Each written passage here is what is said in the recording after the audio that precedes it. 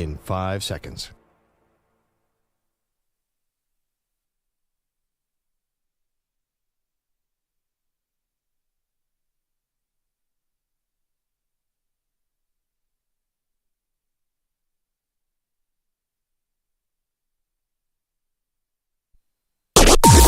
Maggie and Perloff on the Infinity Sports Network. NFL schedule is out. Good luck to you, Kansas City Chiefs. Clearly, the league not going to make it much easier for the Chiefs to try to go for a three-peat. Welcome to the show, by the way. Maggie Gray, Andrew Perloff. The behemoth of the schedule got released last night, Perloff, and the Chiefs definitely are one of the big takeaways. This is going to be a tough gauntlet if they're going to try to get not just back to the playoffs, that might be a given, but it is going to be brutal on their way there. Okay, let's not overreact because it's May and we have nothing else to go on in May except the schedule release. So I'm just saying, like, yes, it is. All right, this timing is brutal. Like, whoever actually decide when the games are is not good. But actually, the Chiefs' schedule itself is not a killer. Like, the teams they face are bad, but they do get a lot of the South. They get the NFC South and the AFC South. So I think the Chiefs can survive where they get to that latter crazy part of it. Can you read it out? It is insane what happens between week 12 around there. Yeah, so to spare you, though, that's a win, that's a loss, dog. We'll just kind of give you the overview. The Chiefs have 8 standalone games this year, including Black Friday, Christmas. They start off with a bang. We already knew that. That's home games against Baltimore and Cincinnati. But then at the end of the schedule is when things start to get really, really crazy for them. And we're talking about a 10-day stretch, 10 days, where the Chiefs are playing 3 games in 10 days, and it's at Cleveland, against the Texans, and then at Pittsburgh, and that's on Christmas. Then you finish out the season week 18 at Denver, so you're mile high there. It's always been a little bit of a struggle when any of these teams go to Denver. So that's the gauntlet at the end of the year. If there's any kind of slip-ups, finding your way, double championship hangover, whatever, and you want to try to put together a signature Chiefs run at the end of the year like they generally do, this one's tough. Again, at Cleveland, Houston, and then at Pittsburgh, all in 10 days. Maybe you introduce load management in the NFL. You sit out everyone for that Houston game. You're like, all right, Houston's playing well. Let's skip that game, and everyone come back for Pittsburgh. What do you think of that? Okay, well, I would agree with you. Like, hey, maybe you do some kind of load management, but you can't do that because the NFL did you no favors because the 2 games directly preceding that 3-game stretch are 2 divisional games, and the Raiders and the Chargers, and then you've got the Denver game on the other side. So you can't mail in the divisional games. We know that. I don't know what the Raiders are going to look like this year, but I think the Chargers are going to be much better. And I don't know about Denver, but they might be in the mix. I have no idea. Well, divisional games for the Chiefs are as close to a bye as anything in the Chargers played them tough. That was before Harbaugh got there, and the Raiders beat them on Christmas last year. Since Andy Reid got there, what do you think the AFC West winning percentage is? Oh, it's probably good. They're probably good. They're by far the best team in the division. However, you do have a new head coach in Jim Harbaugh. That's not going to mean nothing for the Chargers. And I would like to see, listen, if Sean Payton's going to try to do anything, with Bo Nix, it might be tough, but let's wait and see. And again, the Raiders beat them on Christmas and beat them down. But the Raiders are going to be one of the 5 worst teams in the league. Maybe. I don't know. I mean, who do you want? If I'm giving you, look at the schedule. They have October 27th at Raiders. Then they have Tampa Bay, Denver, Buffalo, at Carolina, Raiders again. Who am I supposed? If I can't give you the Raiders and the Panthers and the Bucs, like, who am I giving you? Who do you want to play? Because I'm giving you some of the easiest teams in the league. I have some of the worst win totals according to Vegas. So they do have a lot of wins built into this. Okay, yes, this is hard, and there's nobody really except for maybe the Chargers in the AFC West. Okay, but here's the thing. So for the Chiefs, why I think this is tough, this is a really tough schedule for them. And listen, it should be a tough schedule for them, right? If you can't give a tough schedule to the defending 2-time back-to-back champs, then what are we doing? But you mentioned they play the NFC South, but they also play the AFC North. And so they have, by strength, the easiest division to play against in terms of win totals from last year and also the hardest. So it's not like it's this cupcake. Plus, they do play at San Francisco. However, that is coming off their bye. And we know Andy Reid is stellar off the bye.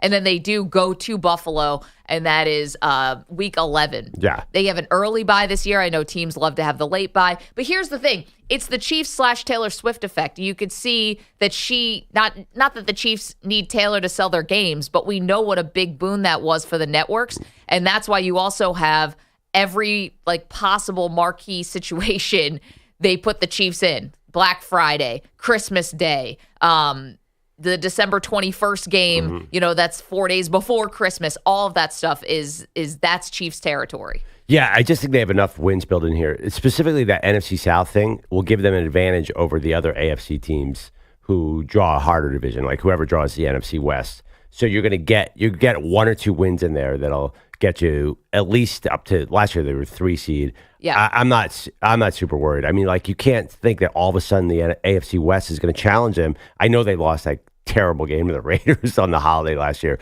They credit that game for kind of getting their attention, sort of snapping out of it. But why would we think that all of a sudden the AFC West is going to figure out the Chiefs when they have made no impact on them at all in a long time? Well, I think that moving from Brandon Staley to Jim Harbaugh is a little step up in weight class in terms of coaching. And the thing is, Harbaugh, generally, his presence is felt and his impact is felt right away. Right. That's true. But they are, it's the first year of Harbaugh. He hasn't really been able to craft the roster the way he wants to. For example, he has Joe Alt at tackle, probably really good, but he's a rookie. And if you look historically, rookies don't impact the win totals very much because it takes a long time to learn the NFL. So, yes, next year I'm a little terrified of Jim Harbaugh. Okay. This year, just slightly scared. Well, I think that, to jump around not too much, we want to keep this focus, and the Chiefs are, starting us off here. The Chargers, I thought, actually had a pretty easy, favorable kind of schedule, and I thought that the Chargers were going to be a playoff team, and now I'm almost convinced that they're going to be a playoff team. Here are the away games for the Chargers, just some of them. At Carolina, at Pittsburgh, at Denver. These are winnable games. At Arizona, that's on Monday night. Cleveland might be tough. Atlanta, Kansas City's tough. At New England, of course, Vegas, because it's in the division. I mentioned Denver's in the division too. These are not terrible away games. And I know the Chargers don't traditionally enjoy a home field advantage, but again, give me Harbaugh. Give me somebody. We have a Harbaugh, Justin Herbert connection here. If this is going to be any time to have a Chiefs bandwagon come out, it's now. According to people who live in Los Angeles, we heard this a couple times, there's Jim Harbaugh stuff all over town. We're far away from that. I don't know if it's true, but I've heard that they're doing a real concerted effort to try to sell this team. Okay, great. Does that make them a challenge to the Chiefs now? None of that. Yes, no, but it could help with a couple home field advantages later in the year. At other times. Yeah, maybe. Okay. I mean, they've lost, I'm looking at it, 5 in a row to the Chiefs. The Chiefs are, again, we can doubt them, but it just feels like, and I don't think they're going to three-peat because so much has to stay right. They have to stay healthy until the Super Bowl. What are the odds of that happening 3 years in a row? Yeah. But just doubting them in the AFC West just feels way too much to me. I don't care when they play or who they play. It's still their division by far. And I know they had a couple losses this offseason, but honestly, I like the fact that they've redefined themselves so much as a run defense team that's like a superpower in this sense. Like, I feel like they've raised the bottom of what can. Say Mahomes' wide receiving core is terrible. Now they've designed a team that can make up for all that. Say they go into a bad weather situation late in the season with this brutal thing. They can sort of milk the clock and even out the game in a different way. I think the Chiefs are going to be just fine. 855-212-4227. All right, was there anything else that caught your eye, most intrigued about by the NFL schedule? Because I got one for you. Well, a lot of people are coming out and wondering why the Jets got so many primetime games, and is this going to make them really hard for them? One thing about the Jets, though, they have no – if they're not 4-1 going into their game against your Bills – then something has gone drastically awry because they draw every rookie quarterback or young quarterback in the league. They start off with a hard game at the Niners, but then they get the Titans' Will Levis. They get Drake May in week 3. They got Bo Nix in week 4, and then J.J. McCarthy in week 5.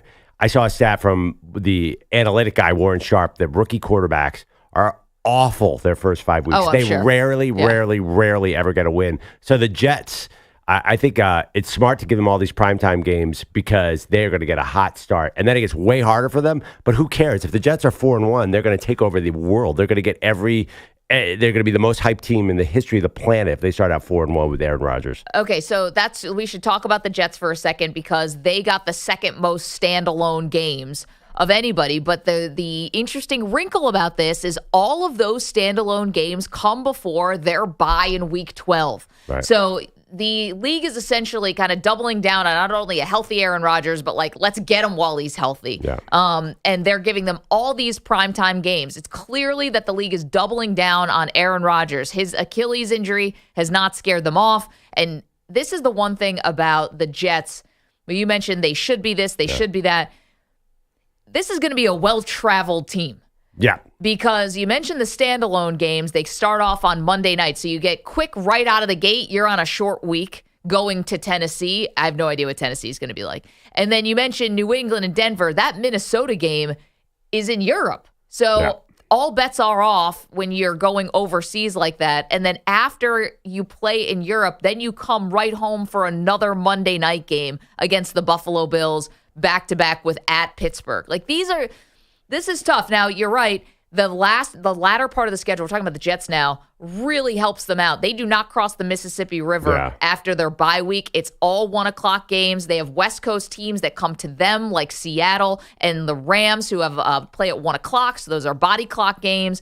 And they get to go to Florida a couple times, which might be nice for an older quarterback in cold weather. Yep. You can go down to Jacksonville, and then you go to at Miami. These are back-to-back at Miami and at Jacksonville. Maybe warm up those joints a little bit. Humidity, yeah, like Boca. Yeah. Why wouldn't? That's where everyone retires, is down to Jacksonville and Miami. So why not? But as a whole, I mean, the Jets, it's definitely one of the 5 to 10 easiest schedules in the league. It just worked out that way. They really haven't. I think the NFL saw that schedule and said, "Oh man, we can feel confident putting them in primetime all the time." Assuming Aaron Rodgers is on the field, they're definitely going to start out really hot. Their defense alone can. I mean, what the heck is Bo Nix going to do against that defense? I don't know. That being, I mean, the Jets are quite Sean Payton, historically one of the most unpredictable teams. Maybe Sean Payton, 1987, out there on the field and play the Eastern Illinois product. No, I think this is an incredible opportunity for the Jets because your Bills have a slightly harder schedule, so maybe the Jets make a run on them. I know you're down on the Bills. Well, the schedule is brutal, but yeah. Yeah, I think the Bills, much like the Chiefs, are going to change their formula and they're going to grind out a lot of these tough games. Because the schedule's so hard, they're like, we can't get in shootouts against all these teams. No. Let's run the ball and play some defense, which you've been calling for years. And that schedule screams to me, slow it down. Well, you have to because of all the great quarterbacks you're facing. Yep. And when when it's week after week with another guy who could be a Pro Bowler and another guy, yeah, it'd be silly to try to get in shootouts, right, especially if you have taken a step back in terms of personnel. 855-212-4227. All right, we're going to try to go through some of these teams, and we would love to hear from you, though. We're on all across this amazing country, so we'll try to get to all of you guys and all of your favorite teams, but you tell us. You love your schedule, you hate it, you feeling good, feeling a lot worse when you wake up today and realize what your team is up against. We will hit the 49ers next. We are on in the Bay Area. We got a big 49ers contingent. What lies in store for the Super Bowl runners up? We will get to that next. Again, 855-212-4227. It's Maggie and Perloff. You're in a 5-minute break.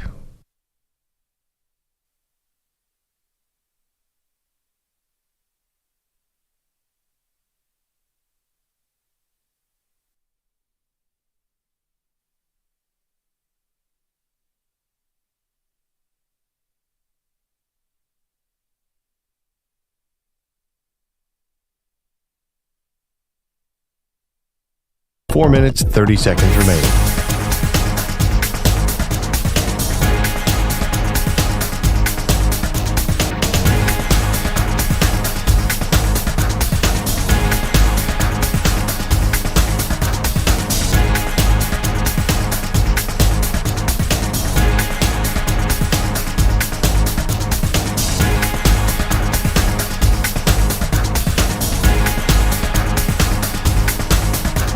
Four minutes remaining.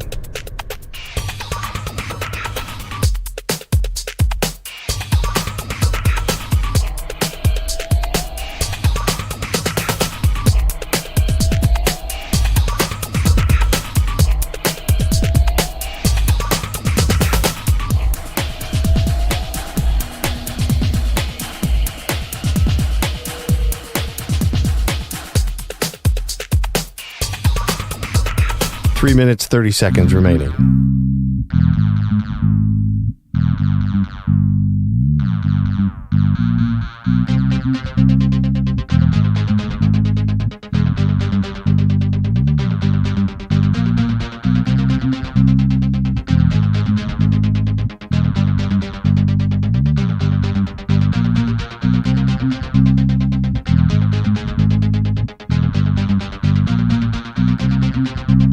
Three minutes remaining.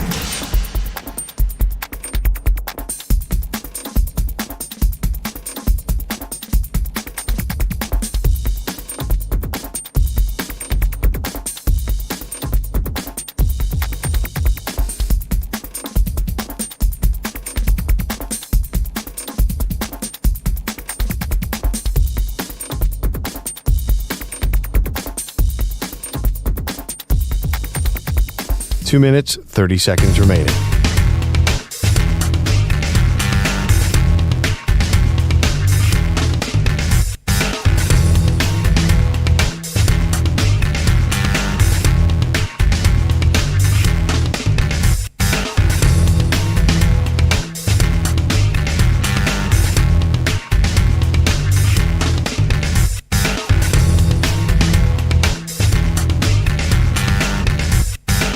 Two minutes remaining.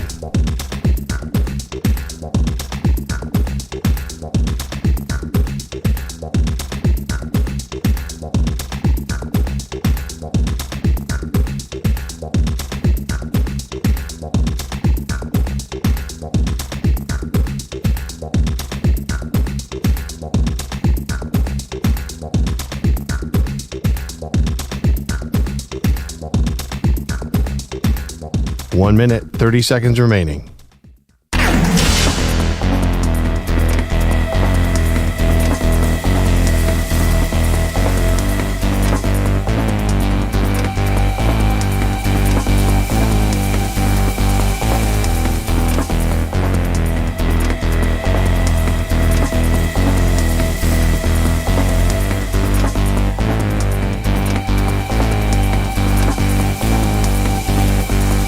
One minute remaining.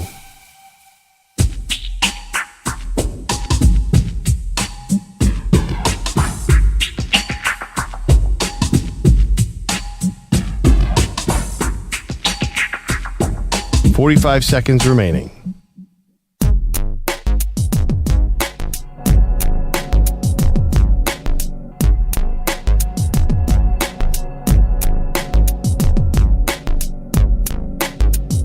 .30 seconds remaining.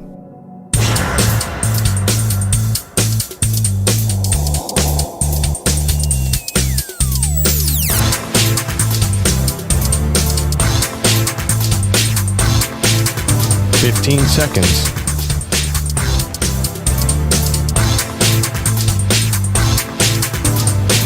Break ends in 5 seconds.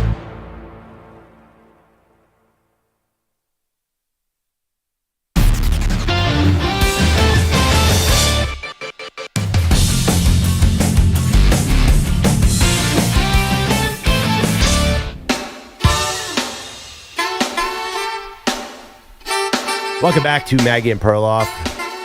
NFL offseason holiday last night. Schedule release. Call us 855-212-4227 to complain about your schedule, like Maggie's complaining about the Bills draw. Fair. Come on, don't even try. Not complaining, but it's amazing. You have a superpower to credit the teams that are coming into Buffalo as dangerous.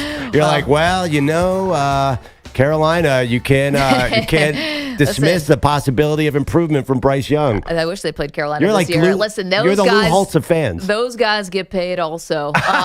There is no, you're like, they're coming in, they have a week 6 bye and it's week 9. Maybe their running back will be well rested. You are so cynical. Do I not have reason to be? Fair. Thank you. 855-212-4227. We will get to the 49ers schedule in just a moment. Bill is in Houston, though, wants to talk about the Texans. And Bill, if you thought your team was going to go under the radar, think again. The Texans are clearly the darlings of the league. They get tons of primetime games this season. Well, thanks for taking my call. It's been such a long drought. It was great to see a good season last year and a playoff win, but I am wondering if you think that the additional players they added is enough to offset the difficulty of the schedule. And I also had a question about, it's surprising, 3 games in 10 days for the Chiefs.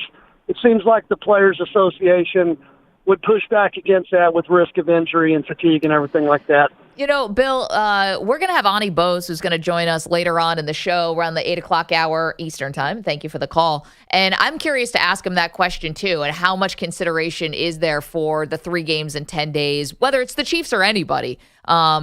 Because we've had it before. It's not new. They're not the first team to have this. Yep. It's tough, though. I imagine that's when you get the call from the owner, right? Or that's when you get the angry phone call or you're trying to do a little damage control. So here we go with the Houston Texans.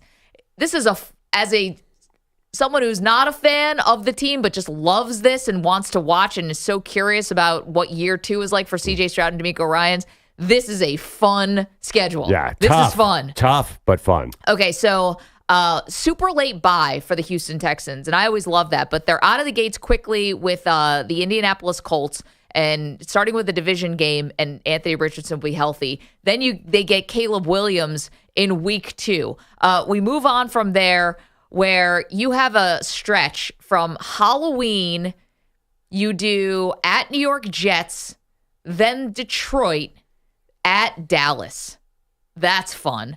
Then you have two divisional games, Tennessee and Jacksonville, before I mentioned your late bye, week 14. And then this is what's in store for Houston after their bye.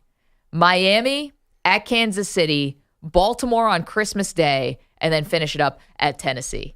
Whew. Yeah. Well, one thing about Catch your breath. Houston, at the end of last year, all their linemen were hurt, right? So we didn't really see a full Texans attack. They still beat the Browns handily. So they could be really tough to start because they had some definite health issues. I love everything they did in the offseason. And by the way, it wasn't that they were so brilliant. They have all this money to spend because CJ Stroud is a quarterback on the rookie deal. And, yes, I know they lost some guys, but they brought in Danielle Hunter. They brought in Joe Mixon. They brought in Stephon Diggs. These guys are old. It's generally boom or bust when you bring in older free agents, but you have to. How can you not love the personnel on this team? It's great, but I should mention, obviously, the Chiefs have the 3 games in 10 days. So do the Texans. They do. They both do. So Sunday, December 15th is Miami. Saturday, December 21st, that's your at Kansas City. And then Wednesday, December 25th is Baltimore. So that's the same kind of thing. Yeah. The 3 games in 10 days is just brutal. I think some people are actually, I saw a thing. Maurice Jones-Drew, our buddy, former Jacksonville Jaguar running back, broke down the schedule on NFL Network, and he had them at 9-8. And it dawned on me like, oh man, there is a chance the Texans regress. But then you pull up their roster. I mean, what do you want when you're a good team? You want a good quarterback, you want a great pass rusher, and you want a great cornerback. And they have all that, and they have nothing but they've spent so much on their offensive line. They have all pros all over that. I don't understand what's the hole. On paper, this team is so good. They have, I believe, 6 standalone games, the Houston Texans, and this is going to be a very fun season for them. Okay, we mentioned the San Francisco 49ers. Let's do that, Perloff, because, this is interesting for the defending champs, or the defending runners-up, pardon me. I think this lays out really well for them. They come out of the gates with the Aaron Rodgers and the Jets, but they have that game at home. It's Monday night. And then you're already on a short week, but you're going to Minnesota. And we just talked about the rookie quarterbacks. And if it's going to be J.J. McCarthy, okay, then that's not terrible. We do get a rematch with the Dallas Cowboys. That's going to be Sunday, October 27th. That's a Sunday night game, obviously. So you get that game at home, which is always great. That's a W. Well, by how much is really just the question. Yeah. I mean, unless something drastically changes, there's no way the Cowboys are beating the Niners. Okay. Now, it's just after the bye where things get a little bit tougher. You're out of the bye and you go immediately to the East Coast where you're facing Tampa Bay. Then it's just a back home against Seattle, and then the back-to-back doozy of at Green Bay, at Buffalo. That's tough. That's not going to be so easy. Then you get Chicago, the Rams at Miami, and then Detroit is going to be a fun one. I love that you get the rematches here of not only the epic game against the Lions in the NFC Championship game, but I also love that you get the rematch against Green Bay because Brock Purdy versus Jordan Love, that was phenomenal too. Yeah, no, their games are going to be great. They're in the NFC. I think when you looked at balance, like the NFC is way easier than the AFC this year. So there's no way that they were going to get destroyed in their NFC schedule. I still like if Purdy's healthy and he's put on a lot of weight, right? Like if you want to go win-loss for his schedule, I just see no way that this is not a playoff team, and they're going to win that division again. Feels like because the Rams lost Aaron Donald, feels like it's happening again. They're going to get another bite at the apple, another shot for Kyle Shanahan to redeem himself in the playoffs. Listen, you're talking number one overall seed in the NFC. Oh my God! Yeah. I mean, they should. It sets up to me that they should. Yes, they do have Kansas City, but that game's in San Francisco. I just don't see like their schedule and being in the NFC West, because Arizona's not going to be great. The Rams are very good, and they all kind of McVay has success against Shanahan, but I just don't see the challenger here in the NFC. I look around all these teams that they're on here. The AFC teams for the Niners scare me. Who scares you in the NFC? Green Bay? Detroit? No, and your Eagles have a really easy schedule too. Right. So maybe the Eagles are also in vying for the number one seed. I should frame this a little differently. So here's a tough stretch right before San Francisco's bye. You're at Seattle, and that's a Thursday night game. So then you're short week against Kansas City, even though that's at home, and then you follow it up with Dallas. And I know that they have Dallas's number, but again, that's a big game, a lot of attention, a lot of expectations. I know, but history says they're going to slaughter them. Yeah, that's true. Yeah, it's just for example, it's a lot of teams that could be like at Tampa Bay. Why does that not scare me at all for San Francisco? Like they should win. Remember last year when they went on a mini losing streak? It was because of what? Injuries. Yep. Otherwise, there was just nobody who could beat them mano a mano. That is true. 855-212-4227. Okay, we're going to try to get to as many of these schedules as possible. We realize wherever you are, you're interested in your team.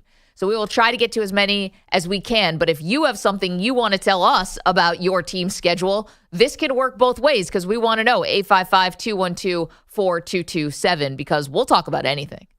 You want to talk about Panthers' schedule? I'll do it.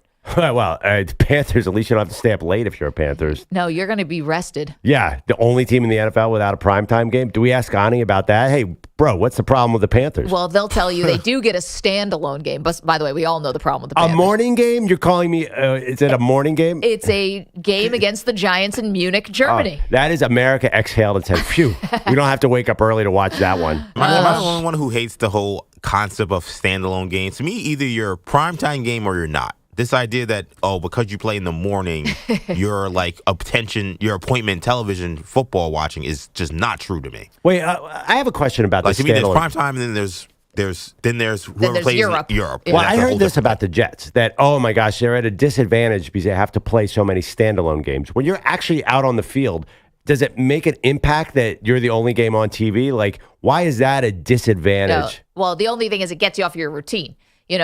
When you have to do short weeks, Thursday nights, Sunday nights, Monday nights, I think if you could play every game at 1 o'clock, like this is actually something that happened to the Houston Texans last year. Every single one of their games was Sunday at 1, I believe. I think maybe they had. I think the finale was that Sunday night because they played the Colts and they flexed it. Right, they flexed it. And so. But do you have any data that says that is really because the other teams off their routine as well? True. I mean, that's the only thing I can think of is it messes up your rest situation. Well, if you're the Jets situation, like you'd be on more of those occasions than the other team. So you may be playing against a team that's only on their second standalone game, and you're on your fifth or sixth. Well, I'm assuming all the teams that were good last year had a million standalone games, and I'm just saying I don't think there's any data to prove that being a standalone is a disadvantage. We'll ask Onnie. Onnie Bose will join us later on. We'll ask him about this. Again, you're welcome to weigh in. You're welcome to watch us. YouTube.com/InfinitySportsNet. Twitch.tv/InfinitySportsNet. Not to make it about me. Bad hair day. Guys, it's okay. You can say it. It's been raining for like a month. I know, Pete, I was going to say something. Maggie, you're in a room full of men. We have no idea what your hair looks like. We don't know what you're wearing. We are completely oblivious to everything. I've been wearing the same outfit you probably for a month. You've already spotted what pants all four of us are wearing. No, I'm not. Pete could be wearing the same jeans for 6 straight years. I would have no idea. We're almost there. They're broken in. Yeah. That's what it's called. Men don't notice. We don't know. Your hair looks amazing to me. Right, I have no idea. Don't let me know in the comments. Thank you. Bogusch is here with headlines. And they're sponsored by Progressive Insurance. Drivers who switch and save with Progressive save nearly $750 on average. Call or click today and find out if we can save you hundreds on your car insurance. Oh, my God. After losing Game 4 at home, failing to put a stranglehold on their series, Luka Doncic said the Mavs would be just fine in Game 5 in OKC, and then he made it happen. Rebound tipped out by Kyrie to Luka, 27-footer, good! And the stare and that head nod to the crowd. 31 for Luka. You wanted a bounce-back game. You got a bounce-back game. That's Mavs radio. Luka posting 31 points, 10 rebounds, 11 assists, despite his sprained right knee and sore left ankle. He said he kept it simple, stupid, last night. Just focus on basketball. Remember the thing I love to do, and just play basketball, man. He did that instead of complaining to the refs too much. It was a 104-92 decision over the Thunder. The Mavs go home with a 3-2 lead for Game 6. Let's go Mavs. There's actually some analytics. When Luka misses his jump shot, his ankle hurts more, or he reaches for it more. He's the old pickup routine when you miss a shot. Oh, my knee. Come on. We all know this about Luka. Yeah. Luka looked amazing last night. Luka just dominated that game from the start to the finish. It was one of the best games I think I've seen him play. And he scored 70 in games. He looked like shows you how great he was last night. Well, you can do that against the Hawks. No, who he reminded me of? Joker. He felt like he dominated every little aspect of the game. I was very impressed with him as well, but I still root against him. I can't help it. I know you kind of poo-poo the health a little bit and just a little bit, but like I do want to just like if he plays that way, they can win a championship. I just don't know where his health is to where he can give me that every night for the playoffs the rest of the way. Because the Luka version I saw last night is the best player in the NBA, in my opinion. So if you get that guy who's getting the ball, I mean, Jeremiah Green did a really good job at halftime showing how these passes were just, he said spoon-fed. Yep. Like just easy baskets, easy threes, easy layups. These passes are on the money. They're accurate. And then you drop 31 on 22 shots. He's impossible to guard at that point. I'm telling you, Dallas as a destination, you don't think LeBron's watching these games? Draymond is doing the, TNT sitting there on the desk. I don't know if he's going to be with the Warriors next year. Whatever. Well, one thing I would have an exception, like they might be there now. Like forget destination. They could win the title. I mean, they're up 3-2. I don't know how exactly they deal with Denver's length, but why not this year, man? Their defense is just it just hit another gear too. Yeah. I don't know where this is. OKC's offense is not very imaginative, and they've really disappointed me in the series. But back-to-back games, they can't break 100, and it looks like if it's not Shai Gilgeous-Alexander, none of those other guys are scoring. Kid's done a fantastic job game scheming with this team.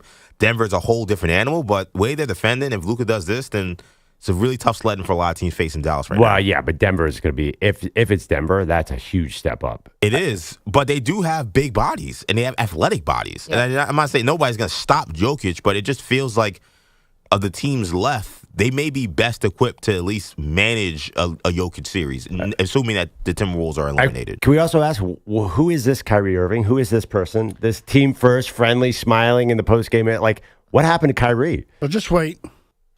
I don't know, Pete. We're getting towards the end of the season here, but there's always time for Kyrie to step on a rake. It's just a TV screen, but he seems to be emanating positive attitude. I think it's Mark Cuban. Not Kid? Maybe Kid a little bit too. I mean, he grew up a Nets fan, and Kid is one of the greatest Nets players ever, obviously. But I think Kyrie Irving, more than anything else, wanted to go to a place where he was going to be embraced. And I think Mark Cuban, however he did it, I don't know how, he found a way to embrace him in a way that didn't allow Kyrie to step out of bounds and go into his own world on things. And he's playing great ball. And what's great about Kyrie is when he's not playing great, you don't feel like it's because he's distracted or something else is wrong. You feel like it's just because he's not having a great game. And then he usually bounces back and plays great the next game. The Cavaliers, they're going home for good. Their season ending in Game 5 in Boston, 113-98. Cleveland again played without Donovan Mitchell and Jarrett Allen. Then Karis LeVert, who was replacing Mitchell, was scratched with a knee issue. J.B. Bickerstaff's healthy. Guys only down 3, though, early fourth quarter. I can't take away from what the guys that were able to go did. I thought those guys did an unbelievable job of competing at a high level and showing all of us how much it mattered. Bickerstaff said still lost. Bickerstaff going home. Staff said post game. I'm sorry. No, that's okay. The Woj report after the game is like, the team is gonna take their time on JB Bickerstaff and assess, and also There's not many candidates out there to take his place. Like, wow, what a ringing endorsement. Like, there's like, no one better to take your spot. Is that, and maybe I feel wrong about this, or maybe I am wrong about this. That's one of my ultimate sports pet peeves is you won't fire a coach because you don't think there's a better guy coach. out there. If you think your coach is not the right guy, then you should just move on. You can always. I don't know, man. You can't fire him and then end up with somebody worse. I would argue if you know you're headed towards a freight train anyway, then your only chance, because you could think you got the right guy and it'd be the worst decision. So my thing is take a flyer on somebody else if you know you want to move on. I just hate the idea that I have a coach that I know is not going to get it done, or I don't think is the right guy. I'm just going to keep him around because I don't know if the next guy's going to be better. I hate it. I think it's coaches. I think it's players. Like, right. You know, there are contracts, you sign them, and they're terrible the day you sign them, but you feel like you have to. Bradley Beal. And the players, like, I feel like some of that you can explain away. Well, we got to sell tickets, we got to sell jerseys, we got to sell merch. Like some of that stuff I can get a little bit, but a head coach has nothing to do with any of that. Well, the other thing too about that team, it's totally irrelevant whether he's. I mean, tell me where Donovan Mitchell's playing next year. That's the single factor for Cleveland. The rest is just details. And these might be connected, right? I mean, if Mitchell goes, I don't think he's a good head coach. I'll stay if you change. Then JB's out. Yeah. Because why else? I mean, like they were a very fun, like sexy. Could they win the East team during the season when they were all healthy and going well? And he had them in these 2 games where they were a shell of themselves roster wise. So, like, why would he not be the coach next year unless it's about him or Donovan Mitchell? Well, also, too, the big TNT kept saying, well, why are Darius Garland, the point guard, and Donovan Mitchell on the same team? They're the same exact player. Like, that's not working anymore. I don't know. It seems like I felt like there were 28 scouts watching Donovan Mitchell say, he'd fit nice on my team, right? Well, I mean, LeBron, for the bench. I mean, is LeBron eyeing Donovan Mitchell, like, to whatever, I don't know, to meet him in L.A. or somewhere? It feels like that's a natural fit. Interesting. What else the Celtics, meanwhile, reached the Eastern Conference Final for the 3rd straight spring, 6th time in 8 seasons. They've won both of these series now in 5 games. Jason Tatum, 25 points, 10 rebounds, and 9 assists last night. The NFL schedule you've been discussing this morning includes 9 rematches from last postseason. That includes a Super Bowl redux with the Niners hosting the Chiefs. Both those teams also facing the clubs they beat to get to the Super Bowl, the Ravens and the Lions. Angel Reese's WNBA debut didn't go much better than Caitlin Clark's. Reese, 12 points, 5 of 14 shooting, 8 rebounds, and a loss. Her Chicago Sky falling in Dallas, 87-79. The Colorado Avalanche won in Dallas, 5-3, sending that series back to Denver for a Game 6. The Houston Astro win streak is up to 4 after a 3-0 decision over the A's. Starter Ronel Blanco did get a 10-game ban for the sticky substance found in its glove 2 nights ago. The team says Blanco decided not to appeal to get this behind them as quickly as possible, or maybe because he had no reason to appeal because there was something sticky in his glove. And finally, an update on a story we discussed on Monday. Dan Hennessy, the ring announcer who gave last weekend's boxing match in Australia to the wrong woman. Is this guy for real? I'm dead. Is this guy Lieutenant Dan Hennessy? For real. He's real, but he is soon going to be unemployed. Hennessy posting on Facebook, quote, "Unfortunately, the worldwide backlash is absolutely incredible, and it's affecting my mental health to a degree where I will have one more show ever." He continued, "I love and will keep in touch with all my friends from around the world. Thank you. No longer the world's punching bag. I'm out." This is weak sauce. Just log off, dude. You don't have to read this. Do your job right. Well, that, number one, and then you wouldn't get the backlash. But here, was his employer actually trying to fire him? Because if you're going to quit, what would we tell an athlete? You know, you just got to ignore that stuff. Turn the other cheek, dude. Yeah, this seems a little dramatic. I mean, I don't want to make fun of, like, whatever mental issues he may be dealing with because of it. But the one thing I will say is I was stunned that Top Rank, they put on the promotion, they published a video on social media of him screwing up.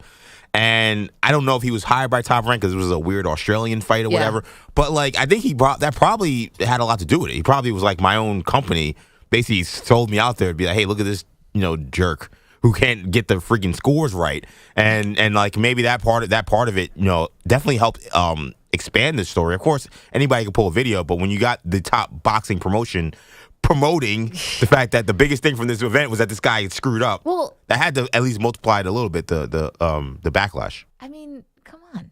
Like, what are we doing here? I don't think we will miss him. I mean, I didn't know he existed on Saturday. Yeah, I think we're going to be all right with Michael Buffer and Jimmy Lennon. I think somehow we're going to make it. What, Bruce Buffer? Yeah, and like as somebody who Are we takes... being not like nice about this? Sorry. No. I was just going to say that. Like as somebody who takes mental health issues very seriously, it also bothers me if people try to play that card unnecessarily. Like the guy messed up he messed up his job. Like if I sat here and just told you wrong news over and over again, and then people yelled at me, I should be fired, and I don't get to go stop being mean to me. Like his one job is to read numbers and names and then scream a name, and he couldn't even do that. Right, unless he was given fake cards or prop cards from somebody to try to sabotage him. Right. Then I'd be fine. worried about the brakes in my car. Right. And I don't think we mentioned this on Monday, but when you watch the video, the referee is holding, as always, both boxers' arms, and he's ready to raise the right woman's arm. And then he hears him say the wrong name, and he stops pulling up his left arm, and then awkwardly holds up his right arm with the other woman's hand in it. Like he knew right away that it was a mistake. So this guy just sucks at his job. I got no sympathy for this. That was a small detail from this that I could not believe. I never knew that the referees knew the result. Because clearly the referee knew the result. Someone told him, okay, this person won. Or he just knew how the fight went. Because he was in the ring. But to be honest, though, again, I watched this random weird fight. I mean, it looked like the other girl won, but if they gave it to Hughes, it wouldn't have been the craziest decision ever. It would have been a little surprising. To me, I thought, he also gets to know the result, which would make sense. You wouldn't want the referee to screw that up. So maybe he forgets the person's name or whatever. I thought that he was told the result. Here's the thing. This guy's looking at it all wrong. Remember when Steve Harvey said the wrong woman for Miss USA or whatever, and everyone had a nice laugh, and then Steve Harvey got 16 more jobs off of that? It was like, Steve Harvey, right, he's hilarious. Just keep going. I've never heard of this dude before, and we'll never hear from him again, but my unsolicited advice is don't take jobs that involve reading. And also, I mean, he's talking about this backlash. I know, and I hate... A couple Facebook posts? I mean, welcome to our world, dude. I mean, I hate the even concept of cancel, but what could people be telling him? This idea that it's usually we say guys face certain vitriol. There's global backlash. There are certain isms that come with the attacking that comes with it. Oh, you're this, you're that, you're blah. I mean, you should see what people say to Perloff. Right. I mean, this is probably just hey dude, you can't read, or hey dude, you're dumb. I can't imagine whatever he was facing was so offensive that it would make him just quit his passion. That seems crazy to me. Tom Brady said, either you're in the arena or you're out. Stepped in the arena. You gotta and read the wrong name. You gotta embrace all this. A Sergio Dip performance. Having the time of his life. That guy's fine, right? Whatever happened to him? Thank you, Bogusch. Nice hair. It's terrible today. YouTube.com/InfinitySportsNet. Just having a bad hair day. It happens, guys. I'm not gonna go quit my job about it. I just don't know what you're talking about. It's not like it looks like Marge Simpson's hair. Yeah. I can't get that kind of volume in this sort of weather. But thank you. Coming up, Jerry Jones as you've never seen him before. What? We'll get to that next. You're in a 5-minute break.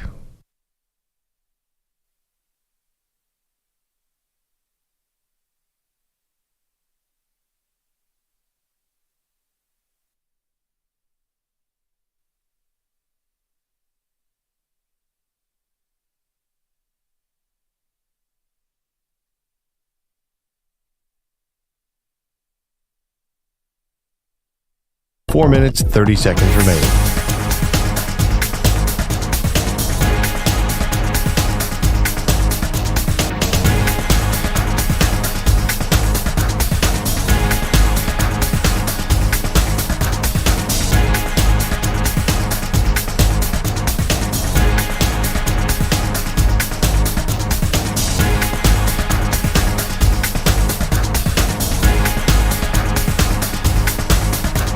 Four minutes remaining.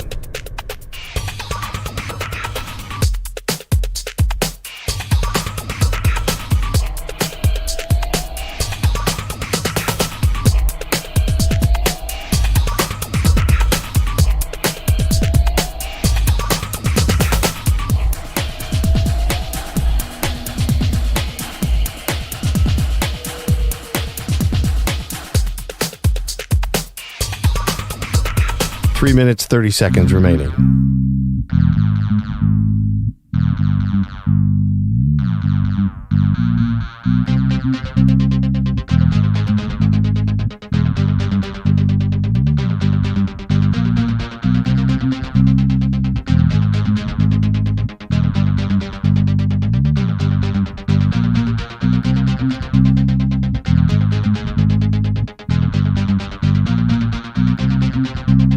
Three minutes remaining.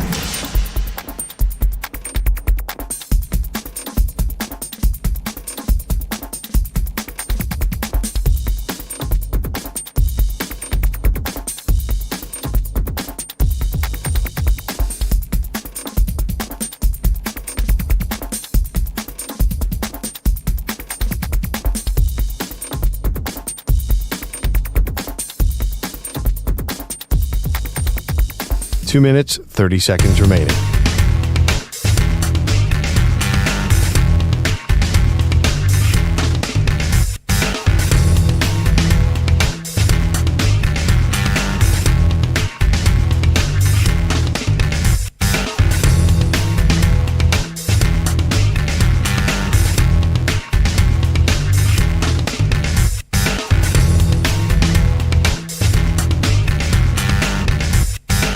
Two minutes remaining.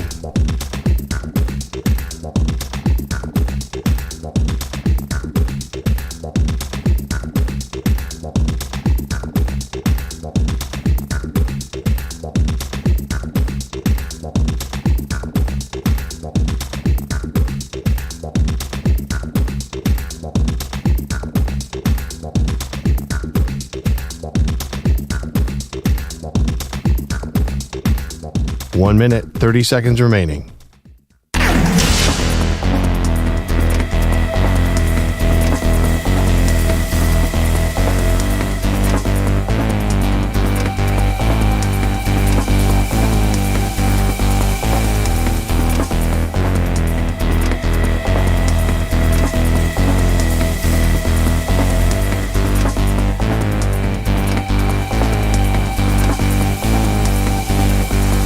One minute remaining.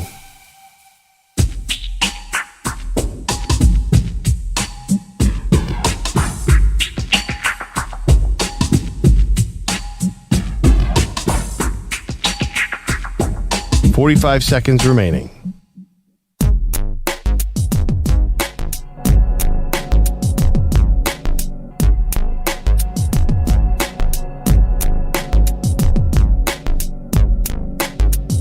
$30 seconds remaining.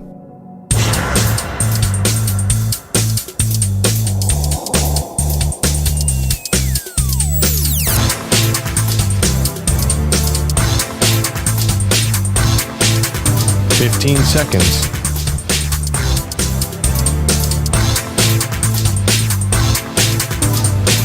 Break ends in 5 seconds.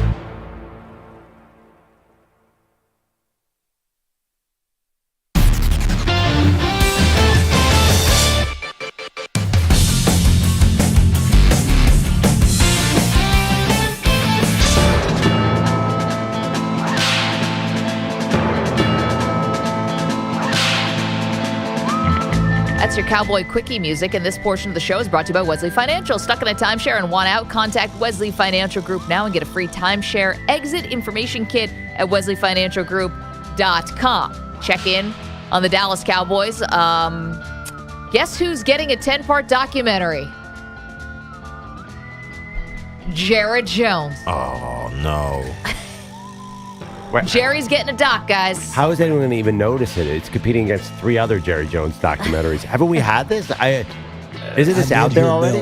10-part documentary series. Thank you, Netflix, who is going to be bringing us this amazing thing. Thanking himself. Yeah. It was reported that Netflix actually won a bidding war against ESPN and Amazon for the rights to air this Jerry Jones doc. No announcement on when the series will debut. Get your damn act together.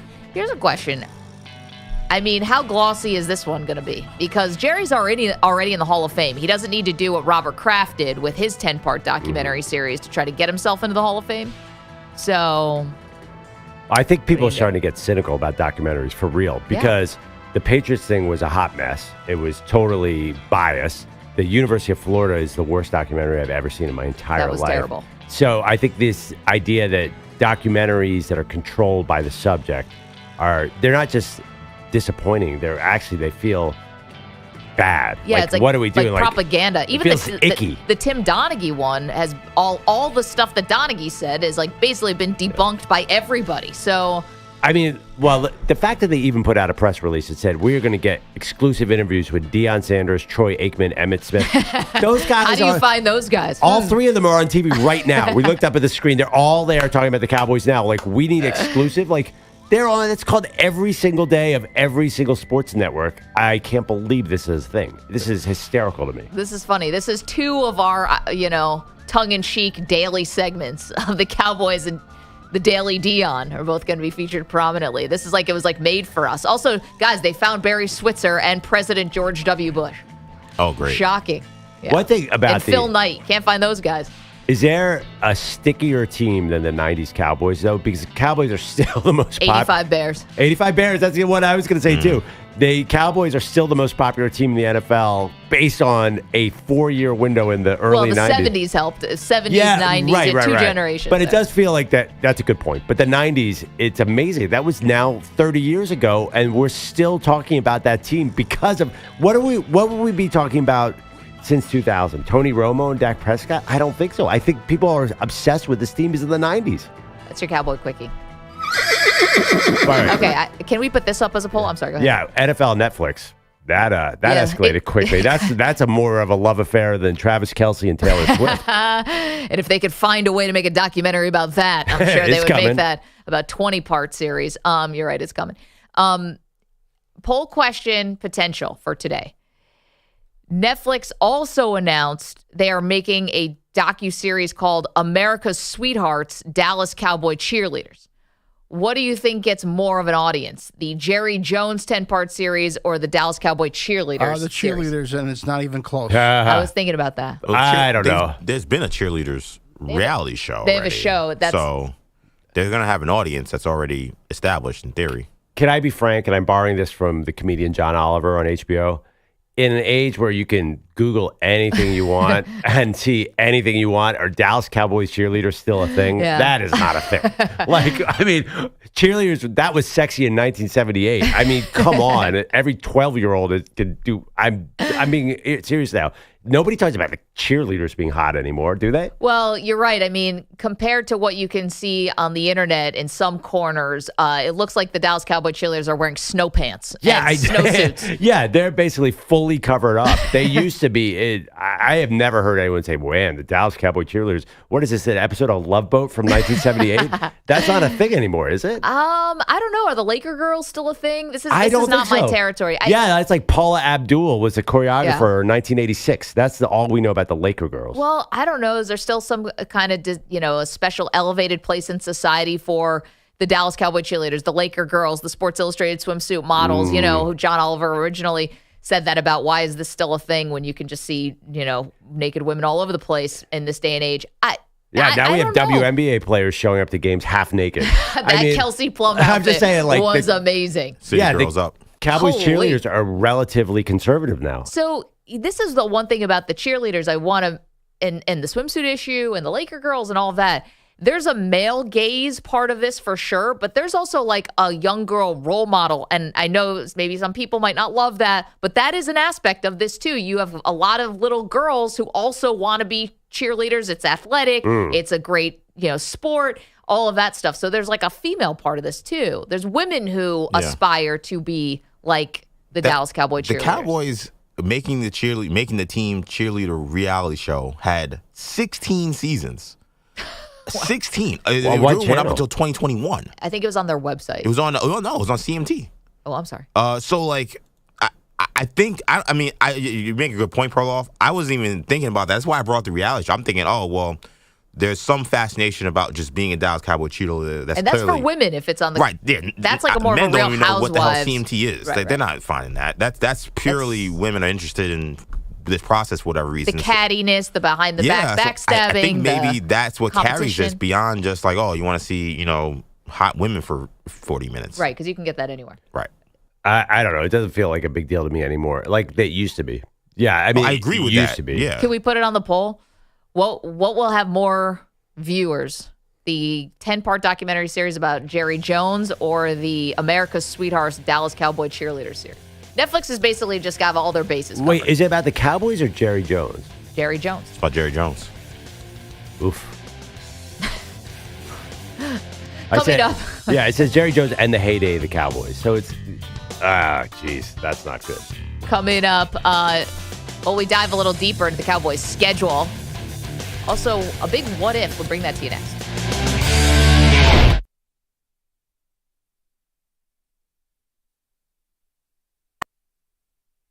You're in a 5-minute break.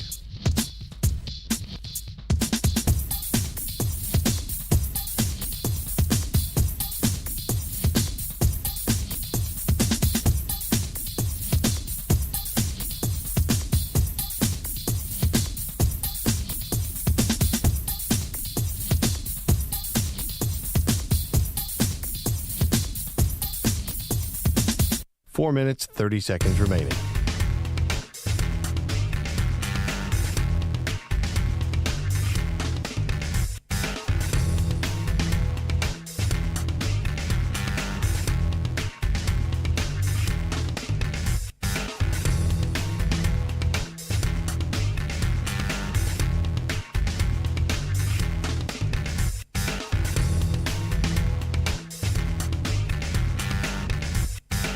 Four minutes remaining.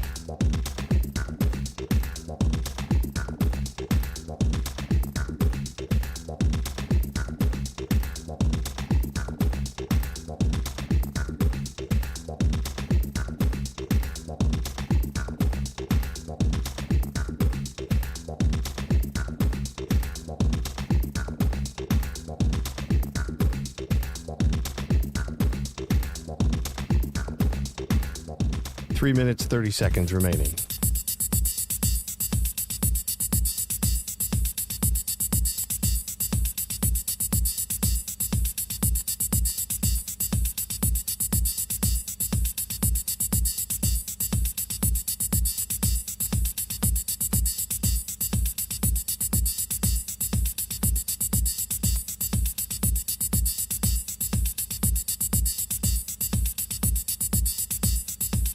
Three minutes remaining.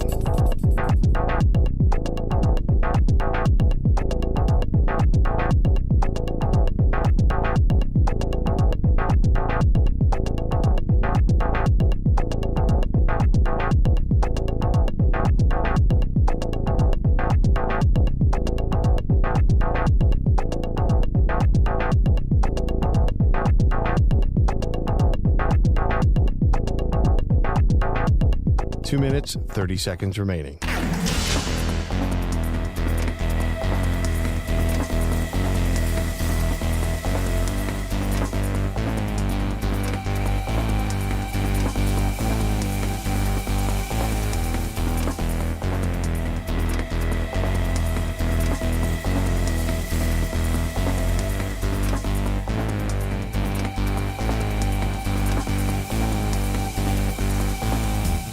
Two minutes remaining.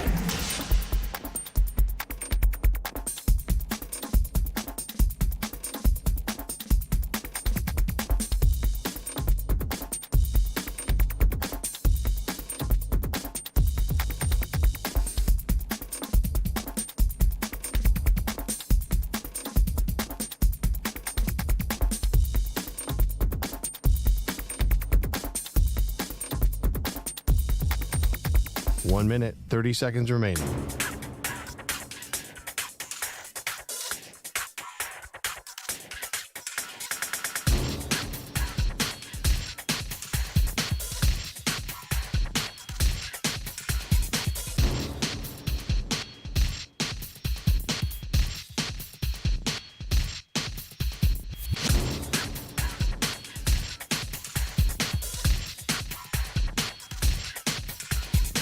One minute remaining.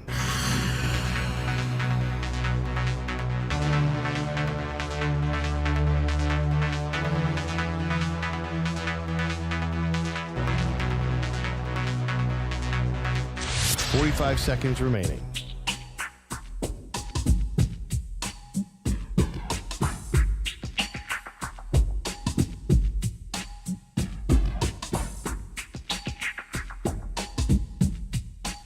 Seconds remaining.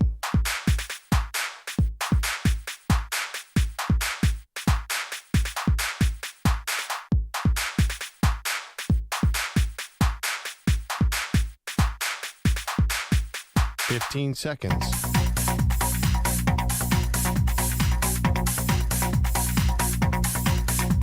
Break ends in 5 seconds.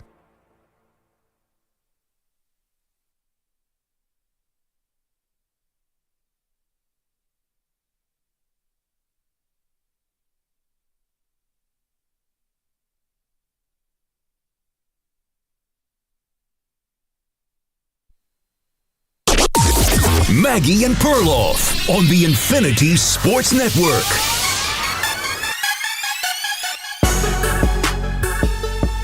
Dallas Cowboys schedule. Buckle up, everybody.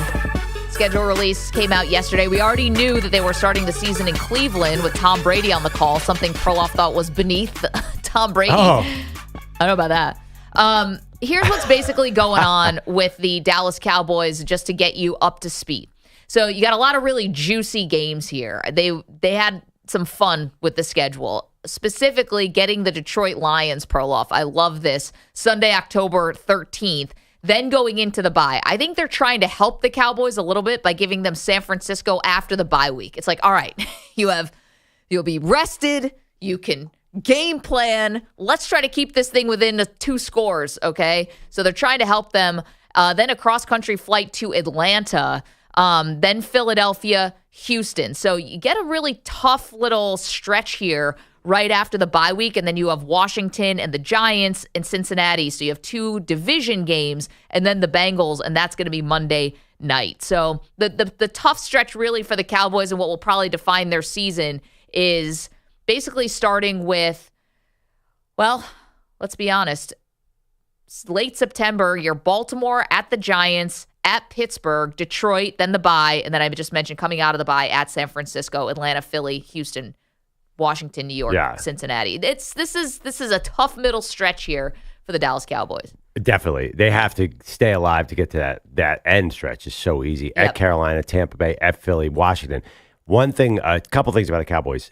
Dak Prescott owns the NFC East, just absolutely crushes the Commanders and the Giants and pretty much the Eagles. So that's a big factor.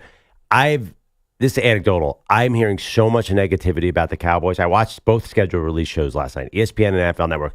Everybody's down on them. They think this offseason has been such a bust. Maggie, do you think that's a matter of our expectations, that we thought they were going to do something to address some holes this offseason and they did not? Or do you think that they're genuinely ready to decline off that 12-win mark that they've been at for 3 years? I think a little bit of both. I think people thought all in meant something different than it does. And like now we're holding 80-year-old Jerry Jones and we're hanging on every word. So maybe that's our fault. But then the other part is I think people have been burned too much by the Cowboys. You start to lose faith in teams that you have expectations, you put up 12-win seasons, and then you flame out in the playoffs in a way that is just, a whimper, or losing close games that are tough, or any which way you can lose. And they got smoked by the Packers, and I think people are turning away from them because of that. Yeah, I mean, there's also some realities here. Ezekiel Elliott's their starting running back. I mean, let that sink in. Yeah. Now, not 2016 Ezekiel Elliott, current Ezekiel Elliott. Here's my only saving grace. They do get Trayvon Diggs back. If he's healthy, remember, he's awesome. He is. So there are elements where I think maybe they're coming in under the radar a little bit this year. Obviously, you look at their schedule like, oh, that's going to be the highest rated game. That's the highest rated game. That's the highest rated game, starting with this Tom Brady on them. So they will get a lot of attention, but I don't think the expectations are that high because later in the show, we're going to do what teams are going to fall out of the playoff picture. I'll bet you a lot of people out there think the Cowboys are ready to take a tumble. I'd warn against that because we talked about the schedule got released yesterday, and there's a sort of really tough stretch here, basically from week 3 to week 14. I mean, there's not a lot of gimmies here. depending on how you think the Washington Commanders are going to be, but those are division games, and those are always hard. Not for the Cowboys. Well, I mean, if Washington and New York Giants are not gimmies for Cowboys, then who in the NFL, except for the Panthers, is a gimme? But you have the coach for the Commanders who was just your defensive coordinator. I mean, who you have knows? a rookie quarterback. If that's not that's got to be a win. But I would say it's probably split with the Commanders. I think the Dan Quinn institutional knowledge of Dak Prescott and of that offense has got to help you at some point.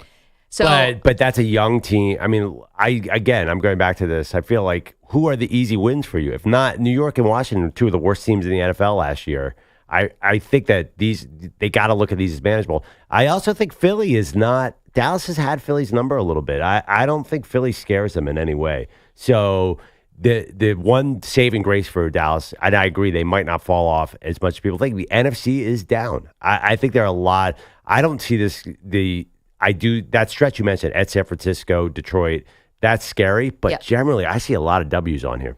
6 primetime standalone primetime games. They're all primetime. It's not that wonky standalone like, haha, you get to play at 9:30 in the morning because you're in Munich.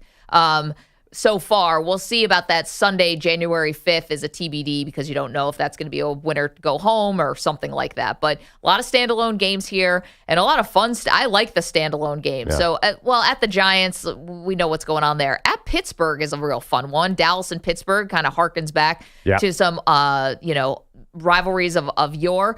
At San Francisco is a primetime game. That's Sunday. Houston is a Monday night game. That's super fun. Cincinnati is a Monday night game. That's fun. And then you have a Sunday night Tampa Bay. That could get flexed out. You get your yearly Thanksgiving game, too. Of course. How could I forget? The thing, too, when they get a 425 game, that's 35 million people watching it. I know. So, what strikes me as funny?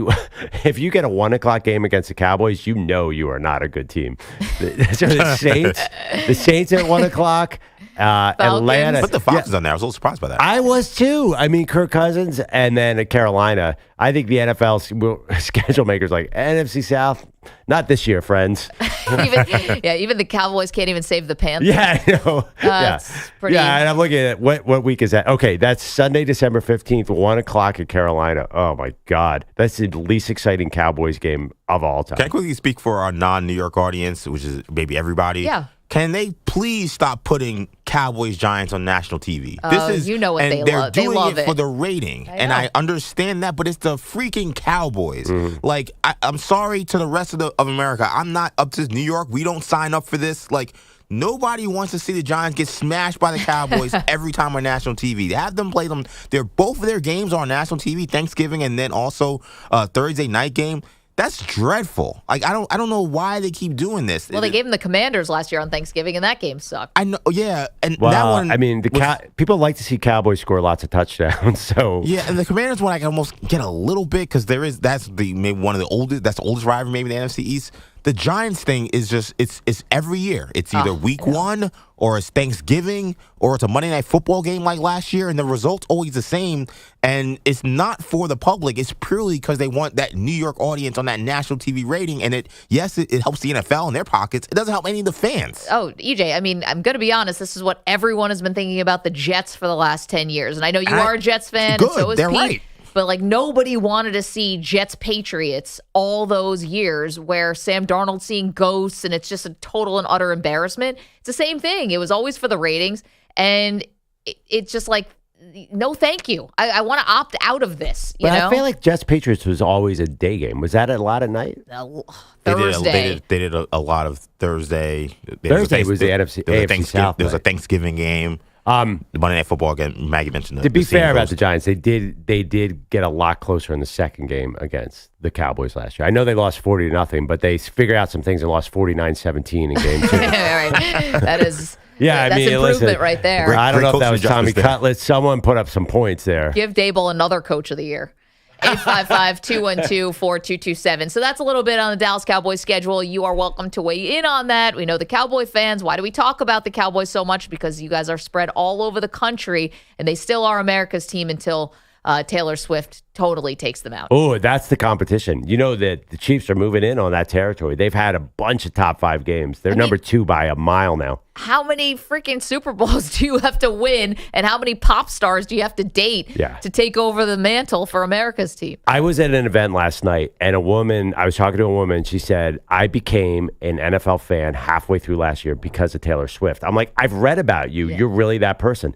Apparently that's a thing. I thought that was being overemphasized. No, I think that this is why every Chiefs game basically is in prime time. Do you know that the Chiefs, the only day of the week they do not play this season is Tuesday? They play every other day of the week. They're trying to hit everyone possible. They have a Saturday game. They've got a Wednesday game. It's Christmas. But they're also a 2-time defending champion. Isn't that enough to get all of that? Well, you're saying I agree with you. I think the NFL, I can't believe they're getting this easy win of having Taylor Swift associated with the league. It seems way unfair. They didn't even need Taylor Swift. Oh, like they didn't have to start with like a lesser pop star and work their way up the ladder? Like the other leagues need Taylor Swift. The NFL doesn't need Taylor Swift. It's the rich getting richer.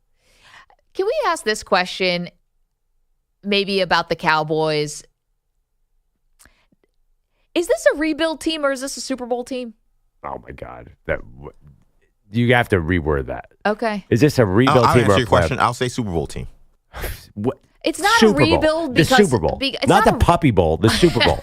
You think this Dallas Cowboys team with Mike McCarthy as head coach and Dak Prescott's going to the Super Bowl? So what are they closer to? Because if you're not a rebuild team. You're definitely not. And you're not a Super Bowl team, so you are you're a team purgatory team? No, they're a team that's trying to win a Super Bowl. Obviously. They should have been a rebuild team. Well, they are letting their quarterback, as of right now today, they're letting their quarterback enter the last year of his contract, which is classic rebuild behavior. Right. But if that was me, I would have made the call on Dak before the start of the offseason. Could have traded him? I would have traded him or signed him long term. Because now you got this hanging over their head the whole season. And they're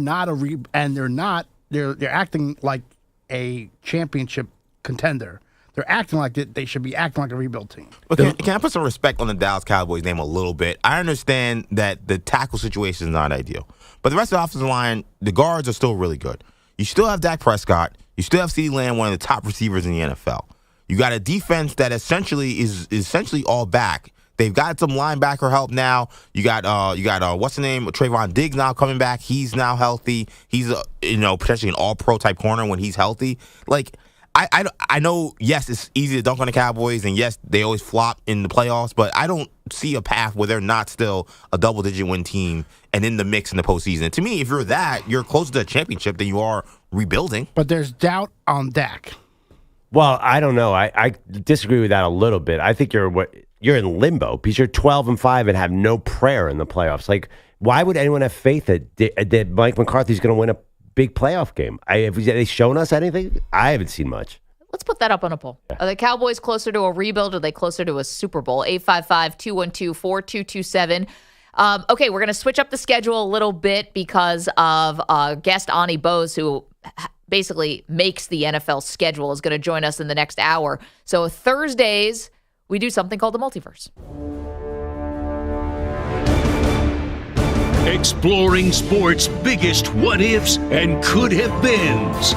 Let's dive into the multiverse of Maggie and Perloff.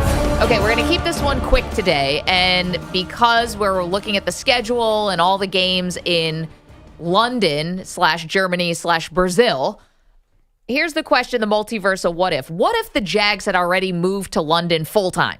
How does the world different if the Jacksonville Jaguars are just a permanent team in London? We have a permanent NFL team in London. I can tell you right now, it would be a gigantic hit. And I'll tell you why.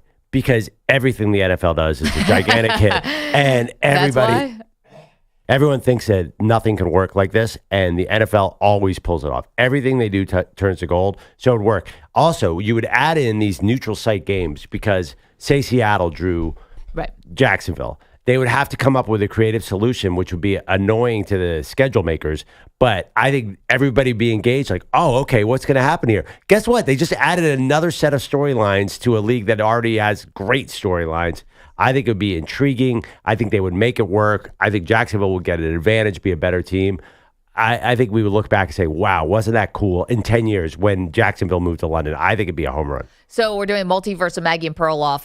What if the Jags had already just moved to London full time? You know, I'm going to kind of piggyback off of yours and just say, I think we have a full division in London already. Oh, well, that's radical. Okay, that's a multiverse. Well, I think that the reason why is because you mentioned it. The NFL will make it work whether it works or not.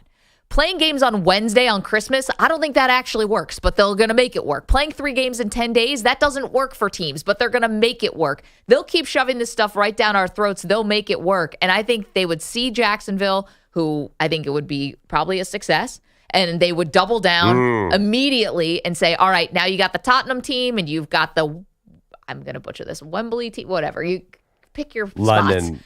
Manchester, whatever. Liverpool. Or you do like a Real Madrid type of thing and you're making a European league. Germany, too. They love Germany. They clearly the Germans can't get enough of what we're giving them in terms of football. So, and beer and football goes hand in hand. I think the menu works. The diet's the same. So I think that if multiverse of Maggie and Perloff, the menu works. If the Jags are already in London full time, I think it's just, let's play this out. There's already a division in Europe, 4 teams in Europe. I think to do that, I think you'd have to expand, obviously. Yep, definitely. So so you'd have 3 expand. You have to have.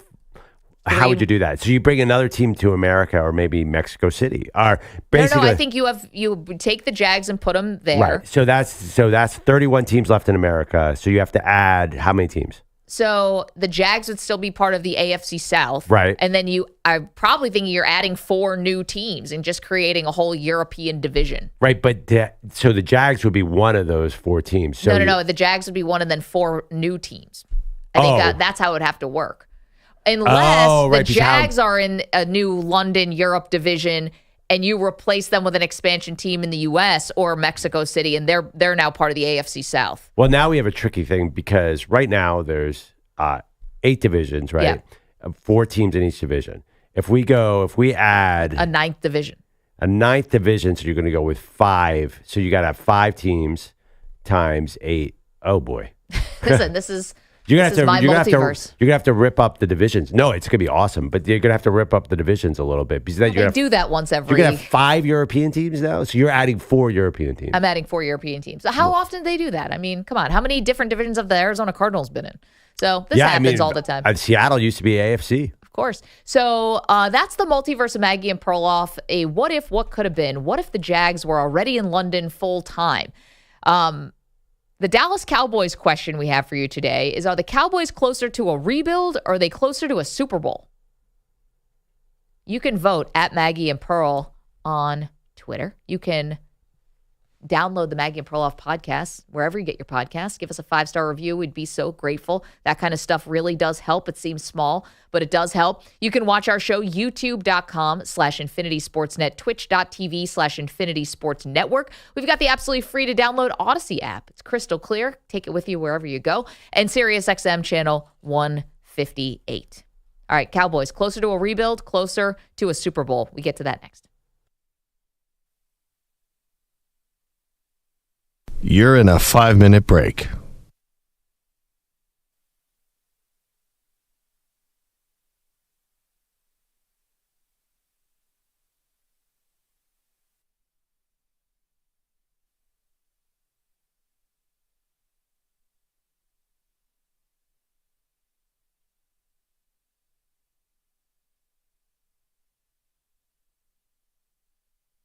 Four minutes, 30 seconds remaining.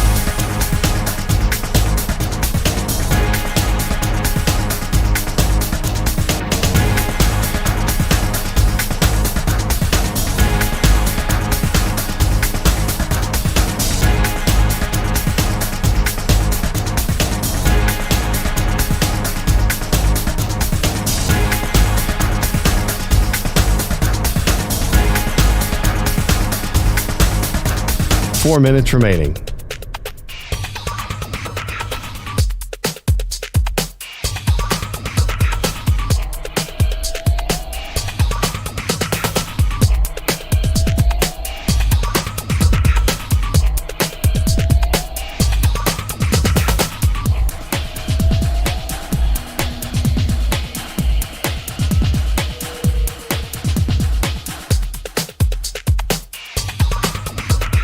3 minutes, 30 seconds remaining.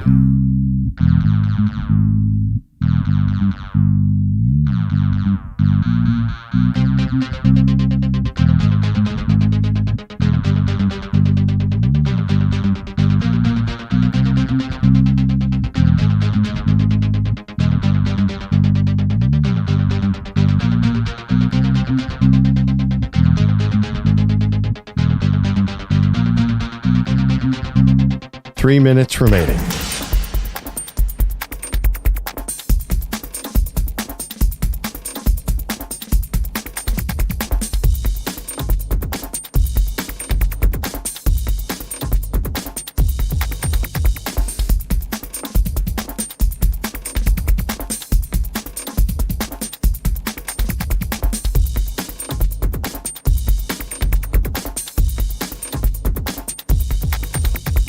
Two minutes, 30 seconds remaining.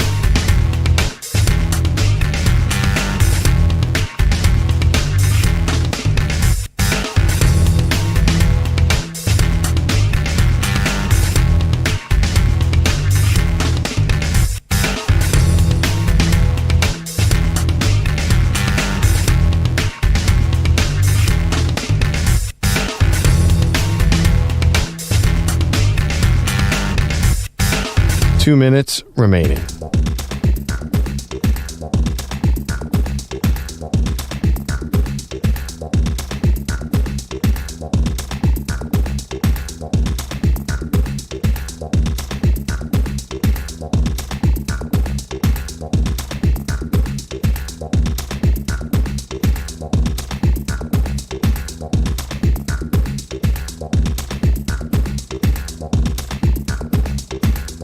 One minute, 30 seconds remaining.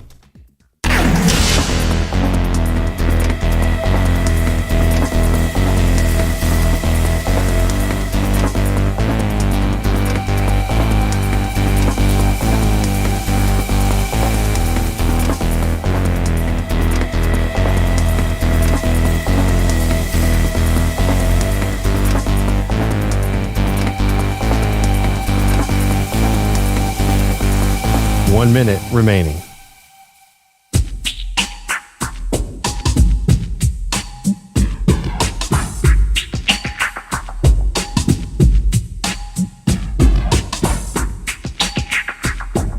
Forty-five seconds remaining.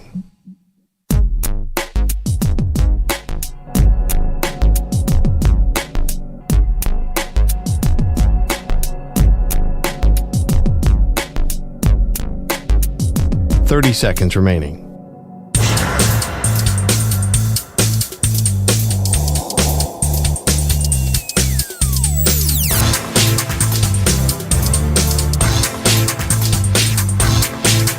Fifteen seconds.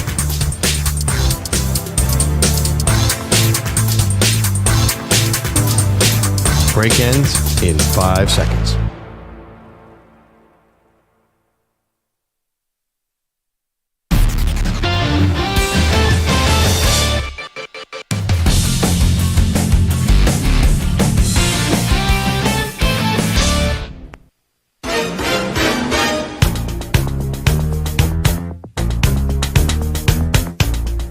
Welcome back, Maggie and Perloff. Is this Weird Al or Michael Jackson that we got going here? This is Michael Jackson. It's such a good Weird Al song, though. Your butt is wide. It's so good. I promise I'd never sing on the air. The video is even better, too. For Eat It.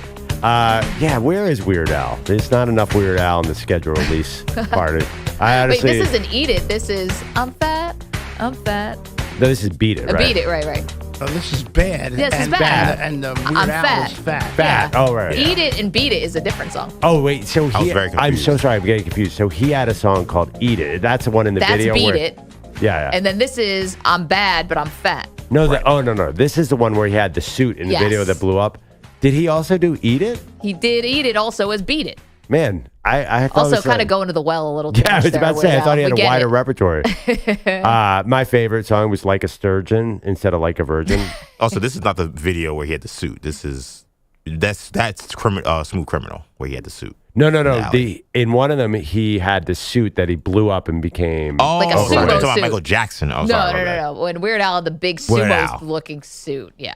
Oh, right. What's the Michael Jackson video in the subway? That's bad. Yes. Oh, man. Anyway, I don't know how we got here. Thanks, Pete. Thanks, Pete. Well, to be honest, I mean, Pete just basically played one of the most popular songs in America, and Perloff took it to Weird Al. Also, I interviewed Weird Al once. Could have been nicer. That is the most disappointing thing I've ever heard. Yeah, he was. Weird Al, strange. he seems like the nicest guy. Everybody loves Weird Al. Yeah.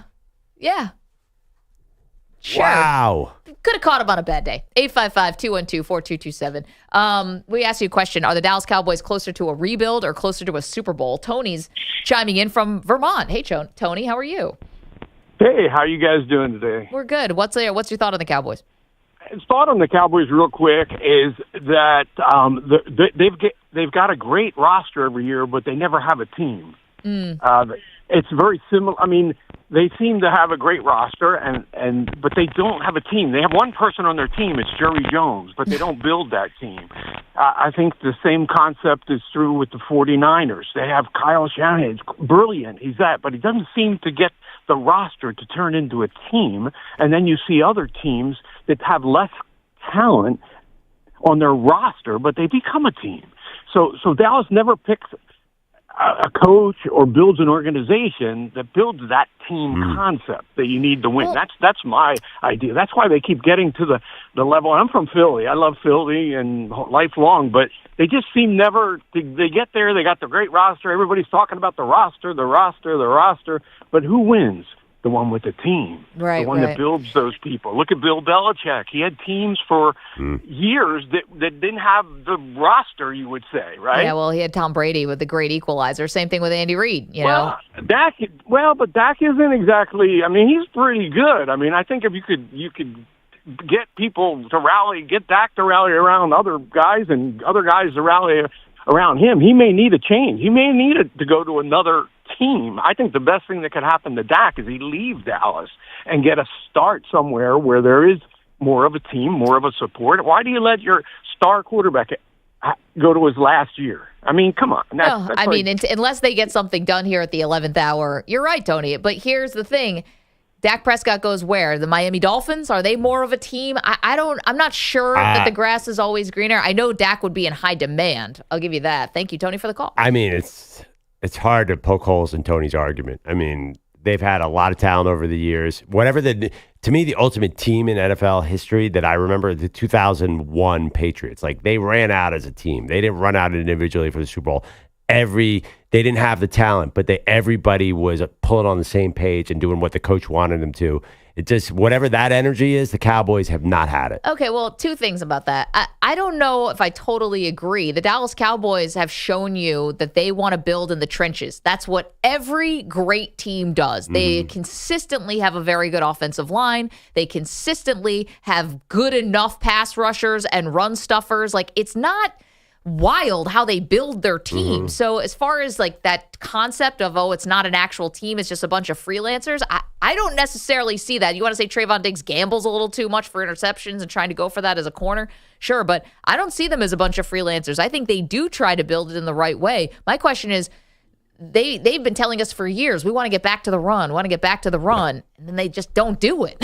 Like, stuff like that is always flummoxing for me. And then the other part about Dallas, you talk about these great rosters, and they've been a 12-win team for several years now, so hard to argue. But you say this all the time. Are the rosters that great, or do they get more attention because it's simply the Dallas Cowboys? It's like Notre Dame football. Yeah, I do. Of course, I say that. We overrate their talent by so much, except this year. People are not overrating their talent because I don't think people think they're as talented. But I go back to that. I disagree. Whatever that magic was that the Patriots had, where they always seem to know what to do in situational football. Like, the Cowboys don't have any of that. Well, Bill Belichick is a really good situational football coach, and right, but the players really bought into Bill Belichick. Sure. That's what a team is. Like, you don't feel that buy-in with the Jason Garrett, Mike McCarthy. Yeah, they can bludgeon teams because they're really good, but I think that he was onto something. Well, Mike McCarthy in crunch time, no thanks.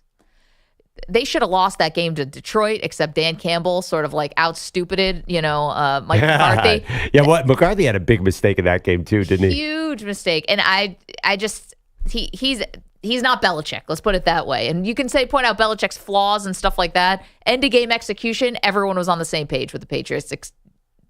They're a smart football team. I almost feel like if there's one thing, I know I've made the case, I do think that they are way closer to a Super Bowl team than a rebuild. But the one thing that makes them feel unserious is Mike McCarthy. And I don't really have a response to that. Like, it's that Detroit finding that late clock where you're throwing the ball out of bounds. That's what it was, yeah. Like, it was mind-boggling. And then you always have this weird stuff with the Cowboys and how they end games, how their seasons end. That's the part of this that's going to be difficult for folks. But Mike McCarthy did win a Super Bowl. I know it was a long time ago. Maybe he gets better as a coach. Like, he certainly became a better play caller last year. It felt like they were a better offense with him calling plays than Kellen Moore. True. They were right about that. So maybe him kind of getting back into that, along with also managing the game, maybe year 2, he'll be a little better. And he's a lame duck coach. Like, add that on top of it. So I just picture, when I think about Patriots with Tom Brady, like everybody was on the same team. Everyone's pumping each other up on the sideline. I'd have this image last year of CeeDee Lamb struggling in the first quarter against the Packers and him sitting there looking like he's going to cry. And Dak comes up and McCarthy comes up and they're trying to talk to him.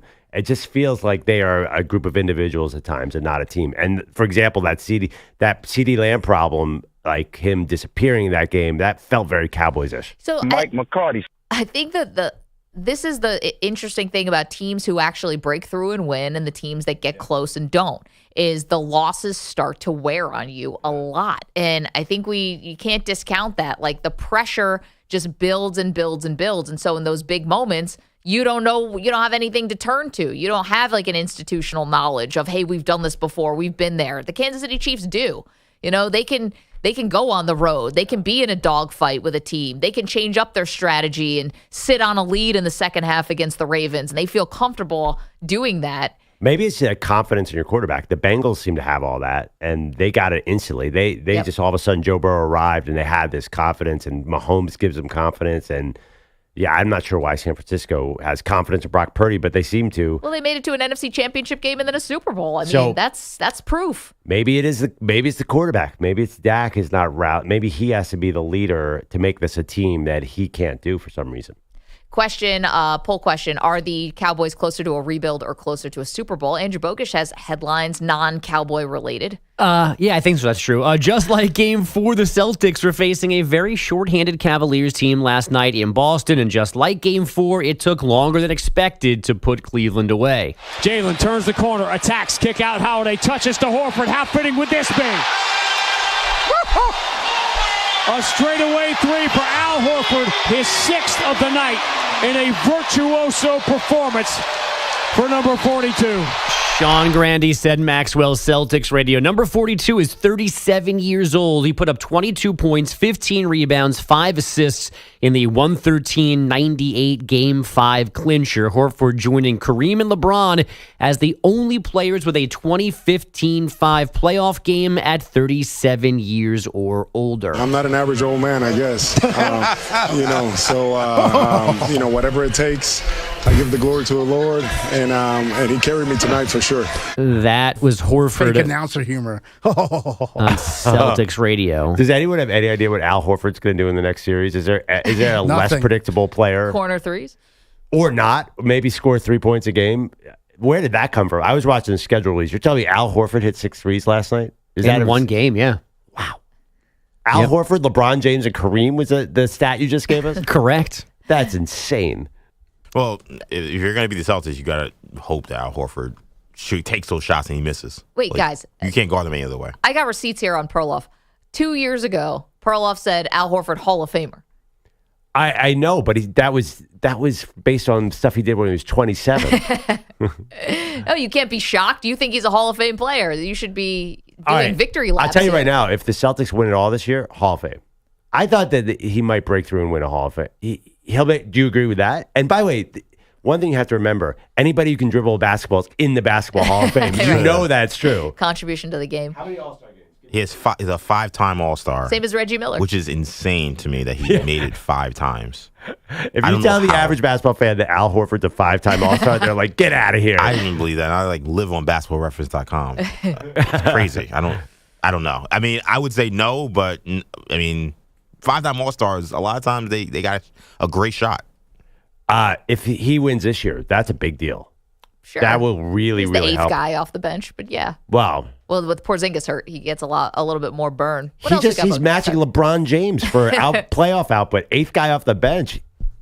Boston wins this series in 5 games after a dud in Game 2, exactly what they did in Round 1 against Miami. Karis LeVert was the newest Cav, ruled out by injury, joining Jared Allen and Donovan Mitchell, who now must decide on signing a max extension in Cleveland or getting traded. And then this note on Allen from The Athletic, apparently it was growing frustration with him inside the Cavs locker room that he would not take a pain shot to get him on the court back from his rib injury. Ooh.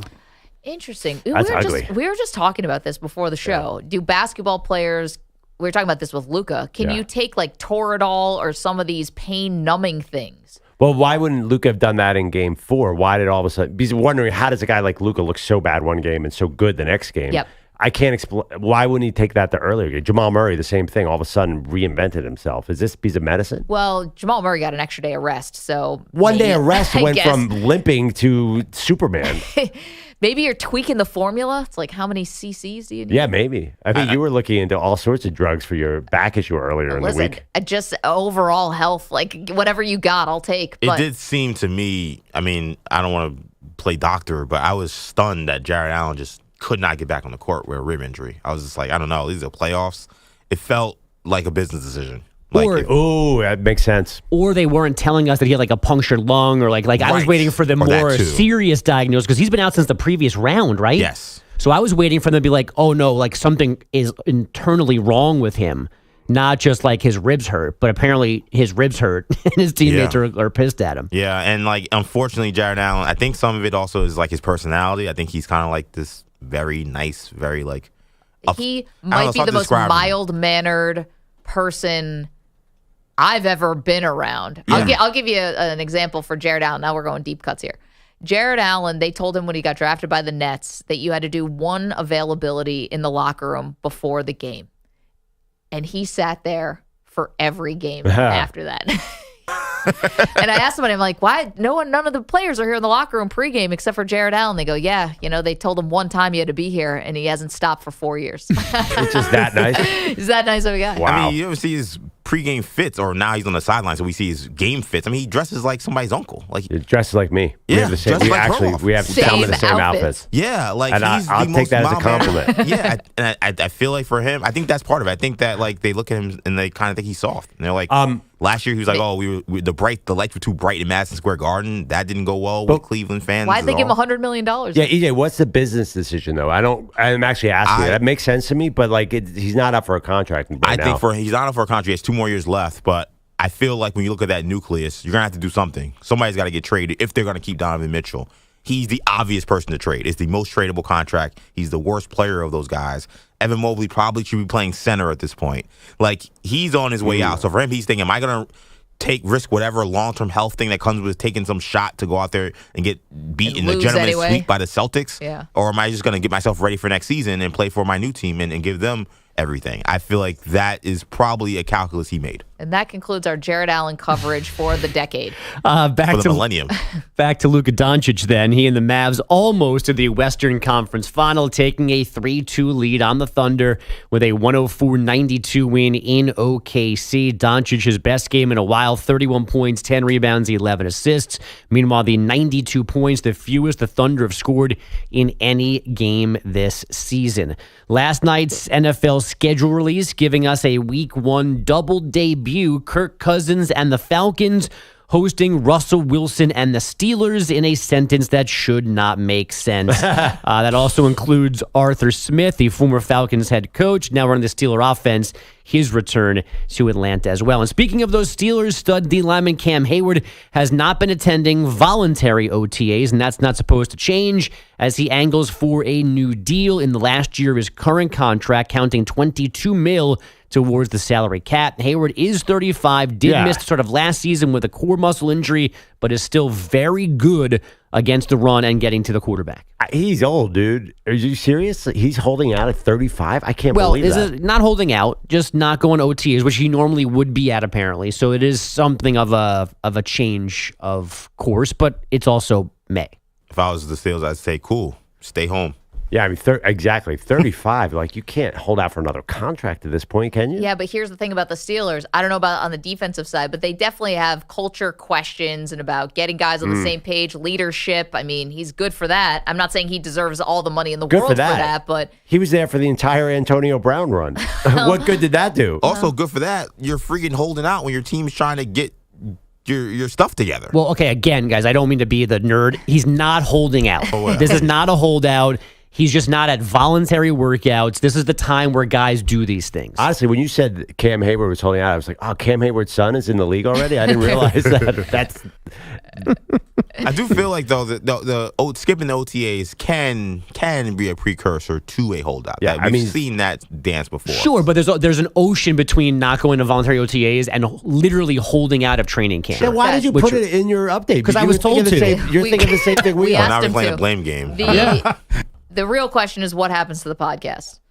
Because which podcast?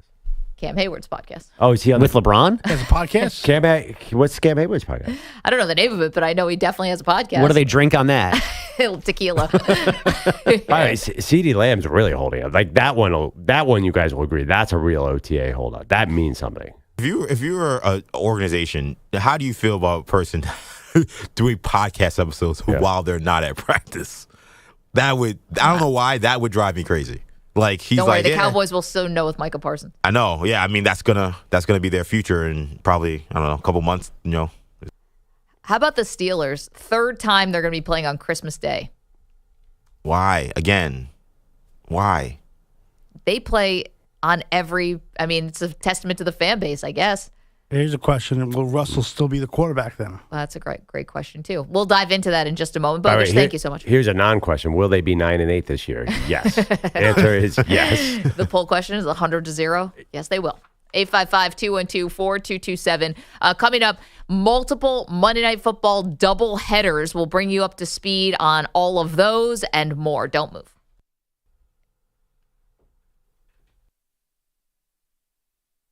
You're in a 5-minute break.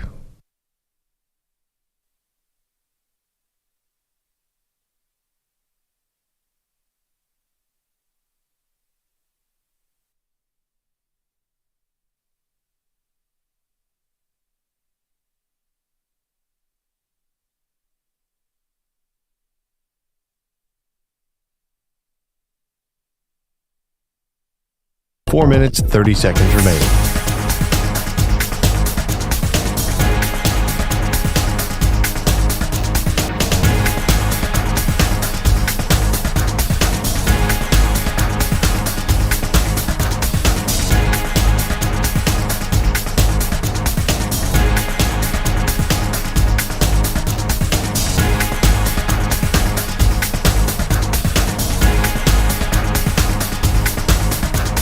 Four minutes remaining.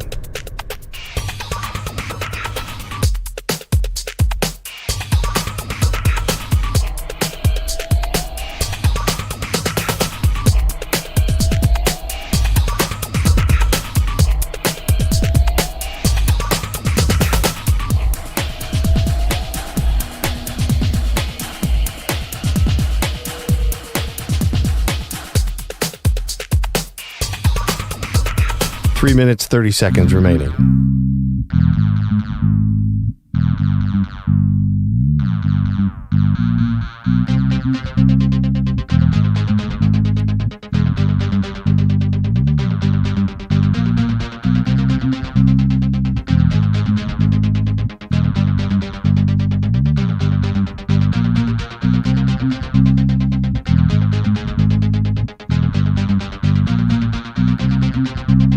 Three minutes remaining.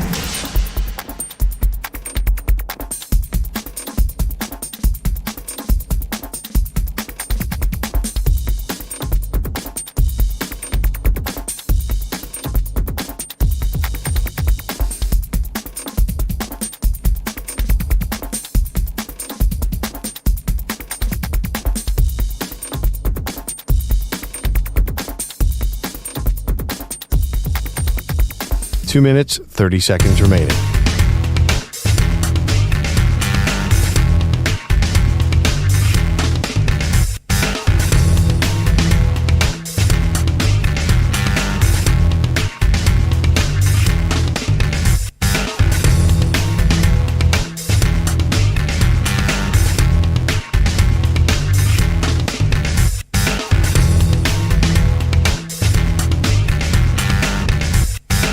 Two minutes remaining.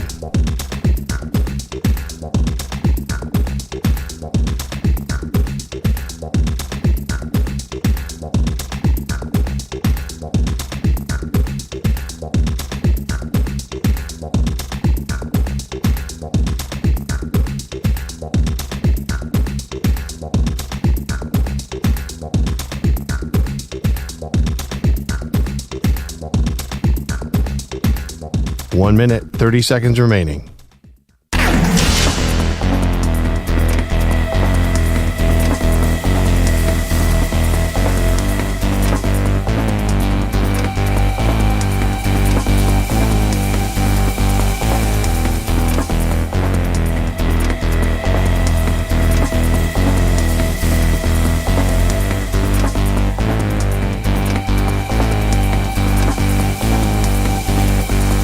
One minute remaining.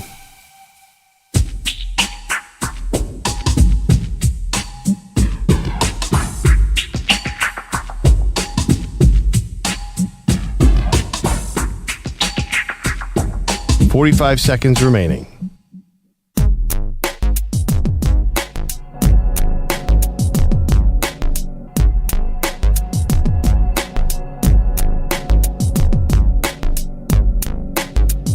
.30 seconds remaining.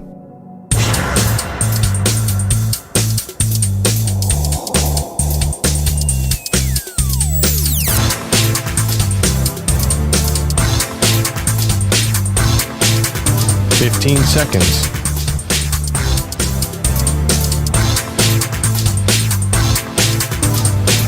Break ends in 5 seconds.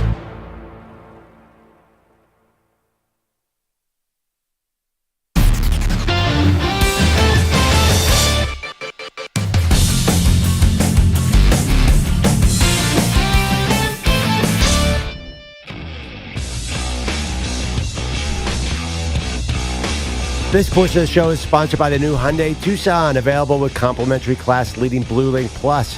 Now it's easy to use your phone to control your Tucson. We are in the weeds here of this schedule release. Maggie and I are breaking it down all show long. We're going to talk to the NFL's Onnie Bose, the schedule maker, next hour. I'd like to read the poll result, by the way. Are the Cowboys closer to a Super Bowl or rebuild? I can't believe EJ's trying to make a case that they're closer to Super Bowl. 84% say rebuild. What on earth makes anyone think, and we could ask Onnie this, and the Netflix producers are okaying a 10-part docuseries on Jerry Jones. The Cowboys feel, I hate to say this, it feels like they have no chance right now. So here's why I can understand, and I'm with EJ, that it's got to be closer to Super Bowl than rebuild, because their win total, I believe, is projected to be, the line is set at 10.5. That's not rebuild territory. If you're rebuilding, your line, like the Patriots, your line is set at like 5.5. I mean, 10.5 is too high to be a rebuild. They just saw Tyron Smith walk out the door, their Hall of Fame left tackle. Zach Martin. Yeah, and they knew something because he signed for peanuts with the No, Jets. I'm just saying, yes, they're getting, what happened, their great team is getting older. Zach Martin can't have that many more years left. That's what happens. A core of a team gets old and you rebuild. But they've drafted well, so asking guys, we think, to ask guys to step in and step up is not terrible. It's not. I don't know if they drafted well last year. It didn't look like Mazzie Smith is lighting the world on fire. Yeah. Yes, they have. You're right. They have drafted well. Obviously, they drafted Micah Parsons, which is a great draft pick. But it does feel, you look at the level of success they've had and the age of the team, at some point, you do have to rip the Band-Aid and get bad. And the question is, are they willing to do that? And maybe, to me, saying if they do not re-sign Dak Prescott, if they let him go in his final year, that is a signal that we are open to the idea of rebuilding. Maybe drafting a quarterback. I mean, you have to be honest about this situation. They might not believe in Dak Prescott. That's why I think you would check rebuild on our poll. So you can go and vote at Maggie and Pearl. Let's talk a little about the Monday Night Football schedule. So you've got 3 different double headers that are going to exist in the Monday Night Football schedule, but not week 1 like we're normally used to. One is going to be, I believe it's week 3 is the first double header. Week 4. No, week 3 and week 4. And then not until week 7. And then I believe week 18 might also be a doubleheader. Yeah. So I'm sorry. 4 doubleheaders. 4 doubleheaders. No, week 15 is also a doubleheader. I think it's 4 doubleheaders in total. 4 doubleheaders in total. Of all the Monday Night Football matchups, Perloff, which one stood out to you? I've got mine. You go first. Okay. I think it's got to be Detroit Lions at San Francisco 49ers late in the season, week 17. That was such an unbelievable game. We're still talking about that game and how the Lions had this 3-score lead against the San Francisco 49ers. And if things kind of go how we think they're going to go, which I know rarely happens, but these are 2 teams that could be fighting for the number 1 seed in the NFC also. So I think it gives me that late season 49ers Ravens vibe, but just a conference matchup instead, where you could have 2 really great teams in a late season collision course. So that would be my pick for the most intriguing Monday Night Football game right now. Are you allowed to flex that game if one of the teams has an injured quarterback? I think I don't know if that one is the window, but I think they started. Did they announce? We have to check this. Can you flex on Monday night? Yeah, but that is a great matchup. Okay, I'm going to go obvious. Week 1, because we know we're going to see Aaron Rodgers on the field. The Jets at Niners, which is interestingly going to be on ABC.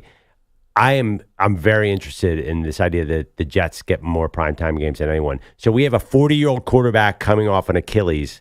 Aren't you dying to know how this is going to look? Definitely. I think this is just going to be weird because I feel like you've hinted at some kind of Jets boycott because you have said you are sick of the Jets. I think the hype last year was so disappointing in the sense that all anybody talked about last year was the Jets. They were on HardKnocks. Everyone was expecting a new contender. And then that totally fell flat because of the injury. Now, I think a lot of fans like me who are not interested one way or the other are cautious because you do have a 40-year-old coach and a coach in Robert Saleh. I'm a 40-year-old quarterback and a coach in Robert Saleh who's not won. So why would you have faith that they're going to be a contender like the NFL schedule makers seem to have? Well, but they're loading all those primetime games early in the season. Right. So there's no primetime games for the Jets after week 11 or something. So all of those, was it 6? It's not all primetime. One's a standalone because one's the Vikings, Jets. It's in London. So you have, all of the standalone games are early. They're trying to guard against maybe an Aaron Rodgers injury. Yeah, I mean, that's why. We've seen enough Tyrod Taylor in our lives, no offense. I mean, I was genuinely surprised I got this many primetime games because I worry that, gosh, if he gets hurt, then they have a lot of duds. I remember the funny thing is even their duds last year did do good ratings. I remember the Eagles-Jets game got a huge rating with no Rodgers. So they're competitive enough, I guess. It just feels like such a risky proposition. I feel like they're held together by glue here right now with Rodgers coming up because we never know who's done this. I know Vinny came back off an Achilles tear, but it is unprecedented territory, and I have all this. People are having a lot of faith in Aaron Rodgers' medical team. Well, because he's out there talking about it all the time. Medical team? Yeah, I was going to say, is that the shaman down in Costa Rica? Maybe a Perloff's whirlpool guy. Yeah, don't get that doctor involved. He had a high rating on Yelp. Well, how was I supposed to know? Yeah, right. Don't read the reviews. Aaron Rodgers would probably like that guy. He was more of a naturalist guy. A little homeopath. By the way, flex Monday Night Football games are weeks 12 to 17. So that's the window where games can be flexed. There are rules around it. You got to do, I think, a month before or whatever. But those are the games. So from Ravens Chargers to Lions 49ers are the games that are flexible. Oh, well, they're not going to flex that Ravens Chargers. Well, that was the other one I was going to bring up. Can I sell you a little Harbaugh v. Harbaugh? Yeah, they're never going to flex that. Yeah, never going to flex that. That's going to be ironclad. And to be honest, I think it's actually going to be a meaningful game as well because the Ravens should be good again. There's no reason except for Lamar's health that you'd worry about. And I think the Chargers are going to be good, guys. The Chargers are a playoff team for me. Their schedule has shaped up very, very well for them, as well as it could if you're talking about a team. I know, Perloff, you're saying they're rebuilding, but their away games are not bad. And maybe Harbaugh gives them a bit of an identity. Maybe the home games, get a little bit more, I don't know, a little more raucous of a crowd if you have some belief that it's Harbaugh is calling the shots and not Brandon Staley. But yeah, but you make it sound like a hot take for the Chargers to make playoffs. They've been around the playoffs for a long time. The question is there any more there with Justin Herbert? They made the playoffs and lost to Jags 2 years ago. Mm-hmm. Are we talking like instant contender? Or it sounds like you might be headed that direction because their style will be a little different than everybody else. They're going to be a little more physical. I can't imagine a Harbaugh-led team would get to a playoff game and have a 27 whatever lead, a 3-score lead, and blow it. No, in the history of the NFL, it's happened like twice. Yeah, right. So I think that you want to say contender? If I say playoff team, I think a playoff team with Justin Herbert is extremely dangerous. That's interesting because I think with Brandon Staley there, would not have said that. And I agree with you 100%. Overcoming quite a bit. Yeah, I feel like a Justin Herbert, Brandon Staley wildcard team isn't scaring anyone. A Jim Harbaugh, Justin Herbert team, different. Maybe he can finally put an end to chargering. Coming up, Onnie Bose is going to join us. He's the NFL Vice President of Broadcasting. He's making the schedule, guys. We're going to ask him tons of questions about your favorite team next.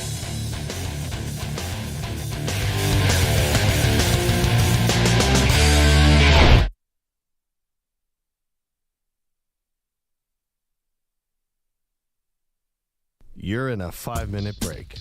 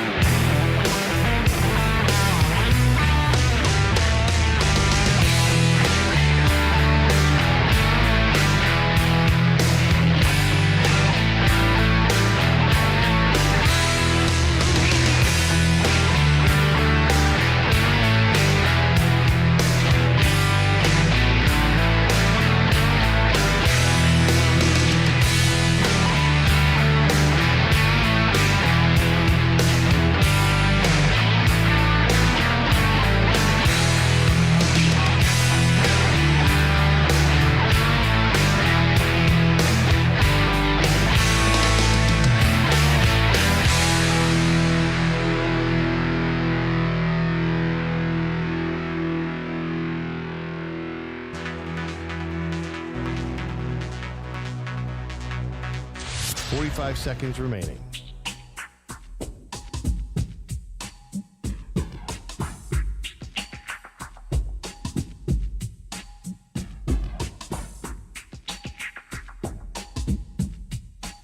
Seconds remaining.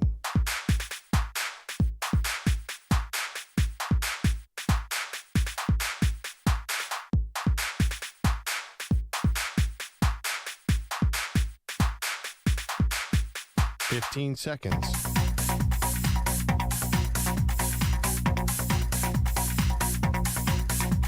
Break ends in 5 seconds.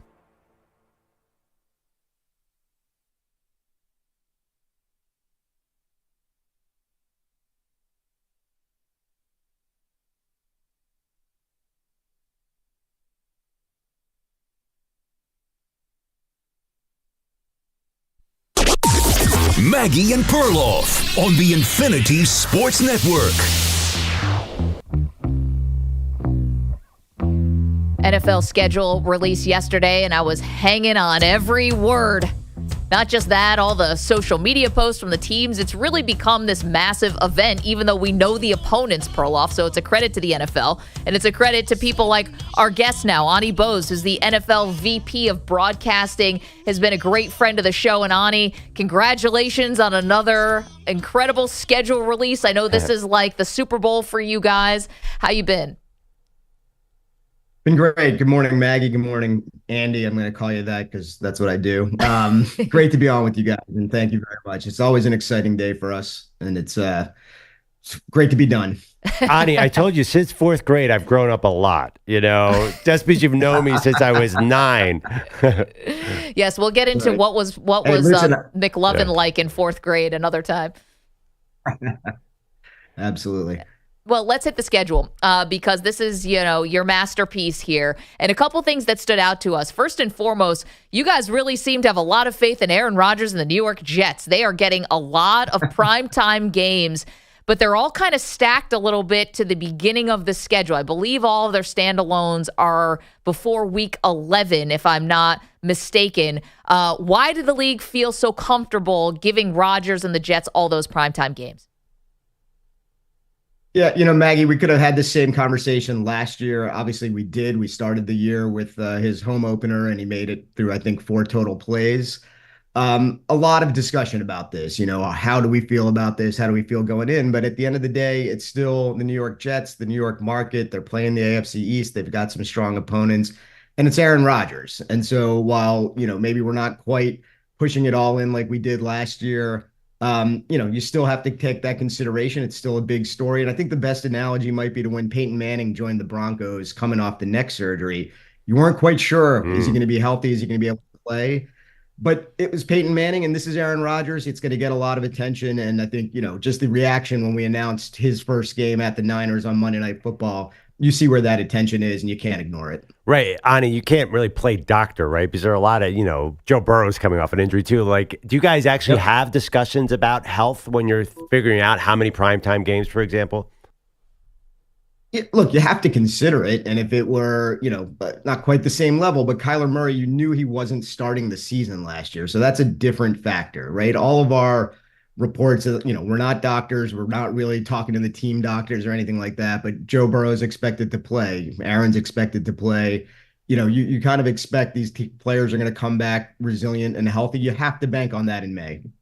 Onnie Bose is joining us. He's the NFL VP of Broadcasting, helps make the schedule, is one of the schedule gurus as we're talking about the NFL releasing the schedule. Here's an interesting quirk for you, Onnie. I'm curious if how much discussion is about this. The Pittsburgh Steelers don't play a division game until after week 11. So it's the toughest division maybe in the entire NFL, the AFC North, and all those games are stacked to the back end of the schedule. Purposeful? That's just the way it fell? And are the Steelers upset about this? To the last question, are they upset about it? I'm not aware that they are. We read the schedule and review it with the teams quickly on the day before schedule release. We get some initial reactions. Just like you guys and everybody, fans, the media, they're surely going to review it. We'll see if they come back to us. The reality is, look, we played, I think this is 15 years in a row, all division games in week 18, division games tend to matter later, or at least that perception. And so there's no conscious effort to backload them in any way. And just, with the Steelers in particular, it's just a quirk of how the schedule worked out. I think there was another team somebody else flagged that, off the top of my head, I can't remember. Other teams, we try not to have division series, Steelers and Baltimore finish their series too early, but there's never that bias too late. So, we've seen a lot in the NFC East over the recent years where they may play 3 or 4, division games over the last 5 or 6 weeks. So it's not that unusual, but it just happens to be a quirk with the Steelers this year. Onnie, the oddity of Christmas Day falling on a Wednesday has caused a lot of controversy. This has been out for a week or so, that the league is going to have teams play on Saturday and then on Wednesday, including the defending champion Chiefs. What was the thought process that went into that? And did you have to check with the teams in advance about a really tough challenge, I'm sure, for you guys to make that all work? Yeah, look, the thought process goes back to, I think we played on Christmas 3 or 4 years in a row, and probably 4 out of the last 5 years. When they fall on Thursday, Friday, Saturday, Sunday, Monday, there's not even a question. Wednesday was going to be an interesting one. And coming off of last year, where I think the 3 games averaged something like 28.5 million viewers, it's very clear that Christmas, maybe not quite to the level of the tradition of Thanksgiving, but those holidays when people are home, really most people are off, they're with their families, those are massive viewing opportunities for us. So it was really, can we play on a Wednesday? How do we get there? And that, as you pointed out, that solution that was kind of football legal, playing Saturday to Wednesday is the equivalent of playing Sunday to Thursday, which every team essentially does, or most teams do. So once we did that, the alignment is on the football side with our football operations and those conversations. And we kind of confirmed that we're able to do that. So from there, the teams themselves who are involved in that, what we were calling the Saturday to Wednesday round robin, it was not really a direct discussion with them. Once we kind of have a global view that it's acceptable from a football competitive point of view, the teams fall in, you can see the matchups. There's clearly, we knew these are going to be big windows and a lot of interest in them. So, putting those teams in only made sense. Who is the football operations? That's a different office at the NFL? It's part of our office. Troy Vincent is our executive VP of football ops. Donna Ponte is one of our, chief football administrative officer. But, a lot of folks in the office, there's a lot of consulting within, talking to, perhaps there's a GM and coaches subcommittee, how deep that goes. That depends on the topic. So I'm talking more broadly than just the schedule, but certainly there's always that connection in the office between football, the business side, scheduling, and everything else. I mean, considering all those opinions, Onnie, it's a miracle you guys get the schedule out at all. Onnie Bose is joining us. He's the NFL VP of Broadcasting. We're talking about the schedule release that came out yesterday. You mentioned about the Saturday to Wednesday, right, which is getting a lot of attention because those Wednesday games, it's unusual. It's also Christmas. You're right. They're going to do a massive number for sure. There are also 2 of those teams that are going to be playing 3 games in 10 days. I know sometimes you guys will understand when you're doing those quick turnarounds, try to put a bye week somewhere around there or a little bit of relief for the Chiefs and the Houston Texans specifically, going to get those 3 games in 10 days. Was that a consideration at all? And was there anything that could have been done to mitigate that? Look, it is a consideration. We look at the schedule kind of, across what we'd call, what are the challenges to scheduling? It might be a 3-game road trip. It might be, an early bye. It might be a late bye. We're still learning how that impacts teams. Playing, the 3 games in 10 days, again, under the kind of construct that we've known for a long time, Monday, Sunday, Thursday, it's not ideal, but it's been done. Sure. So this parallel of Saturday, Wednesday, Sunday, I'm confusing it, or Sunday, Saturday, Wednesday is actually probably what it is. It's not unprecedented. Let's put it that way, right? What we were comfortable with is the days seem odd to us, but the structure of the spacing has been done before. And so we take that into account, but it's not a disqualifier of, could we not play this? Onnie, you mentioned some teams that do certain windows to do certain ratings. Who are the buzz teams, sort of the up-and-coming teams that you looked at this year and said, wow, we got to give them a lot of primetime games who have not gotten them in the past? Look, I'll start with the Lions, who were the buzz team last year, and we kind of, put a mark in the sand, putting them on kickoff. They beat the Chiefs. They had a great season. They, probably you could argue are close to making to the Super Bowl. I think they're still there, right? I think coming off of that season, they have a bunch of great matchups in division. You know, they play the Cowboys in a game that'll be highly anticipated, the Niners. And then I think the parallel that I draw is the Texans, right? A little bit of a different story in the sense that a little bit out of nowhere in the incredible season by Stroud, and they won their division. They won a playoff game. So last year, the Lions was really on the strength of a strong finish and beating the Packers in Lambeau in the last week of the season.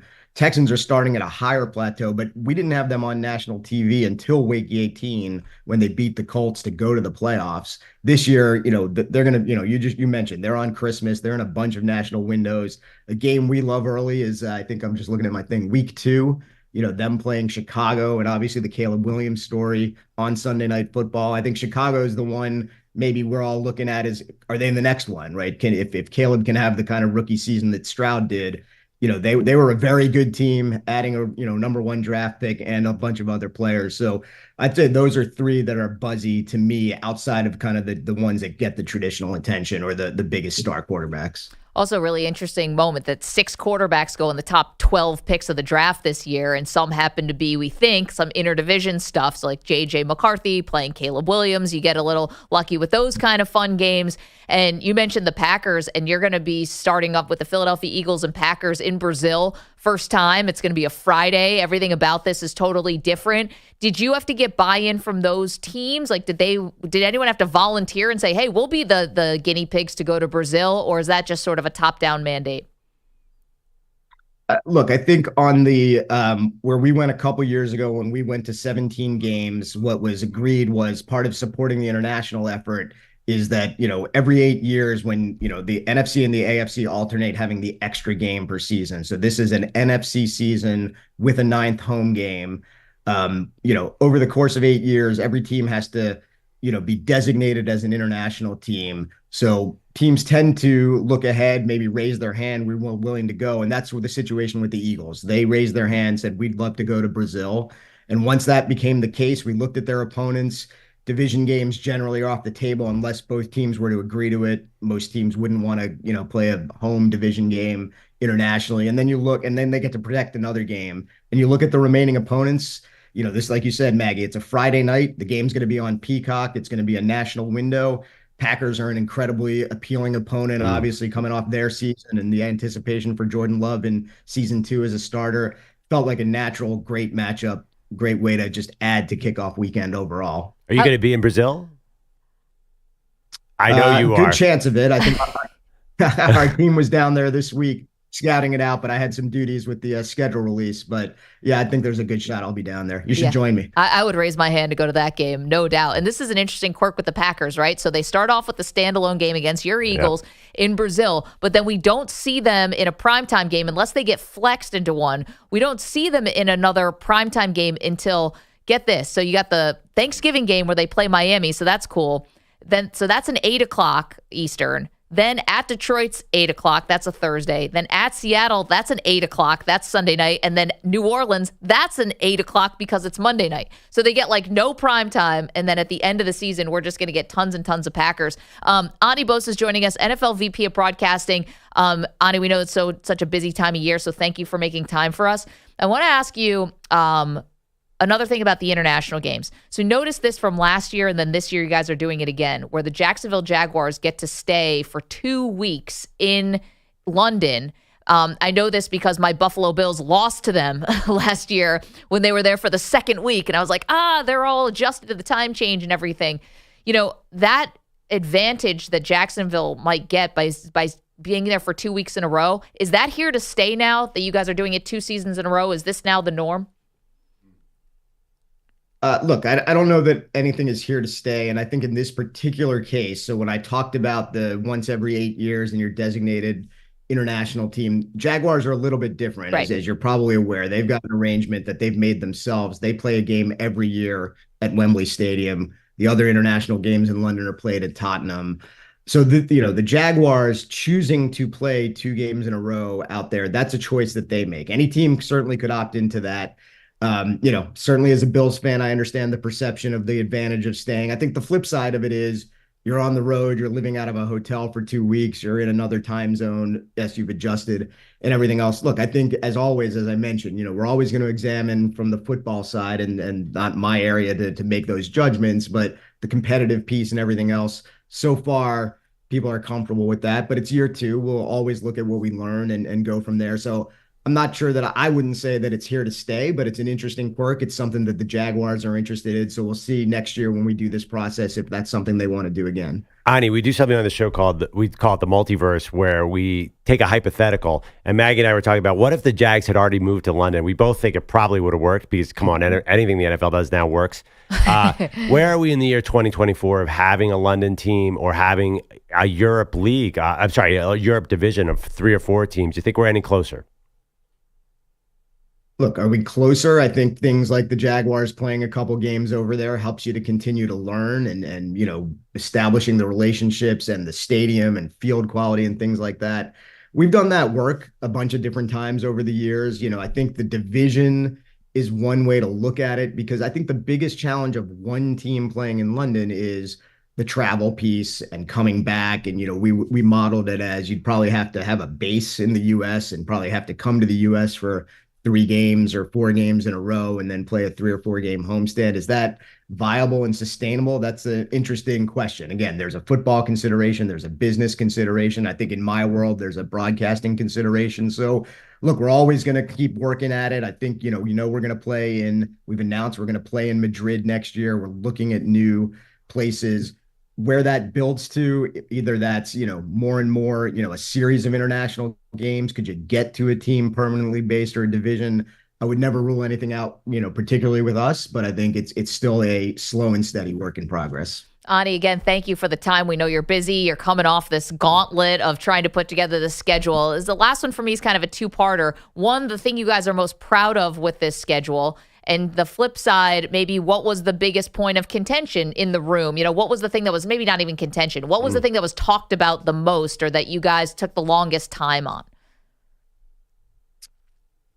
Look, the proud and the longest time might be Christmas. I think it was unique. It's a challenge. You're playing on a Wednesday. Just my fun fact, which I'm sure is out there, is that the Chiefs are playing on a Sunday, Monday, Wednesday, Thursday, Friday, Saturday this year. So that's an incredible quirk. But I think solving that, figuring out that round robin of 4 teams who could play on a Saturday and return on a Wednesday was really interesting, right? I always say every schedule has something that you've never really contemplated before. And what teams, what games to put in there was quite a bit of debate. And it's something that, we settled in on that round robin and felt great about, but we definitely considered a lot there.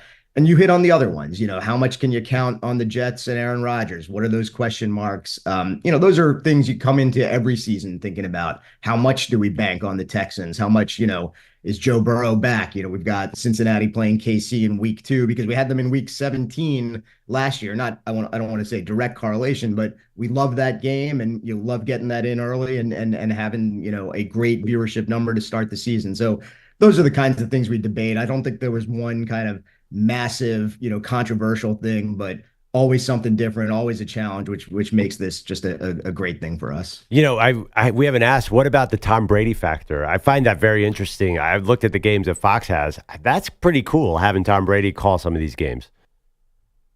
Yeah, no doubt about it, right? And I think, look, it was very, top of mind for Fox for sure. They want to get off to a start and a splash with Tom Brady. We shifted separately and independently of the Brady factor. The last few years we've done a double header where CBS and Fox had maybe not the biggest games, but both had a good solid game in week 1. Shifted that this year. Really important to look out. Fox would love to have a Cowboys game in week 1 for the doubleheader for Tom's first game. We got there with Dallas at Cleveland, and from there they've got their typical great strong schedule anchored by a lot of Cowboys games. They're really thrilled to have the Super Bowl rematch. They noted, I heard somebody say, Burkhardt said last night, first time Fox has had a Super Bowl rematch, which is kind of incredible in 30 years. And then you layer in Tom Brady talking about Patrick Mahomes and, these star players and these big games, and it's going to be fascinating. So, by the way, I know we have to go offline in the break, I think, Onnie, because I had a drink last night with a member of our high school paper staff from Onnie's year, my year, and the year before. So many famous people have come out of our high school paper. I got a rundown, Onnie. Yeah, you were. Right. Yeah, were you my editor? I can't remember the details.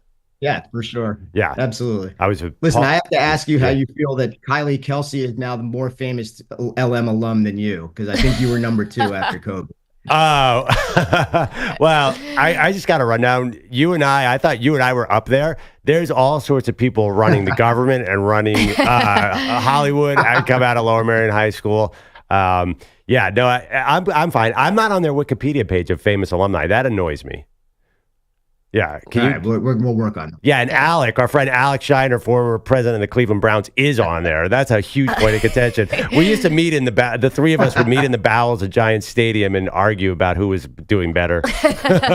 Well, it seems like you guys are all doing pretty great. You know, Onnie, congrats again. The schedule, we do not envy you trying to put together this gigantic jigsaw puzzle, but it's certainly fun for us to dissect as fans and broadcasters. So thanks for all the good fodder. Yeah, enjoy your rest now. I hope we'll get a little break there, buddy. Yeah, absolutely. I'm looking forward to it. Appreciate it. Always love coming on with you guys. Appreciate you so much, Onnie. And I love that it's Kobe Bryant and then Perloff. Yeah. That is that's quite a ladder you'd be climbing to the top Kobe. Well, is that a shot? Did you guys just hear a shot there? That sounded like a shot. No, he's giving you credit. Like Kobe and then... You said, and I quote, quite a ladder. I'm just saying, you know. It's a Grand Canyon style cliff. Yes, I could have said that. But Onnie didn't. He was very nice about it. That was really cool to get a little of the insight into what makes the NFL schedule go.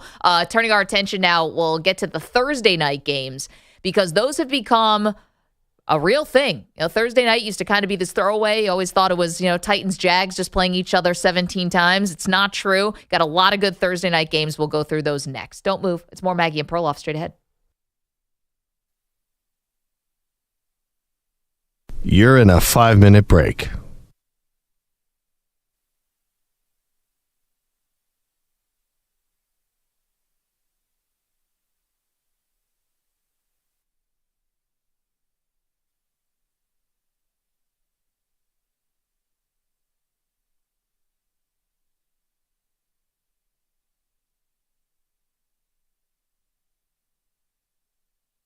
Four minutes, 30 seconds remaining.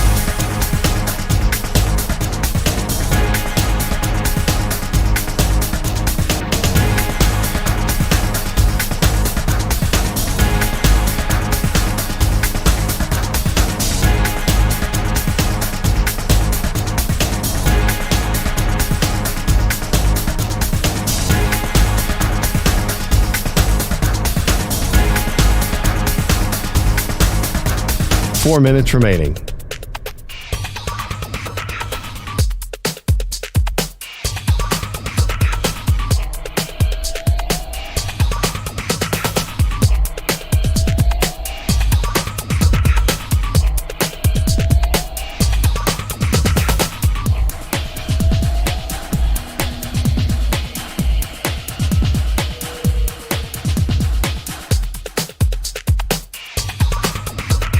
Three minutes, 30 seconds remaining.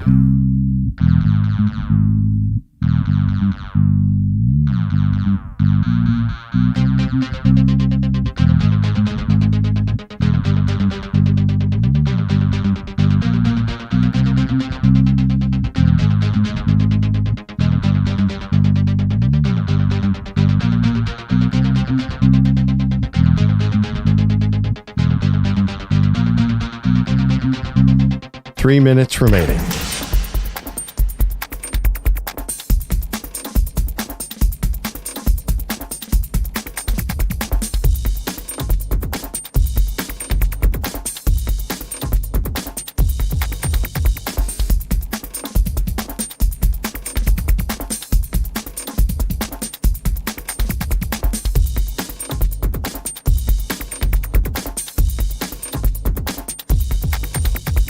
Two minutes, 30 seconds remaining.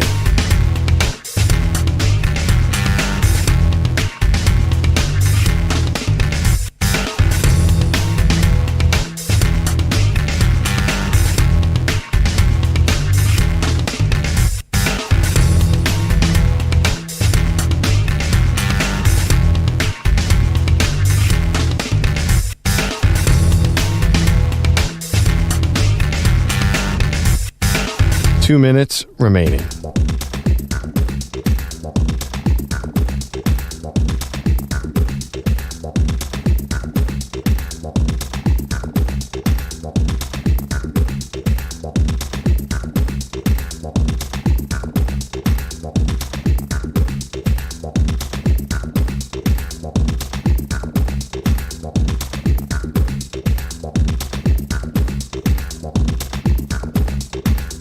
One minute, 30 seconds remaining.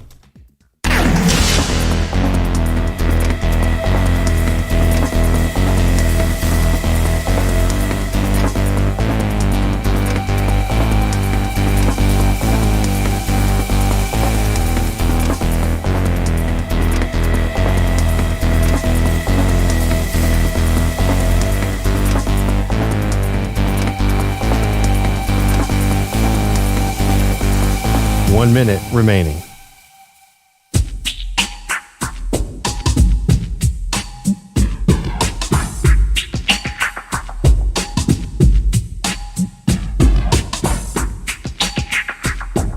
"45 seconds remaining.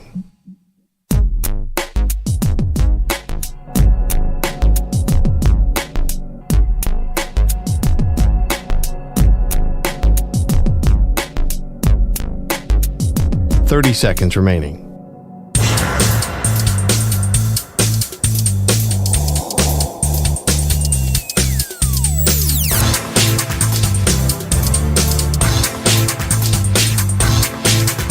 "15 seconds.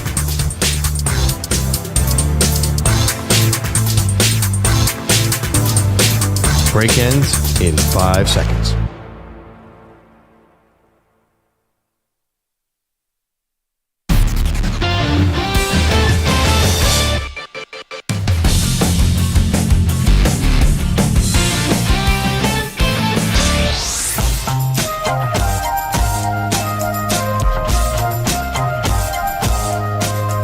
Welcome back to Maggie and Perloff. Big thanks to Onnie Bose, my former high school friend and also NFL VP of Broadcasting.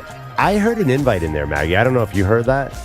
An invite to Madrid next year to watch a football game. He said I should come down to Brazil with him. I think you're hearing things. I saw that they're doing a site survey for Dublin. That would be sick. I don't know how you get into this junket, but I want to do these international games. Maggie and Perloff abroad. Let's do it. I mean, they're basically telling you now that they're not telling you, but you can maybe read a couple, connect a couple dots here. If there ever was a Europe division, you got London. Yep. You've got maybe Ireland. You've got Madrid, and you got Germany. Yeah, I mean, unless you want to put two Spain. teams in Germany because that's by overwhelmingly the most popular, or do you maybe you keep it in England because you have Tottenham and Wembley? I'm not sure. All I know is that somebody out there has a set of awesome international trips coming up. Maybe it's just the executives there are like, we want to go to Madrid. Yeah, right. It's like traveling on the company dime. Yes, Yeah. they're like, we should really have a game in the Maldives. Or Maldives, I don't even know. Yeah, let's have a game in St. Thomas. You don't think the Pro Bowl being in Hawaii was an accident all those years? Yeah, I know. Whoever let that go to Orlando screwed up.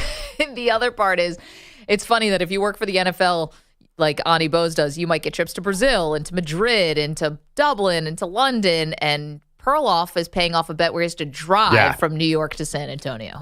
Yeah, I mean, by the way, I did work for the NFL for 2 years, and they didn't let me go anywhere. But, I'm driving to San Antonio.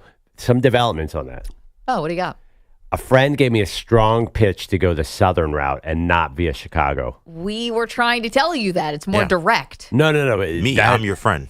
It was a 3-hour difference. It has nothing to do with the distance. He just argued that I could do a barbecue tour via the south, which is tempting. Yeah. Food-wise, that's pretty good. Yeah, I mean, listen, Chicago has great food, so you'd be baseball-wise, fine I have this image of going to see the Pirates play, then go to Wrigley, and then come down, hang out in Nashville a little bit. Listen, I can't go wrong. America's a wonderful place, and I know I lost the bet, but let's make the best of this. Well, considering you have to get home somehow, you could do both routes. He's not thinking about how he's getting home. That is definitely that's a flaw in this whole process. How am I getting home? And the flaw in the process was calling him Win Bus Yama. That's where the flaw began. Thank you, EJ. Have you? I mean, first of all, have you ever seen a 7'5" guy who could move like that? I had reason to think it wasn't going to work. No, that's the reason you should have said it would work. You've never seen a guy like this. That's the point. I saw the clips out of France, but I've seen a million guys look good in France who can't play in the NBA. He can? Come on, how many times have you guys seen a YouTube clip of some European player? He gets here and he gets elbowed 3 times and can't do anything the rest of his career. Well, you and Phil Jackson. Thank Frank Ntilikina. Frankie Smokes. Yeah. Tough guy to take with the 11th overall pick. Sorry. I mean, honestly, for every Wembanyama, I'll give you 5. What's that guy? Shidavili or what's Nicholas Skidishvili? Yeah. Well, that's a pull. Yeah, can you dump that, by the way? Yeah, I think too late, no Pete. pun intended. I think we just lost 4 affiliates. Bogusch is here. Pete was not on that one. By the way, my friend Dan Patrick had to do the draft for that guy. Yeah. He said it was just a long night. Everyone's looking for the next Tony Parker. You can say it. What's his name? Nope. Skidishvili. Sorry. Yes. Oh my God. I apologize. I did not do that on purpose. You didn't do anything. I called him Wembus Yama. That's what I did. Oh, I'm an there's idiot. that. Yes. Right, and that was the first mistake. It was very obvious. Pretty bad. Nobody else thought that he might be overhyped. I'm the only one in the room. Well, there's overhyped, and then there's Wembust-Yama. Right, there's that too. Yeah. And even if I did, there's no way that I'm going to admit that now because I'm not driving on this road trip. No shot. Barbecue or no barbecue. What's up, Bogusch? Hello. The Oklahoma City Thunder offense had a bad hair night at a very bad time. A 104 Hey, I need thoughts and prayers right now. A 104-92 home loss, putting them in a 3-2 hole, returning to Dallas for Game 6. Shai Gilgeous-Alexander did score 30, but nobody else had more than 13. I felt like we played like the right way offensively tonight. Got a lot of good looks that we usually make and just didn't go in. You live with those results. Like we had the right intentions, made the right plays, right passes, got good looks. Just didn't go our way. Instead, it went in Luka Doncic's way. 31 points, 12 of 22 shooting, plus 10 rebounds and 11 assists. Jason Tatum scored 25, 22 for Al Horford as the Celtics closed out the shorthanded Cavaliers 113-98 in Game 5 in Boston. The Celtics reaching the Eastern Conference Final for the 3rd spring in a row. Those Cavs, meanwhile, begin an offseason of major decisions. Head coach J.B. Bickerstaff would like to stick around. We've continued to build this thing the right way. Every single year we've improved. Continue to get better, play in, playoffs, win around. Players have gotten better. Guys have had great years. This is definitely a place I want to be. There's my microphone. An ESPN report yesterday said the front office would like to take its time evaluating Bickerstaff, who's had the job for 4+ years. There is also the matter of Donovan Mitchell's future. He could sign a max extension or be traded, with the Lakers and Nets apparently already having trade offers prepared. Unlike the Cavaliers, the Colorado Avalanche, not done yet. Cale Makar takes it away. Makar around one. Now gets around Sagan. He scores! Oh, hail Cale! Make it 21 for 8. Cale Makar has 2 in the hockey game. This goes through the wickets of Ottinger and in. Makar's second goal ended up being the difference in Game 5 in Dallas. The 5-3 victory sends the series back to Denver for Game 6 tomorrow night. Cornerback Cormani McClain arrived at Colorado a year ago as a 5-star recruit, the top corner in his high school class. And then he broke up just 2 passes in just 9 games, with Deion Sanders calling out his work ethic. So into the transfer portal went McClain, and now he is a Florida Gator.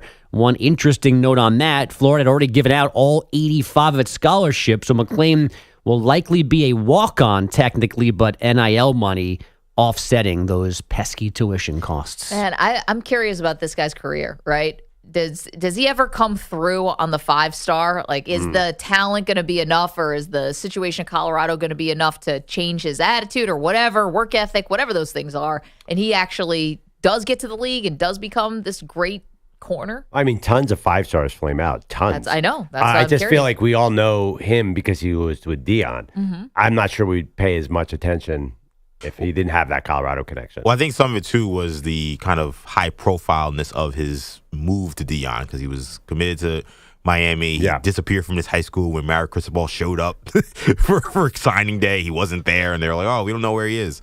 And then he's in Colorado that weekend, and it was a lot about Deion prying this kid from another big school, similar to Travis Hunter. And I think there was a thought that he'd be kind of the next Travis Hunter, and he didn't get on the field, and we kind of don't still know why.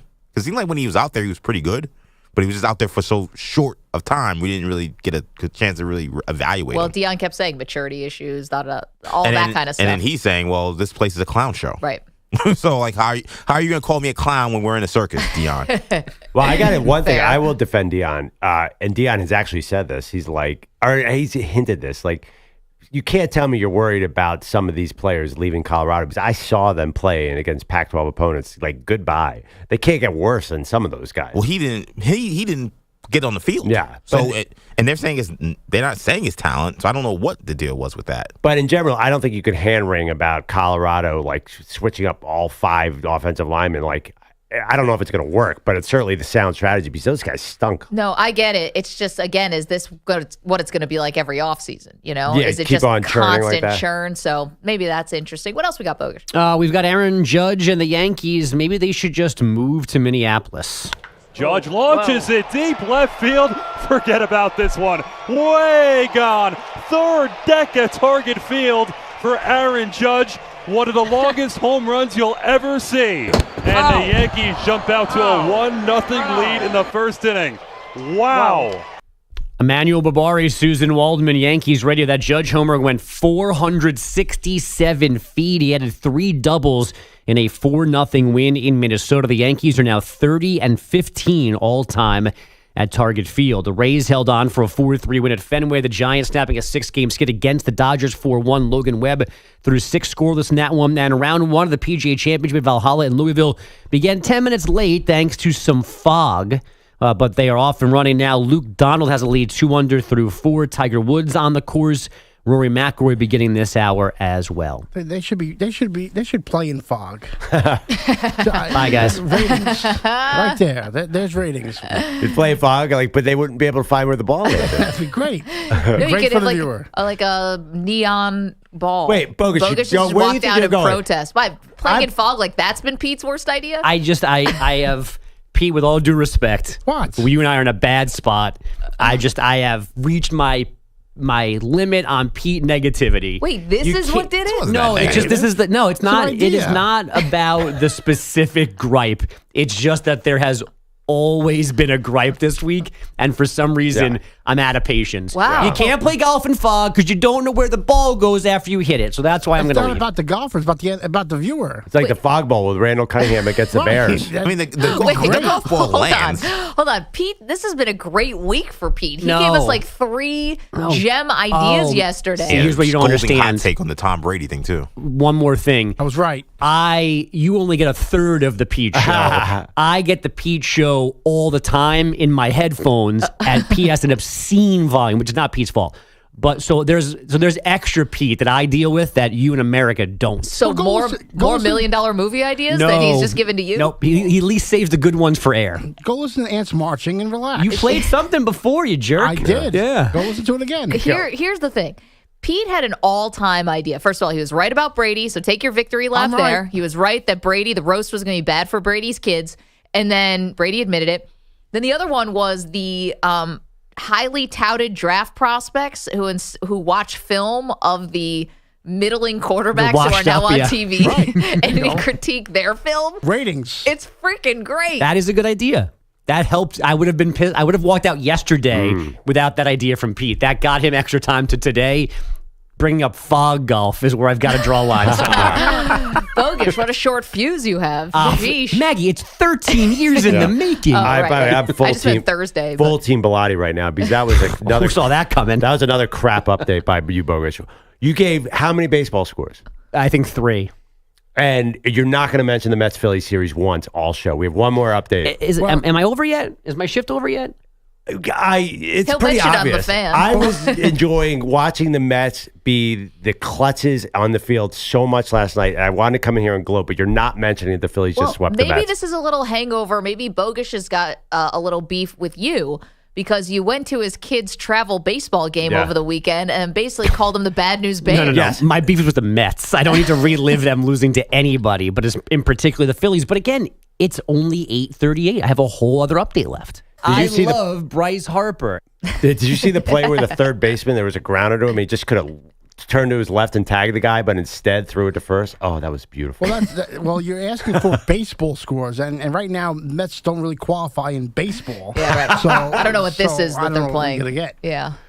Whatever. I'm still the Team Mets whole Bilotti. season is going to be 6-game losing streak, 4-game winning streak, 7-game losing streak. When do the winning streaks happen again? Yeah. I could use one of those. They had them last month. December. When they're not playing. Speaking of which, you guys see the Giants are doing off-season Hard Knocks? Like, what? Why?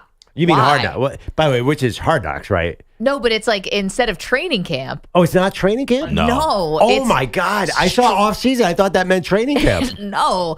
Training camp, we're in. So who's the training camp Hard We Knocks? don't know. We're not sure yet. But this is going to be You're the Giants. kidding me. I misread that headline altogether. Yeah, this has just been whatever they've been up to. So what is it? The scouting combine? Scouting combine, I guess free Draft agency, draft night. Oh, so it's not current. I mean, it's not week by week. The thing No, that people it's are already been hoping for, because they said the cameras have been there since January. So people are wondering if the Wink Martindale, Brian Dable divorce will be on camera. I'll bet you $1 million it's not. Probably not, but that's the thing of their offseason. Well, and Daniel Jones and whether or not they're actually going to take a quarterback in the draft, which again, they will not do. The Giants are the most buttoned up. I mean, it doesn't always work their way. I'm not saying they're free of controversy, just like everyone else. They get their, they step in holes too. But man, they try hard not to. Yeah, but that's what this is too. This is their compromise because they should have been on regular Hard Knocks and they didn't want to be. So this is what they're giving the NFL. Now back to my fog golf. You should have balls that light up. You make the money balls. Yeah. Excellent. Tell us more. I'm into this. It's $1 million idea. Bogus is leaving the studio. You're How no about fun. night golf? Right. Well, everything's lit up. Actually, they do that already. Remember the Tiger Phil thing at night? Mm-hmm. That's really cool. Add a couple windmills. But you can't guarantee how are you going to get fog. I feel like you're producing the fog. You're going to have Yeah, you can do that. Like dry ice machines. Yeah, it's like how you make snow on a mountain when it hasn't been It's a lot. cold. It's a lot of dry ice though to make a whole golf course under fog. Well, go to London all the time. Listen, you got all that Saudi money. What are you using it for? Well, I mean, London, that Scotland's the home of golf. You're right. Yeah, golf was meant to be played in the fog. Pete's onto something here. No, Bogusch is just in his feelings today. Also, like he said, you can't find the ball. The ball lands. Come on, Bogusch. That was a little. Oh, you light up the balls. You light up the balls. You light up the clubs. Ball lands. What if it's in the water though? Then you're SOL. We're SOL now if it goes in the water. I don't like. No, but at least you know it went in the water. This time you just kind of be like, well, have scuba divers. It's gone. You can put trackers on the ball. I don't know. I felt like I was ready for the Bogusch slam on the answer, and his answer was like, "We can't find the ball." I was like, that's not. He was that's just not true. He was just waiting for anything. Yeah. He's grumpy. Not feeling it today, Pete. With all your awesome ideas, this has been your best week, maybe ever. Try you make me the VP of broadcasting somewhere. I'm gonna tell Onnie to scooch over. Yeah. After I saw what happened with Doug Gottlieb, I'm starting to warm up to this Pete running the Rockies thing. I didn't realize this. Bad job by us. That Doug shows 2 hours. Is he 2 hours? I don't know. I thought maybe he was doing a 4-hour show. I'm not saying you can mail in 2 hours. It's 2 hours. We got an update on that too, by the way. He confirmed that it was essentially he's doing this to not have the school spend money on him and instead spend money on NIL. Right. So he's doing them a favor. By the way, NIL deal at Green Bay. Apparently, he said they have a robust NIL savings account or whatever. But then why is he taking no money? Why is he taking no money? Players, to NIL steak dinner. I all love the how cheese you could ever want. Yeah. I love how we're all jumping, and not we, but people are jumping on the Doug Gottlieb hire at Green Bay. Like anyone's ever had a thought on the University of Wisconsin Green Bay coach ever in the history of the world? I've called one of the women's games. You're looking at the woman who once called the Horizon League tournament semifinals. So put that all in your pipes. The only thing I know about Green Bay is I like the schools that have the state city school. Like that's why the fact that Chicago's now Detroit's Detroit Mercy. Get that out of here. Go back to being Detroit. All right. I love those. So that's the only thing I knew about Green Bay. And I was like, good for them to get in Doug Gottlieb. Hopefully he can do his show and do this at the same time. Local man with strange take there. There you go. EJ, shakes fist at cloud, 855-212-4227. Okay, we will come back. We've got the biggest takeaways from the NFL schedule release coming your way in just a moment. Don't move. You're in a 5-minute break.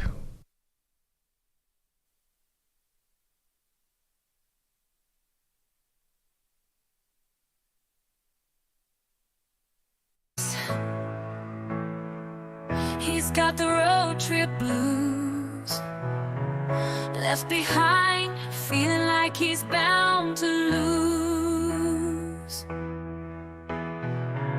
Perloff's off to San Antonio, can't believe his eyes. But Bogusch stuck at home, his heartache amplifies. Betting against Wembyama, Perloff took the fall, but it's Bogusch left behind, feeling 10 feet tall.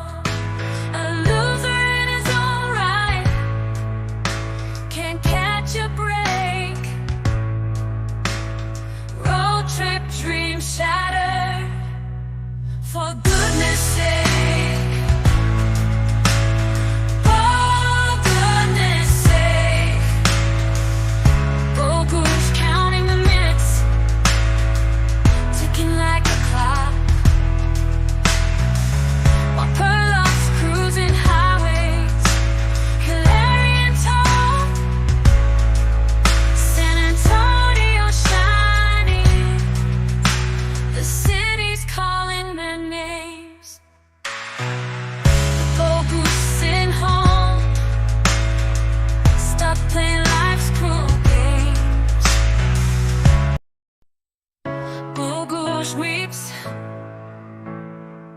He's got the road trip blues, left behind, feeling like he's bound to lose.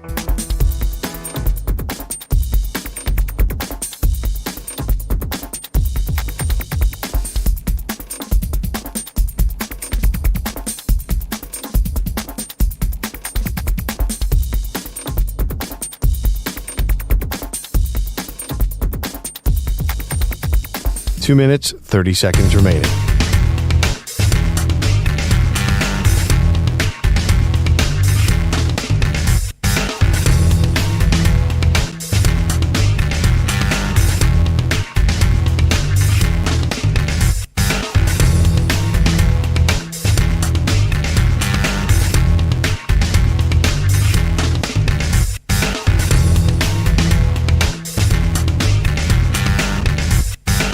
Two minutes remaining.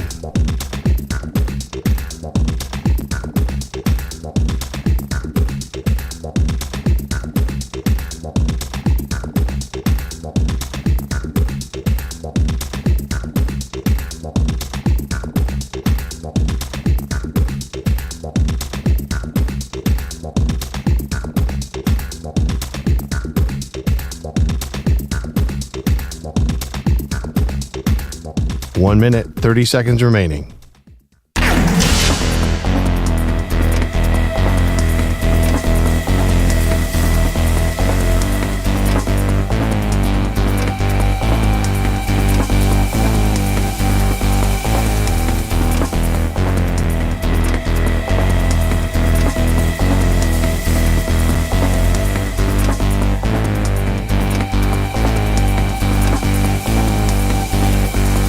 One minute remaining.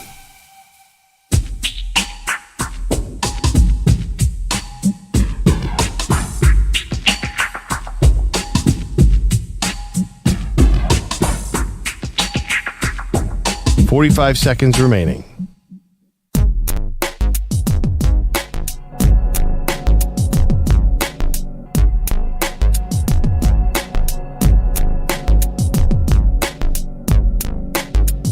Thirty seconds remaining.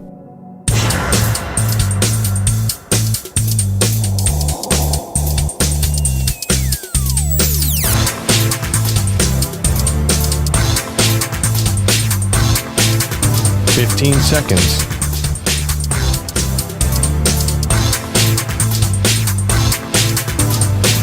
Break ends in 5 seconds.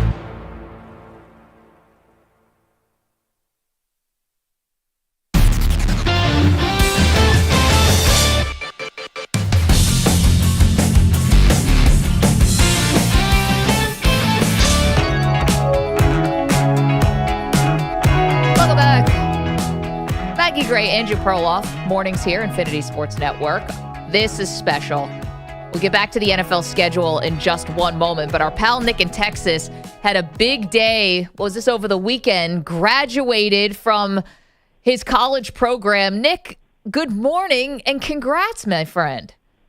Good morning, and thank you, you two. I really appreciate it. I was actually, because of such a long night on Tuesday, I wasn't able to watch the show, but I had so many people telling me, hey, they were so nice and gave you a shout-out. I was like, what? Because there's thousands of students graduating in the semester, so George Washington, where you're from, Dartmouth, even City of New York University, where EJ's from, or even that fifth wheel in the split screen, Long Island University. So congratulations, not only to me, thank you, but to everybody across the nation that's graduating this weekend. But I really appreciate the shout out. I just wanted to let you guys know that I appreciated that. Well, Nick, we appreciate you so much, and you're wearing the Maggie and Perloff T-shirt underneath the robe. I mean, just all the positive vibes towards you. Tell us again, what was the program? What was the major? Yeah, process technology, so I can go work in the oil and gas fields down here in Texas. Fantastic, man. Not easy, and but hopefully many lucrative years ahead for you. And we were just talking about what a cool role model you are for your kids too, and just really cool. It was really cool stuff, and we're proud of you. Yeah. Oh man, Thank you. I like what I'm hearing. The oil field. This is wow. Save a space for us. Yeah. I was about to say, maybe you want to sponsor a national radio show. When I get to that point, we'll see where we can take your show. But also, let that guy, what's his name, Mr. Pete Belletti Jr., something like that. Nick, you're in dangerous territory. Listen, Pete's been firing off winner after winner after winner this week. He just, he's got movie ideas just falling out of his brain, $1 million ideas. He just came up with fog golf. Yeah. Wait, Nick, can I defend you on that? Because you sent out many tweets with updating the bracket this March, and you always included Pete. This one time when you're on air, it's hard to remember everything. I totally identify.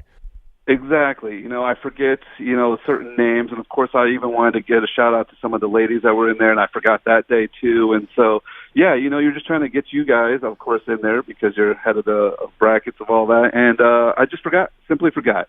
So not that I don't know who the guy is from Long Island University. It's just I forgot, that day. But, I know he keeps saying, and I even heard last night about his gift that hasn't been received. Hey, Pete, it's going to be in the mail this week, and so your air quotes little gift will be coming soon. All right. He just gave a thumbs up. I'm intrigued. What do you think could possibly? What's the gift? Is this you asking me? I know. Well, we're going to have to find out. Wait, hey, by the way, Nick, you know that I'm about to lose another food bet. And last time I did this, you joined me in eating spicy wings. I'm going to have to eat a Rocky Mountain oyster if Denver beats Minnesota. I have a feeling you've had these and have some advice on how to prepare them. Ooh, I've never had oysters. That is one of those things I just kind of stay away from. No, they're not oysters. Rocky Mountain oysters means bull testicles. Oh, my gosh. See, yeah, that is something I didn't learn in school. I'm sorry. But you didn't go to culinary school, to be fair. Yeah. That'd be, oh, my gosh, if Perloff could just get off of this with oysters, you'd be scot-free. Well, what do you say? Nick, you want to join me? So you get them deep fried in Colorado. It's a delicacy. It's supposed to be not so bad. Want to eat? Don't rope Nick into this. He's just graduated from college. Don't do it. You're adventurous. He's professional. Not like us. If I can find them around here, I will highly consider it. If it's accessible, I will do it. Nick, don't do it. Say no. I knew Nick would jump off a cliff with me anytime, and I love it. Nick, don't. Oh, man. Well, put that college degree to good use by taking on a food challenge with Perloff. Listen, first off, the Nuggets have to win that series. But, Nick, again, congratulations. Thank you. We're on pins and needles on your gift for Pete Bellotti. Love it. Thanks, Nick. Thank you all. Appreciate it. Nick in Texas. Thanks, Nick. I know. Well, it sounds like this beef is going to continue. Meanwhile, I forgot to tag you yesterday. I could have sworn, Bilotti, I tagged you in the Instagram post. And then I'm like, I noticed later you were like the first person I tagged. Yeah, happy birthday. In my mind. Pete, I have a question. How dare I? I have a question. Yes. Do you hold a grudge? No. I don't believe that. It feels like you might hold grudges. This better be a good gift. What would make you think that? Just all your best-selling books, including Get Lost, Get Out of Here, I Hate Everybody. Take a hike. Take a hike. And that take was a hike, great too. one. Back to School. Also, you love sequels. That means you like things to stay alive. I do. I do. Like grudges and sequels. Take a Hike, Too by Peter Bilotti. Now available in paperback. You got to get the audio book for that. Definitely the audio book. I narrated. Coming up, after the NFL schedule release, who is the new dark horse team? We've got answers for you next. Maggie Perloff.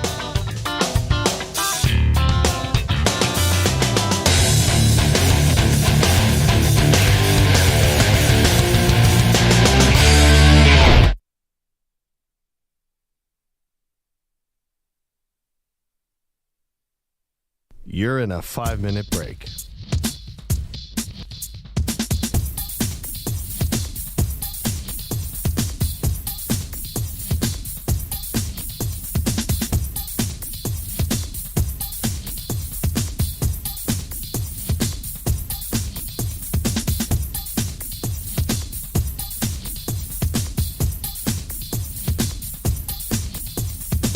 Four minutes, 30 seconds remaining.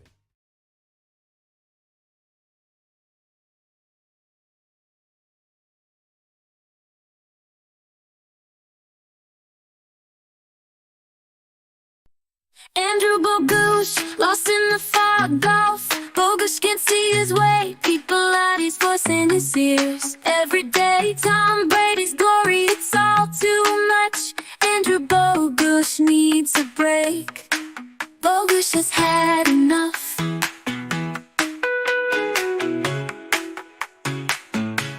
Simple melodies, that's what Bogusch needs. People at he won't leave him alone. His voice keeps ringing in my headphones like a drone. Oh, get out of Bogusch's head, people out here, can't you see?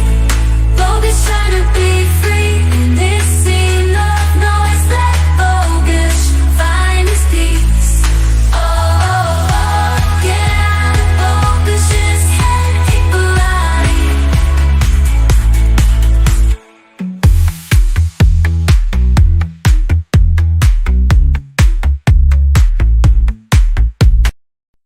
Andrew Bogusch, lost in the fog golf. Bogusch can't see his way. People at his voice in his ears. Every day, Tom Brady's glory, it's all too much. Andrew Bogusch needs a break. Bogusch has had enough.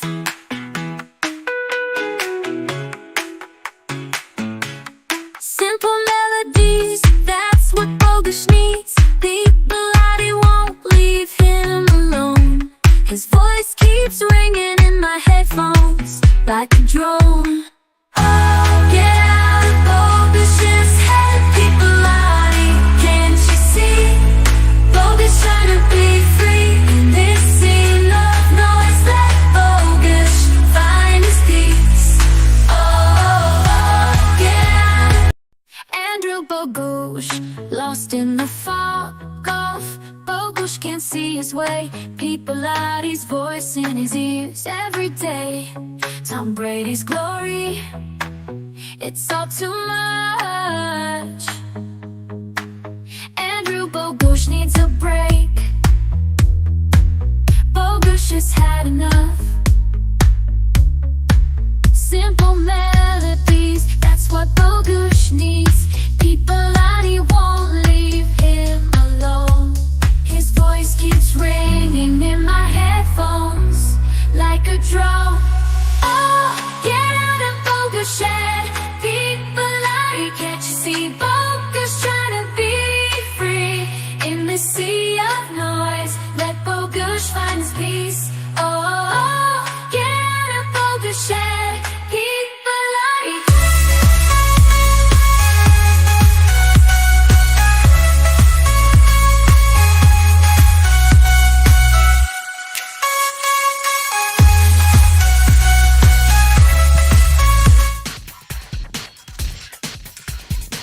1 minute remaining.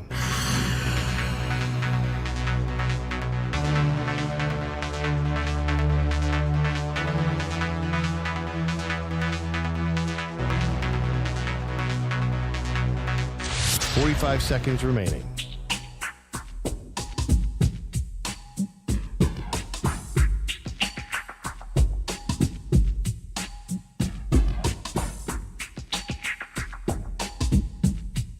Thirty seconds remaining.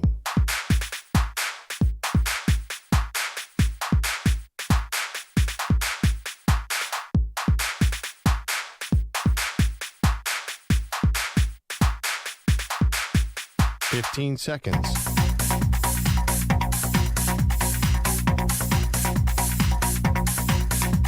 Break ends in 5 seconds.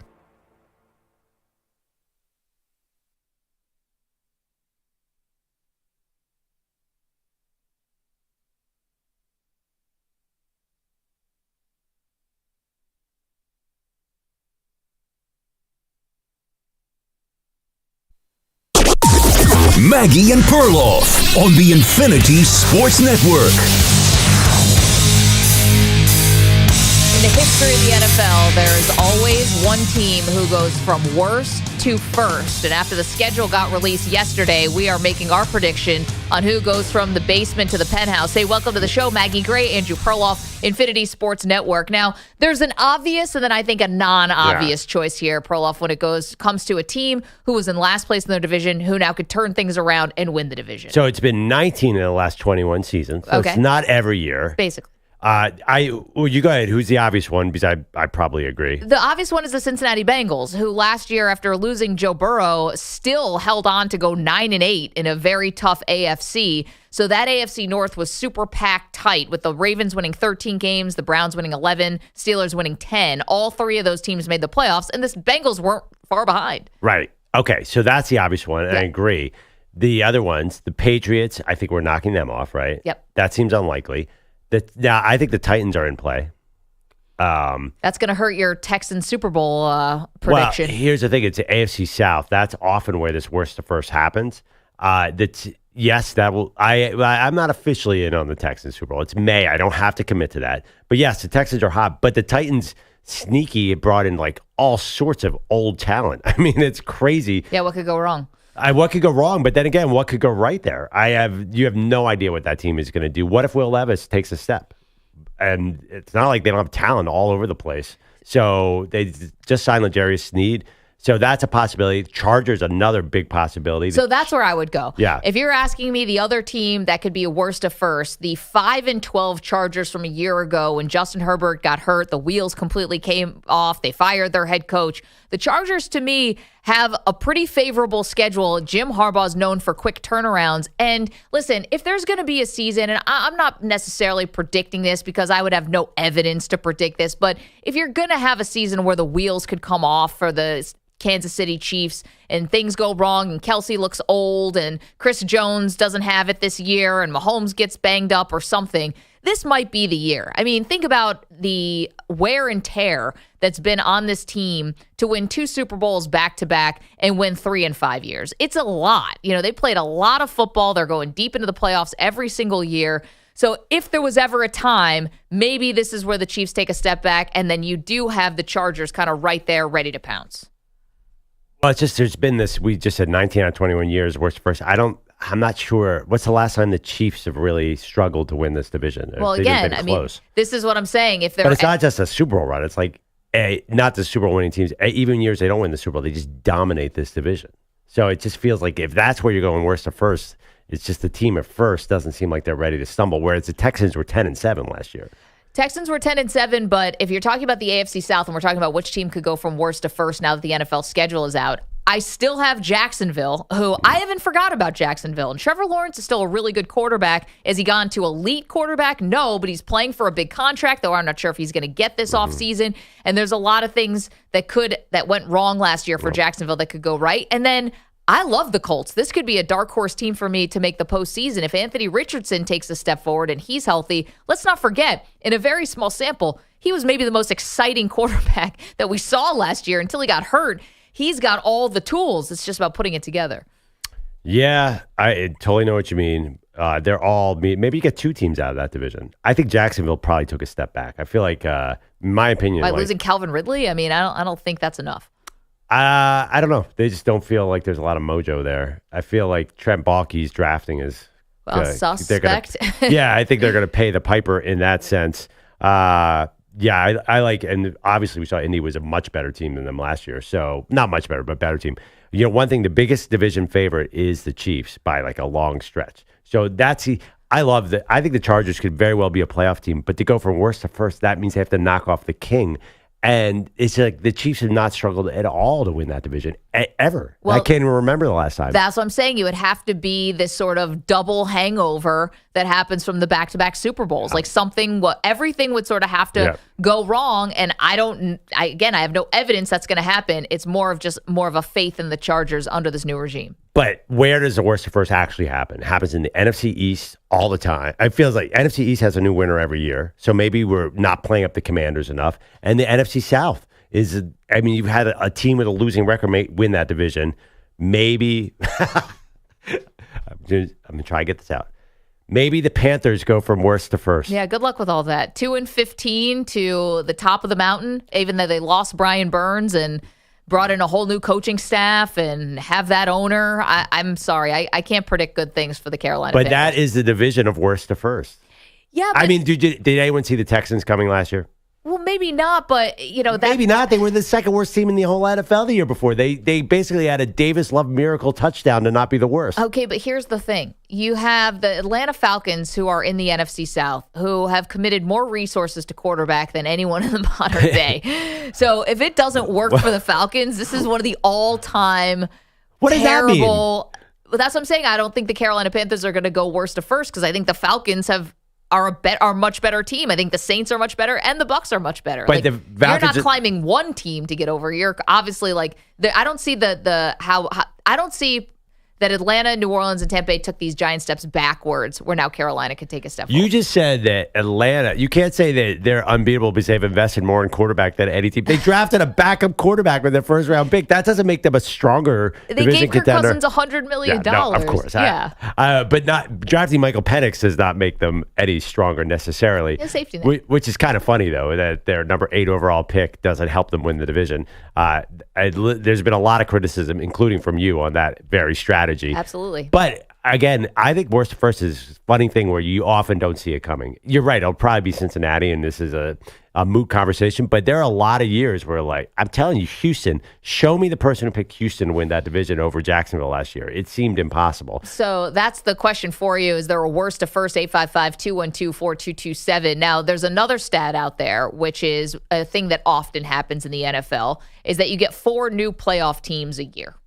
So a worst to first would obviously be one of them, division winner. But then that's kind of the general trend. 4 new playoff teams per year. Now that we've seen the schedule. That one's very specific. 34 years in a row.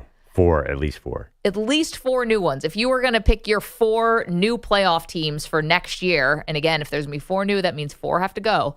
Who would they be? Okay, this is easy. I'm going to do 3 that I think we could come close to agreeing on, and then we can debate the 4th one. Okay, I got the Jets in, Dolphins out, 1. Jets in, Dolphins out. That's for me. I got the Bengals in, Steelers out. Steelers, remember, snuck in last year. I think a lot of people forgot about that with Mason Rudolph. And then I have Atlanta winning the NFC South, knocking out Tampa Bay. Do you agree? When you're, I'm not ready to write off the Dolphins yet. I know that I feel like the demise of the Dolphins has been really. This is premature. I mean, if you have another great season out of Tua, I think we're probably. I assume we're getting towards the end of Tyreek Hill, but we're certainly not at the end. And I know they lost some pieces on defense, but this could end up being a whole is better than the sum of the parts thing, because it didn't seem like they had all the talent in the world on defense last year, and it seemed like the team couldn't get on the same page. So, I'm not ready to write off the Dolphins yet. Okay. 1/4 jumped to mind. Tell me what you think of this. What about Seattle replacing the LA Rams as a wild card team? Can you buy that? And again, we're talking, I'm at the margins here. I don't think Seattle's a contender, but I think that why can't Seattle? They seem to have a lot of talent, and they have a new coach who can fix the defense. Who's playing quarterback? Is it Geno or is it Sam Howell? Geno. Okay. Well, I don't know. It could be Sam Howell. in my mind, I think Geno's really good. So here's it's their defense has been bad. Right, and they have a new head coach kind of going through a little bit of a rebuild as opposed to Sean McVay, who I think is, kind of universally thought of to be one of the best coaches in the league. I don't know. I don't know. I feel like they're going to bring some of that Ravens toughness with Mike McDonald. And honestly, if their defense had played up the offense, they probably would have challenged the Niners the last 2 years. So that'd probably be where I lean. I also like maybe the Bears as a sneak in because they were so close last year. Wait, hold on. Let's hang in the NFC West for a second because we're talking about teams that either could go worst to first because that is a theme for the NFL, or 4 new playoff teams. And here's the thing. I think the San Francisco 49ers are going to be really good again. I definitely do. They are a really good team. Yeah. However, it does feel like they've had not unprecedented injury luck because a lot of them got injured against your Eagles in the NFC Championship game 2 years ago. But we're talking about Nick Bosa and Christian McCaffrey and guys and Deebo Samuel who's missed time and Trent Williams who's missed time. It always feels a little bit like the 49ers are on the cusp of having the wheels come off because of injury. And but they have a lot of guys now. I mean, they do, but they miss Hufanga. It's not like they don't miss guys when they get hurt. I mean, the fact that Dre Greenlaw got hurt in the Super Bowl might have actually changed the game. Right. I'm just saying, how many games did they win last year? Well, they won a ton of games, but when things go off the rails for the 49ers, it tends to happen pretty swiftly, and it starts with injuries. They had one bad year with my buddy Nick Mullins at the start, and they got because killed. Nick Bosa tore his ACL. But how many? That was 1 year. And they've had, I think, 4 really good years, maybe 5 really good years under the current Shanahan regime. Don't you think that are you willing to say Christian McCaffrey, you 100% believe that he's going to continue at this pace? Yeah, but he was banged up at the end of last year. We know they don't need Christian McCaffrey. Come on, let's be honest. To be a good team, to get over that, he's there as a piece to get them over the Super Bowl hump. You don't think Elijah Mitchell can come in and just gash the other team? Shanahan's proven he can do that. They can win enough games. I think, oh, God, I'm going to regret this. I think they have enough depth to survive even bad injuries. Now, the question, I think, is Brock Purdy so valuable now that he's a piece that they can't afford to lose? I don't think so. Yeah, right. Because if they made Brock Purdy into a successful backup, then Shanahan can take somebody else. Well, but is that really true? Because he and Jimmy Garoppolo, who was getting hurt, and the backups were not doing great until you got this miracle of Purdy. Well, right. I mean, they started that year with Trey Lance, then they went to Jimmy Garoppolo, then they went to Purdy. This year, they signed Josh Dobbs. They have Brandon Allen, who they really like as the third-string guy. I'm looking at the depth chart, a little Tanner Mordecai action. But Brock Purdy's their quarterback. You're telling me if they can create Brock Purdy, they can't create somebody else, Maggie? I don't know. 855-212-4227. So that's just a few things. We're still looking for the fourth new playoff team. And you think it could be the Seahawks? I mean, listen, that's not a hot take. They were 9-8 last year. Probably should have made the playoffs with no defense whatsoever. They got a lot of good players from that Russell Wilson trade. Their depth chart's really good. They've actually made some smart draft choices. Feels like I think we're sleeping on them a little bit. I know you liked them last year a lot, but their defense just never got it together. Pete Carroll, for some reason, lost a grasp of what they were doing. Yeah, you're absolutely right. So we're just looking ahead at the NFL schedule. We also have a poll question out there for you today, and it has to do with the Dallas Cowboys. The poll question is, are the Dallas Cowboys closer to a Super Bowl or closer to a rebuild?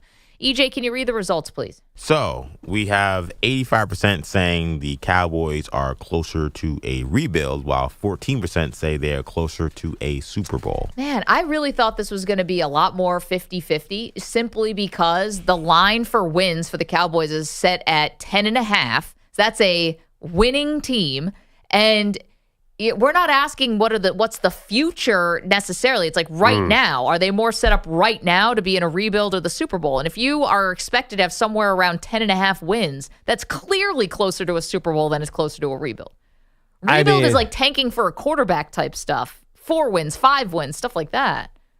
Have you been paying attention to the Dallas Cowboys? Yes, they could win 12 games. Does that make them any closer to winning a wild card game? No. But that doesn't make them by definition, it's closer to a Super Bowl than a rebuild because you continue to be a playoff team. I think there is a growing realization that the current formula in Dallas is not getting them closer to a Super Bowl. In fact, they're getting farther away. 2 years ago, was it 2 years? Did they beat Tampa Bay? Yep. blew them out in the wild card, and then lost a very close competitive game to Niners. Last year, they just didn't show up at all for the playoffs. So the direction seems to be going the wrong way. I think that's why people are saying rebuild. And it's not that they can't win a bunch of regular season games. It's that can Dak Prescott and Mike McCarthy win in the playoffs? I think most people are very skeptical right now. There's a lot of negativity around this team. No, I get it. Negativity for sure. But the thing is, what's the realistic thing? If you're closer to a rebuild, that means you're closer to finding your quarterback in the first round next year or something like that. I mean, why aren't we taking that serious as a prospect? Because if Dak goes, say they're around 16, 17, 18, maybe trade up to 10, it's very possible that Jerry wants to draft a quarterback. Don't you think the way this is playing out? I mean, who knows? Maybe they'll sign Dak to an extension tomorrow. Feels like it's playing out like, wow, maybe they want a different formula at quarterback. Maybe they want Shedeur Sanders. I have no idea. Maybe Carson Beck. It's been a long time since Dallas has really had that blue chip quarterback. I think that they might be curious. Well, according to the Fort Worth Star-Telegram, the Cowboys' plan is to give Trey Lance plenty of reps this offseason and during training camp. And to me, that's closer to rebuild than Super Bowl, Maggie. This feels a little like scare tactic. Let's get Dak to the table. Oh, you know, okay. This seems like trying to play the game through the media to try to light a fire maybe under Prescott to either come to the table, come to their terms, be a little more flexible, whatever, because Prescott's got the leverage over them. So playing this sort of media game would kind of be the only card they have. Yeah, no, that's a great point. This is totally, unless maybe they do believe Trey Lance is, I think he's younger. I think he's younger than Bo Nix. He's still a young dude. That's crazy. Maybe he's at least the same age. He's 24 right now, so who knows where Trey Lance is going to be. There was a time that's a guy who the NFL has forgotten pretty quickly, Trey Lance. He was a number 3 pick 3 years ago. Yeah, it was a mistake. Maybe they see something there. Well, how do you know it's a mistake? What based on what? Based on the 6 quarters he played, one of them, which is in a monsoon in San Francisco. There was nothing to base it on. I know, but I can already say it was a mistake because you're now 3 years and you'll be 4 years through his rookie deal for a first round and a top 5 draft pick, and you haven't gotten anything from it. No one has. So that's why it's a mistake. But it's not like Zach Wilson where we know the dude can't play. There's still a lot of mystery around him. No, there's a question mark, but you blew the whole rookie contract in terms of him being cheap. Like, that's out the window. I mean, I can't argue that it was the right pick considering he's in Dallas. So that would no, you're absolutely right. Buried on the depth chart. Now No, he'll get the OTA reps. But he's not a total bust because now he's a negotiating piece, according to you. And I think you're exactly right. Yeah. So there you go. You are welcome to weigh in. The Cowboys closer to a rebuild or the Super Bowl. We also have the question out there, the worst to first team, and a team that didn't make the playoffs a year ago that you are predicting to make the playoffs this year. 855-212-4227. So much to get to, including this question that could threaten to tear the show limb from limb. All corners of our show are divided on what's next. Stay tuned. Just a few minutes. We're back.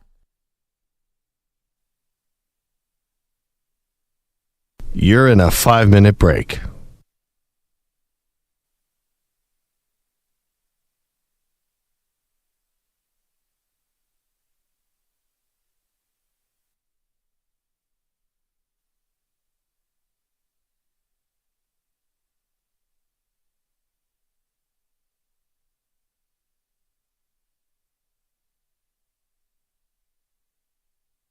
Four minutes, 30 seconds remaining.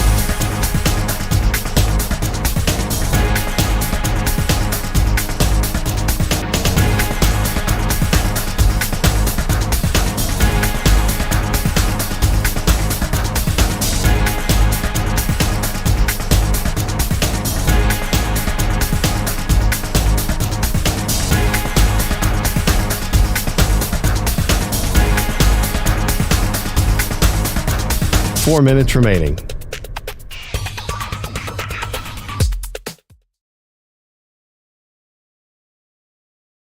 Andrew Bogusch, lost in the fog of golf. Bogusch can't see his way. People out his voice in his ears every day. Tom Brady's glory, it's all too much. Andrew Bogusch needs a break. Bogusch has had enough of Pete. Freedom from Bilotti, that's what Bogusch needs. People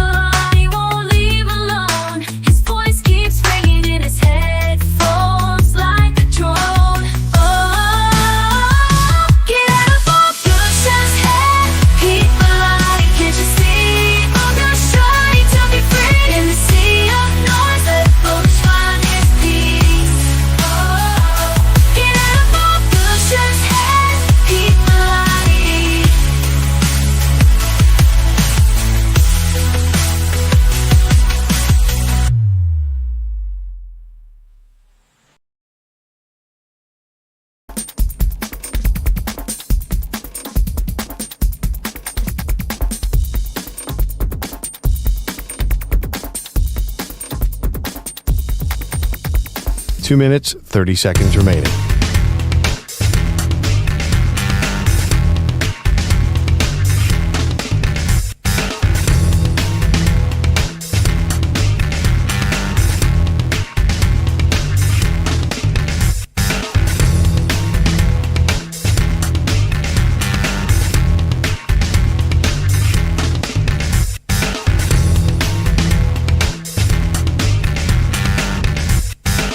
Two minutes remaining.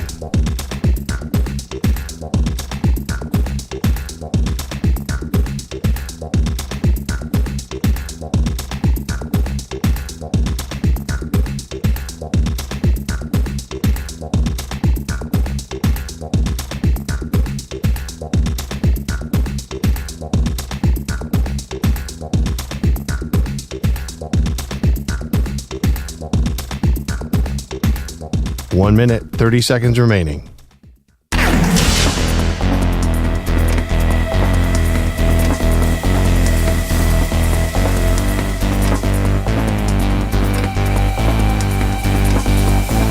Bogusch and Swoosh, talking about the game. Andrew Bogusch, lost in the fog of gold. Bogusch can't see his way. People are his voice in his ears. Every day, Tom Brady's glory. It's all too much. Andrew Bogusch needs a break. Bogusch has had enough of Pete. Freedom from Bilotti. That's what Bogusch needs. People he won't leave alone. His voice keeps ringing in his headphones like a drone. Oh, get out of Bogusch's head. People can't you see Bogusch try?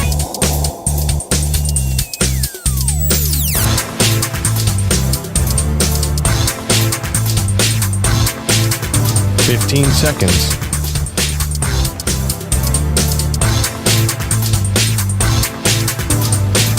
Break ends in 5 seconds.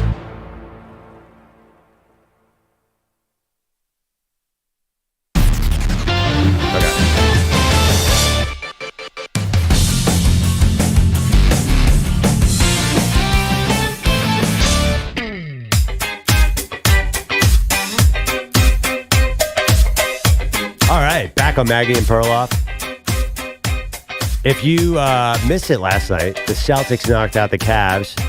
Nobody cared because the Cavs weren't playing any of their players, and that whole series just sort of did not capture the nation's imagination. The Celtics could have one of the easiest runs in NBA history to the finals, depending if they get the Knicks, and the Knicks have these injuries and they're shorthanded, then the Celtics will likely get to the finals.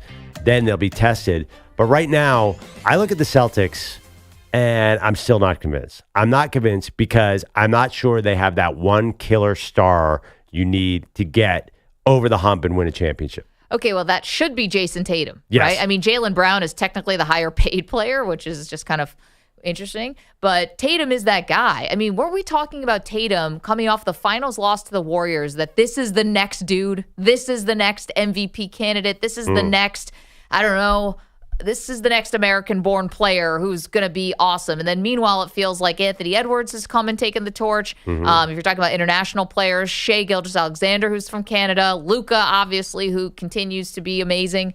It just feels like they've kind of lapped him a little bit.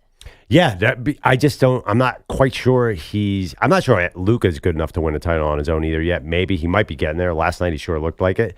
But I just think that I don't know if Tatum is the kind of closer that the Celtics need him to be to win it all. He's going to have to be. Like, honestly, if it's a big shot, I almost want to go to Derek White. I just don't think of Jason Tatum as that guy. Okay. And I love Tatum. I'm a big fan. I wanted the Sixers to draft him. I think he's a good dude. He's exciting to watch. But is he that guy? Does he have that Kobe killer, win the finals, knock out Jokic? I had trouble seeing it. Okay, but I mean, it's not like they haven't won a lot of games. Now, I know he joined a team that had gotten to the conference finals, and that as a rookie, they go back to the conference finals, and he's done that another 1, 2, 3, 4 times in his young career. Like, he's still a young dude, and he's at all this, like, I would say success because he hasn't won a championship, but like, this is good. You're constantly in the mix. despite coaching changes and teammates shuffling around. And, one thing that he keeps saying, and I can't tell if this is just like cliche athlete talk or if there's something real here. People keep asking what's the difference between this team and other teams who have gone this far. And he says, we're ready to be unselfish. Like, that kind of implies they have been selfish. And if so, why are they still being selfish when you have already gotten this close? You would have to know and have already learned that lesson, wouldn't you? I have no idea what that means. I think this year is different because the Eastern Conference is so weak and their schedule was so much easier than the West teams, and they had Porzingis, that's what's different to me. I have no idea about that teamwork. I don't know. He keeps saying it, though. So at some point, do we have to believe it, or is it just cliched sports stuff? Because generally, sports cliches, you don't say, we've learned how not to be selfish. You generally stay away from words like that because being selfish is like a cardinal sin in team sports. Has anybody watched the Celtics and say the players are being too selfish? Like, honestly, I'd say, oh my gosh, Tatum's got to be more selfish and be like, 2 minutes left in the game, Maggie. I'll ask you this. Jason Tatum's on one side, hypothetically. Jimmy Butler's on the other. Who do you have more faith in? I already saw that. I saw that last year. Jason Tatum's on one side, Jalen Brunson's on the other. Who do you have more faith in? Come on. Well, you're telling me this Jalen Brunson's been scoring at like an elite clip. But Jason Tatum's on one side, Joker's on the other. Well, Jason Tatum's on one side, Luka's on the other. We don't trust Jason Tatum to win in a Game 7 with 2 minutes left in the game because he is not stepped up at that level yet consistently. Well, he's got a lot of good playoff games under his belt. He's got a couple bad ones for sure, and those have generally been at home where they don't enjoy a home court advantage in the postseason, which is really odd. But I think that's also the pressure gets to you, and the fans can feel it. Our pal Rohan Nadkarni had a great post on social media yesterday. We said, is there a more joyless and like vibeless team than the Celtics? And that's what happens when the pressure of winning. You have gotten so close, and it's more like an exhale when you don't lose as opposed to a joy of winning. Yeah, I'm just looking forward to the finals or even this route when Jaylen Brown's driving through the lane and dribbles it 12 feet away from him consistent. Yeah, I mean, we all know that's going to happen. We talk about Tatum all you while. Let's talk about Brown's turnovers. I had a show bet that we were developing. Can we tell people about this? Which one? About you eating the bull's testicles? No, that's happening. Right. Well, okay. We have to wait for the Nuggets to win. I was down on the Knicks. I have this anti-Knicks vibe because I'm a Sixers fan. I was like, they're going to beat the Pacers and then they're going to get swept by the Boston Celtics. I'm doing my Philadelphia guy. That was a Charles Barkley impression. He said the same thing. Yeah, me and Barkley, WFAN, Sal Licata, a good friend of ours, said the same exact thing. We feel that. Turncoat. God, do I not feel that way anymore. The Knicks because of Brunson? The Knicks have more heart in their 3 bench players than the entire team of the Celtics. That's what I'm saying. Like, there's just something missing with the Celtics. So, as Rohan pointed out, it doesn't feel like is vibe the right word? Joyless. I mean, yes, exactly. Where the Knicks are all joy and hustle. Yeah, I mean, I don't know if it's joyful that they're so injured, but there's definitely hustle, and they definitely. As Rick Carlisle said about the Pacers, it's embarrassing. The fact that you are the healthier team and you're getting beaten to every loose ball, getting out rebounded. I mean, all the stuff where you should have the clear advantage over a hurt Knicks team, and they don't. So, yeah, would I take the Knicks vibes over the Celtics? Yeah. For sure. Celtics are still a better team, and even EJ, who's wearing Knicks gear head to toe, would tell you that. Well, how do you feel, by the way, about Tyrese Halliburton being on the Olympic team and Jalen Brunson isn't? That is just going to make Oh, my gosh. That's going to make America laugh in Paris. No, don't worry. They're going to change that. It's Brunson will be on that team. Okay. But I think Jason Tatum is becoming like the Bermuda Triangle of people for us. Normally that's reserved for Derek Carr because good luck figuring that quarterback out. But Jason Tatum's kind of like that too because on paper, pedigree, the results, he should be one of the top 5 players in the league, yet I don't think people have him there. No, I feel like he is 5 to 10. And the question is, can you win a title with a 5 to 10 player? As your best player. Well, yeah. I mean, I think one thing about the Celtics is they're going to be a very good defensive team, and they're just going to need other guys besides Tatum to step up. I just don't try. If it's the Nuggets and you got Joker on one side and Tatum on the other, it's just really hard for me to see him doing this. I think the Celtic team really, pretty much since he got there, despite him being a superstar-ish type player, it always felt like it's always been the sum of the parts rather than one individual. Yep. Where we watch Jokic, you watch LeBron, you watch something, you feel like maybe the sum other parts are good, and in Denver they're great, but you still feel like the individual can always just take over, just dominate and whatever. And regardless of what Tatum accomplishes, because as Maggie said, you don't get to all these Eastern Conference finals in a row and not perform in the playoffs. You clearly have won big games. You performed in big games. He's beaten really good players. We talk about he lost Jimmy Butler. He beat Jimmy Butler the year before. He's beaten Giannis Antetokounmpo in the playoff series. And he's had 50 points in the Game 7 against the Sixers. But I think we still think of the Celtics as a sum of their parts. We think about their coach, whether it was Brad Stevens or Ime Udoka, and now is Joe Mazzulla going to screw it up? We just never think about it being star-driven. We don't think of this as Larry Bird and the Celtics. We don't think in the way we did in the 80s. We think of this as the Celtics. And they got one guy in Jason Tatum who's really good, and we're still trying to learn if he can get to that level. He's a great player, but we just don't give him that moniker right now. I'm not sure he's as great an offensive player. Like, his shot will go away. We've seen that. Whereas, like, you can't, I mean. But remember, it would, like, his shot would go away for 3 quarters, and then all of a sudden, the fourth quarter, he'd be like 7 for 7 and just dagger. I know. That happened to Sixers many times. You're right. Thinking about that. It goes away, then it comes back.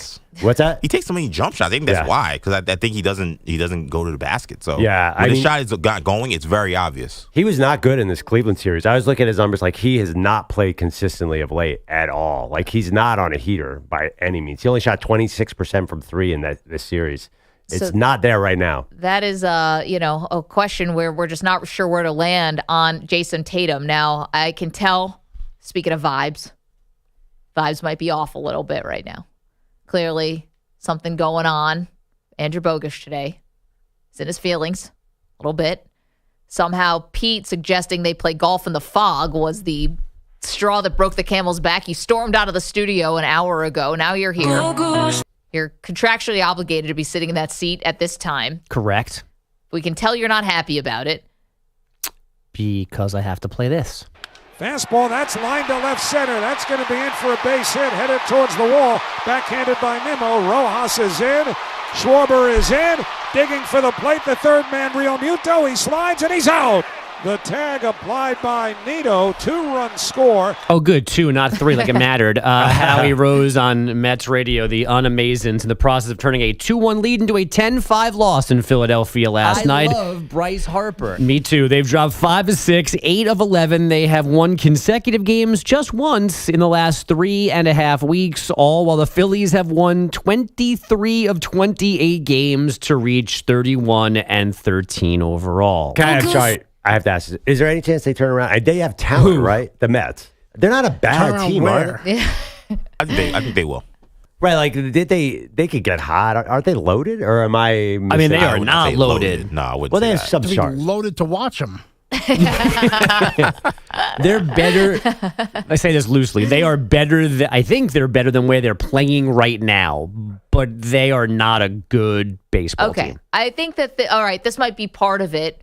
But to be honest, like, to be in a bad mood because the Mets are bad, like, we have a lot of experience with the Mets being bad. The Mets being out of it before Memorial Day. This is, like, generally par for the course for us. I think something else is going on with Bogusch, and I think our own Andrew Kaplan had to write a song about it. Andrew Bogusch, lost in the fog of golf. Bogusch can't see his way. People out his voice in his ears every day. Tom Brady's glory, it's all too much. Andrew Bogusch needs a break. Bogusch has had enough of Pete. Freedom from Bilotti. That's what Bogusch needs. Yeah. How do I get it? Bilotti won't leave alone. His voice keeps ringing in his headphones like a drone. Oh, get out of Bogusch's head. Pete Bilotti, can't you see? Bogusch trying to be free in the sea of noise. Let Bogusch find his peace. Oh, get out of Bogusch's head. Pete Bilotti. Amazing. Hashtag freedom from Bilotti is the name of the song. Amen. Wow. That song of the summer, guys? Early. That song is fire. Early, Yeah. early candidate. I just realized part of the problem is you're on your second consecutive 5-day work week, Pete. Where are those built-in days off that are usually my reprieve? Get ready for a lot of me in the summer then. Well, if we're still playing that song, then everything's going to be good. Andrew Kaplan's just he's on a heater. You want to talk about somebody on a heater? I These know. songs. Not Jason Tatum, but Andrew Kaplan, I know. who's a big Celtics fan. Metro booming, Kaplan booming. Mm-hmm. Forget the algorithm he's put in the computer. Well, someone's got to push the buttons. Exactly. And put in the keywords. There'd be a great music video for that song. Me, like emaciated in a basement, holding up a newspaper as a proof of life, asking, Chained to a mattress. asking for relief from Bilotti. I think GoFundMe page with my family trying to get me out. Wouldn't you just take the sweet relief of death in that case? I mean, we're close. Oh, relax. I'm going to quit with Dan Hennessy. We're going to start our own incognito business away from all this outside pressure. Yes, the boxing announcer, who couldn't get it right, now quit the job. You and him can just ride off in the sunset together. We'll drive to San Antonio. It'll be a much better time than the Wembanyama trip. Mm-hmm. All right. Would you want to go a lot quicker? The southern route? I mean, the route, yes. I'm going to take the route. Because Perloff really needed this for dinner party fodder last night at the Dartmouth reunion. Whatever. That whole conversation revealed I'm the only one who knows the American map. You're like, Chicago, that's due north of New York City. Get out of here. Well, I mean, again, first of all, every place on earth goes through Chicago. Except San Antonio. Not Texas. not Texas. Fly to Texas. Where do you think you're connecting? I'm going to fly right to Texas. Right. Yeah. I didn't fly. I'm connecting in Texas. I've only flown once, and I went right to Texas. You might probably Atlanta, actually, but anyway. That's true, too. Actually, everything really goes through Atlanta. Mm-hmm. Sure, and at least Atlanta is south of here in the general direction of Texas. But I feel like half the room was like, Chicago, isn't that right next to Anchorage, Alaska? Whatever. You guys have no idea. Yeah. And that's why you'll be making this trip so When I said it long. was 3 hours longer, everyone was shocked. I was. Yeah. Me too. Look at a map. All right, I'm going to stop. Thank Chicago you. Now I'm is going to. closer to Canada. Meanwhile, Texas is closer to Mexico. Let's do the math. Chicago is Exactly. not closer to Canada than where we are right now. It's the same I'm longitude. not saying that. I'm saying it's closer to Canada Than it is to Texas. Like it's it's definitely west and it's not south. Right. You understand that you have to go west to get to Texas. Right, but we thought you could basically, if you're looking at you would go diagonally and try to cut some time off. But you definitely are not, because there's a gigantic mountain range if you go diagonally. You have to either go. Stop. We didn't think about the mountain range. We have to come up with the route. You just want to go have some deep dish pizza. You come up with the route. And Yeah, you're gonna make me. I don't even know what Pete would like. Make me go through every old steel town there is. Right. This is funny from Delta in the chat, who said Perloff is only slightly better geography than Marash, which is a famous one where Marash thought that Brazil was next to Egypt. Still does. well, Now that's the one who needs a We map. never saw that one. Boise was on the outskirts of Pittsburgh. He thought they spoke Brazilian and Egypt. Well, you thought it was 2 hours from Cleveland to Boise. Yeah. Portuguese. But yeah. All right. More important There things we like go. non-fog golf. They are well underway. Round one of the PGA Championship. There are now 6 golfers sharing the lead at 2 under par. That group includes Jordan Spieth, Rory McIlroy, and Xander Schauffele. Tiger Woods is even through his 4 holes this morning. Now to those Celtics, who are back in the Eastern Conference Final, 3 springs in a row, 6 times in the last 8 seasons. That Jason Tatum scoring 25 to end the Cavaliers season last night, 113-98 in Game 5 in Boston. They battled. Cleveland battled. Give them a lot of credit. They didn't want to go home. They competed. They made it tough on us, and we made enough plays to win the game. The Cavs did all of that battling without the injured Donovan Mitchell, Karis LeVert, and Jared Allen. The Athletic says some within the Cavs organization disappointed that Allen did not do more to return from his rib injury, including taking a pain-killing injection. The Luka Doncic injury report includes both knees, an Achilles, and his back, but there was Luka posting 31 points, 10 rebounds, and 11 assists last night in OKC. His Mavs taking a 3-2 series lead on the Thunder with Game 6 in Dallas tomorrow night. All 272 games of the upcoming NFL season are now known. 239 of them involve the Chiefs, with 212 being standalone games. One other actual quirk, that the Lions only play outdoors 3 times, going to Green Bay, Chicago, and San Francisco. That's ridiculous. Hey, Pete. Rams head coach Sean McVay was on ESPN last night to break down his schedule. This is also ridiculous. He did so from a bland, dark, closet-like room. I'm in the same temporary office that I've been for 8 years here. So when I was hired in 2017, they said this would be a temporary facility. We're going on year 9 in this thing, so we'll see if we make it over to the Woodland Hills. I'm trapped like a prisoner in this thing, man. It looks like the room you actually fired me in. Hey, listen. I'm just fighting, scratching, and clawing for a window in this thing. Does he work here? We're all in temporary offices. I thought he was doing that thing out of your studio. Yeah, Bogusch. right? Your closet. Why is he shouting? Because he's Sean McVay. Does he have another volume level? No. He always yells like Just that. shouting constantly. Okay. Yeah, give me a break about that. He has an office. Oh, you think he was hamming it up? Yeah. You're calling him a liar right now. Yes, I am. He's a liar. He's a liar. He likes to embellish a lot.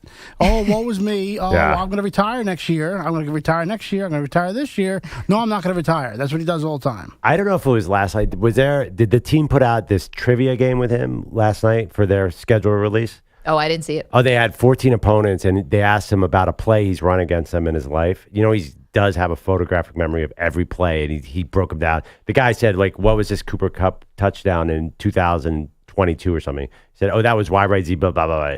Dude is a bit of a savant. You had to be there for I that. also defend the fact that office looked trash. Yeah. It looked like he was in the Dallas Cowboys draft room. Like, it was like mad dark. Yeah. It was for no reason. I'm like, why is he doing this interview in Dallas? What's going on? It looked like an auxiliary locker room, I thought, just sort of dingy, dark. But here's a question about having a photographic memory like that. Is that I think it would be an asset, and I don't have a great memory, so I'd love it, but it's also a little bit of a burden. Just remember everything. Everyone asks you, too. What's that? Everyone asks you Yeah, questions. exactly. They would store stuff in your brain, kind of.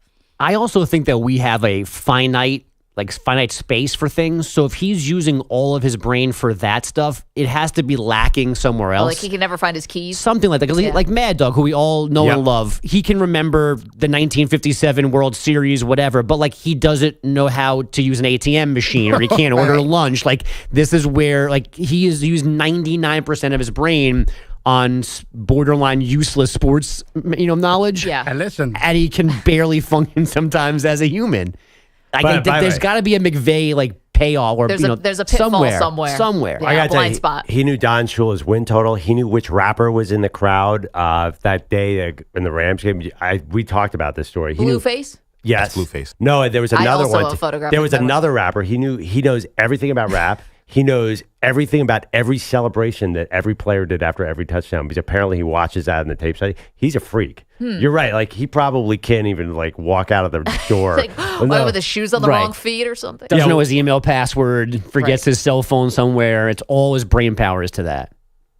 It's a fair All right, point. can we go back to one thing about the Chiefs schedule? You have a good point. They're playing on holidays I didn't even know existed.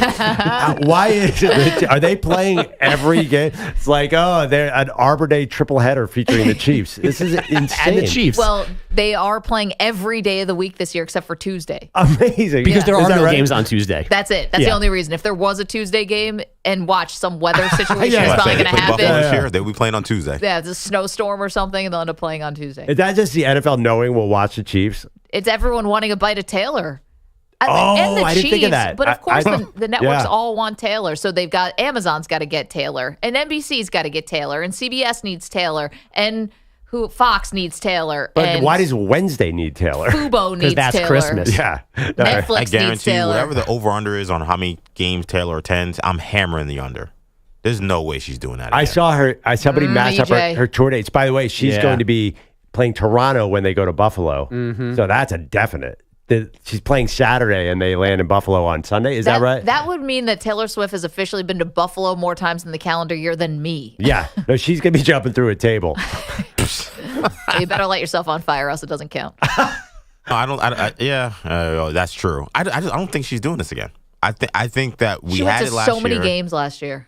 It's silly. Right. So I think whatever that over earn is going to be, I'm hammering that. She was there almost every week. Yeah, she just likes it. I think she just likes going. I don't know what you're basing that on, EJ. I feel like it was I think that last year was marriage at work. Novelty. It was a novelty. The reporting was that this was like, high school for her because she was like a nerd and she didn't know any jocks. So this was her, I'm like dating the star football player and my friend is dating the star quarterback. But why would that get old? Because she's Taylor Swift. She can move on something in a second. They're not in the honeymoon phase anymore. Okay, we've got to take a quick break. Bogusch, thank you so much. And thank you to Andrew Kaplan for that awesome song about Bogusch being melancholy today. Coming up, we've got one more question for you before we let you go. Don't move. You're in a 5-minute break.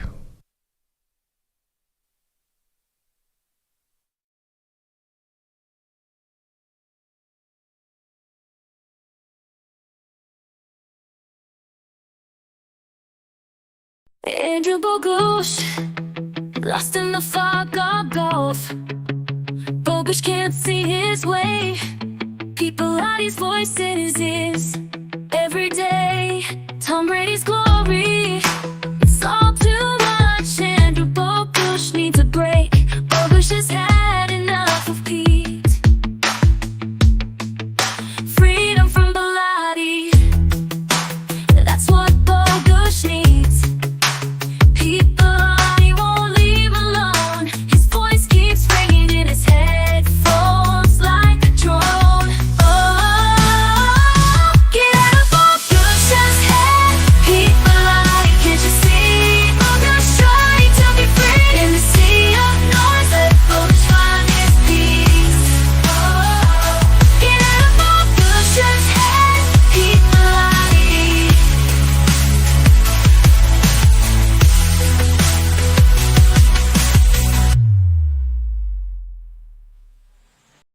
Andrew Bogusch, lost in the fog of golf. Bogusch can't see his way. People hide his voice in his ears every day. Tom Brady's glory, it's all too much. Andrew Bogusch needs a break. Bogusch has had enough of Pete. Freedom from Bilotti, that's what Bogusch needs.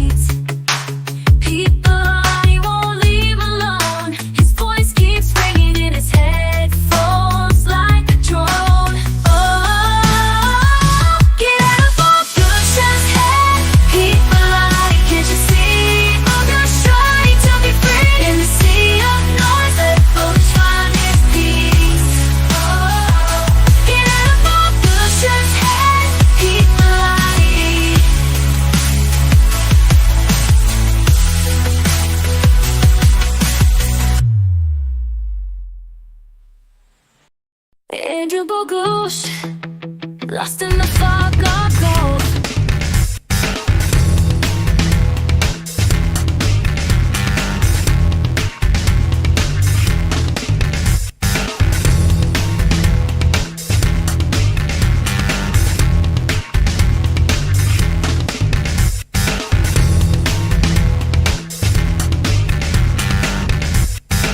2 minutes remaining.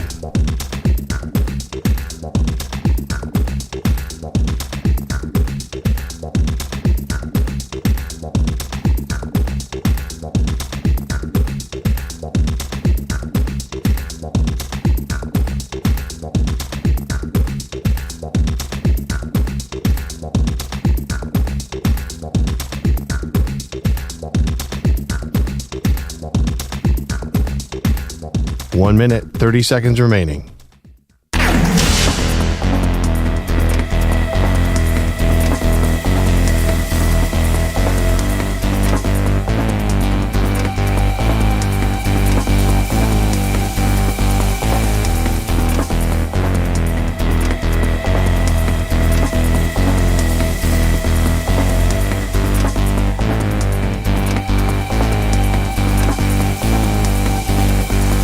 One minute remaining.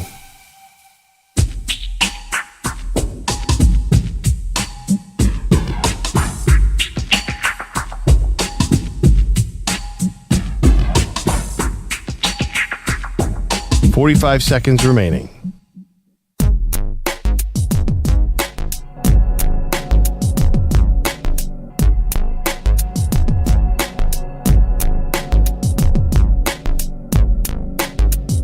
Thirty seconds remaining.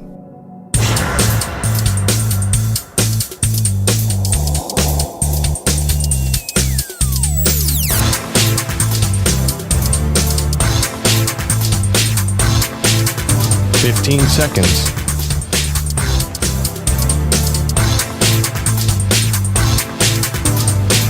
Break ends in 5 seconds.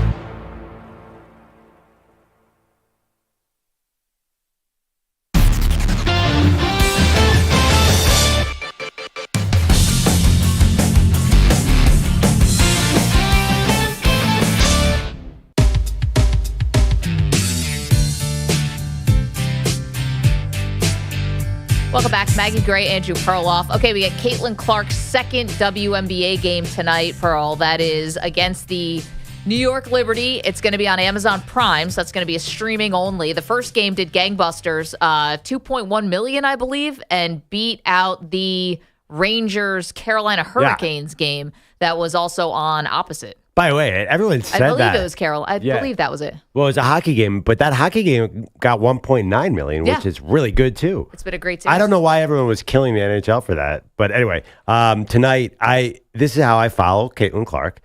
All I care about, I don't care what the spread is, 20.5 points over under, and it's juiced to the under minus 130, under 20.5. I'm going over 20.5. Caitlin knows how to take advantage of the moment. I'm going over 20.5.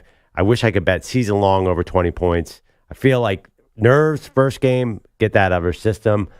Hopefully they'll be losing and she'll be able to gun away and get up to 20 something. You're hoping, praying for garbage time. Maybe Aces. Liberty, definitely, better kill team. Them, right? Yeah. What is the spread on that game? Do you have it? Well, I tell you what I think. My betting situation tonight. It's 8 points. 8 points. I got to be honest. I think somehow the Timberwolves might have one last stand in that. And it's more just, are these two teams, listen, the Nuggets have been great in these last 3 games. Can they actually win 4 games in a row against this Timberwolves team? I'm not so sure about that. I honestly think it's a function of Timberwolves. I think they feel defeated. Whatever confidence their role players had seemed to have completely disappeared after game 2. So they're slight favorites in this game, Minnesota is. Geez. So that's just minus 2.5. I actually think that maybe this is one of those games where a Naz Reid ends up having a big sort of game. I'm doing a random sort of prop bet of over 9.5 points for Naz Reid. Yeah, they're just gonna need something else that's not Rudy Gobert that's working inside. I'm telling you, they're hunting Gobert on defense. They're pulling him out and running around him. Exactly what you said. It just drives me crazy. I think they end it tonight, and I am eating Rocky Mountain oysters very shortly. How the turntables, right? I mean, unbelievable. I was so I was figuring out how I was going to make you make this lime jello tuna fish concoction that you were going to eat. I was positive. I don't know why I fell for that. After 2-0, I was so confident the T-Wolves had it. I can't believe if they actually do win this tonight, I can't believe my good fortune. This never happens to me with bets like this. And the fact that the Timberwolves would have gone up 2-0, I bet you that the Nuggets would still win, and you have to eat Rocky Mountain oysters if Denver wins. And I have to eat this lime jello. We bet after one game, right? We bet after one game, yeah. Yeah. But you know what made me nervous? Mike Malone came out and read this stat about teams that have come down from 2-0, and he said in such a way as ooh, I got something in store for this team. That dude's a mad genius. Coaching is so big right now. I say they end it tonight. Although, I'm rooting for the T-Wolves. Listen, he's a mad genius, and he definitely deserves credit. But you also have Jokic, who just decided to take this thing to a completely atmospheric level here. I mean, the efficiency that he shoots with, all the accolades, right? We can throw every rose at Jokic, and he's still amazing. Well, he didn't look great in the first 2 games. And I thought that they were bodying him a lot. And I thought Jamal Murray was injured. And I thought you were eating lime jello tuna fish. And I'm still angry. I'm rooting for the T-Wolves tonight, but I don't have a lot of faith. So here's the question. If the Nuggets win and Perloff has to eat the Rocky Mountain oysters, do I get a say in how they're prepared? I'm not. Well, You Not can't raw. invent a new way to prepare them. It's got to be something that people do. Right, like smoked. Yeah. There might be a safety that comes with preparing it a certain way, too. Well, yeah, it's not going to be some kind of carpaccio. Sashimi. Bull's private parts sashimi. Private parts, like they wear pants or something around. Thank you, EJ Stewart. Thank you to Pete Bellotti. Thank you to Andrew Bogusch, Andrew Kaplan, Guido's Coffee Drinkers, Callers. You guys are awesome. We will see you tomorrow. Well, how the turntables have...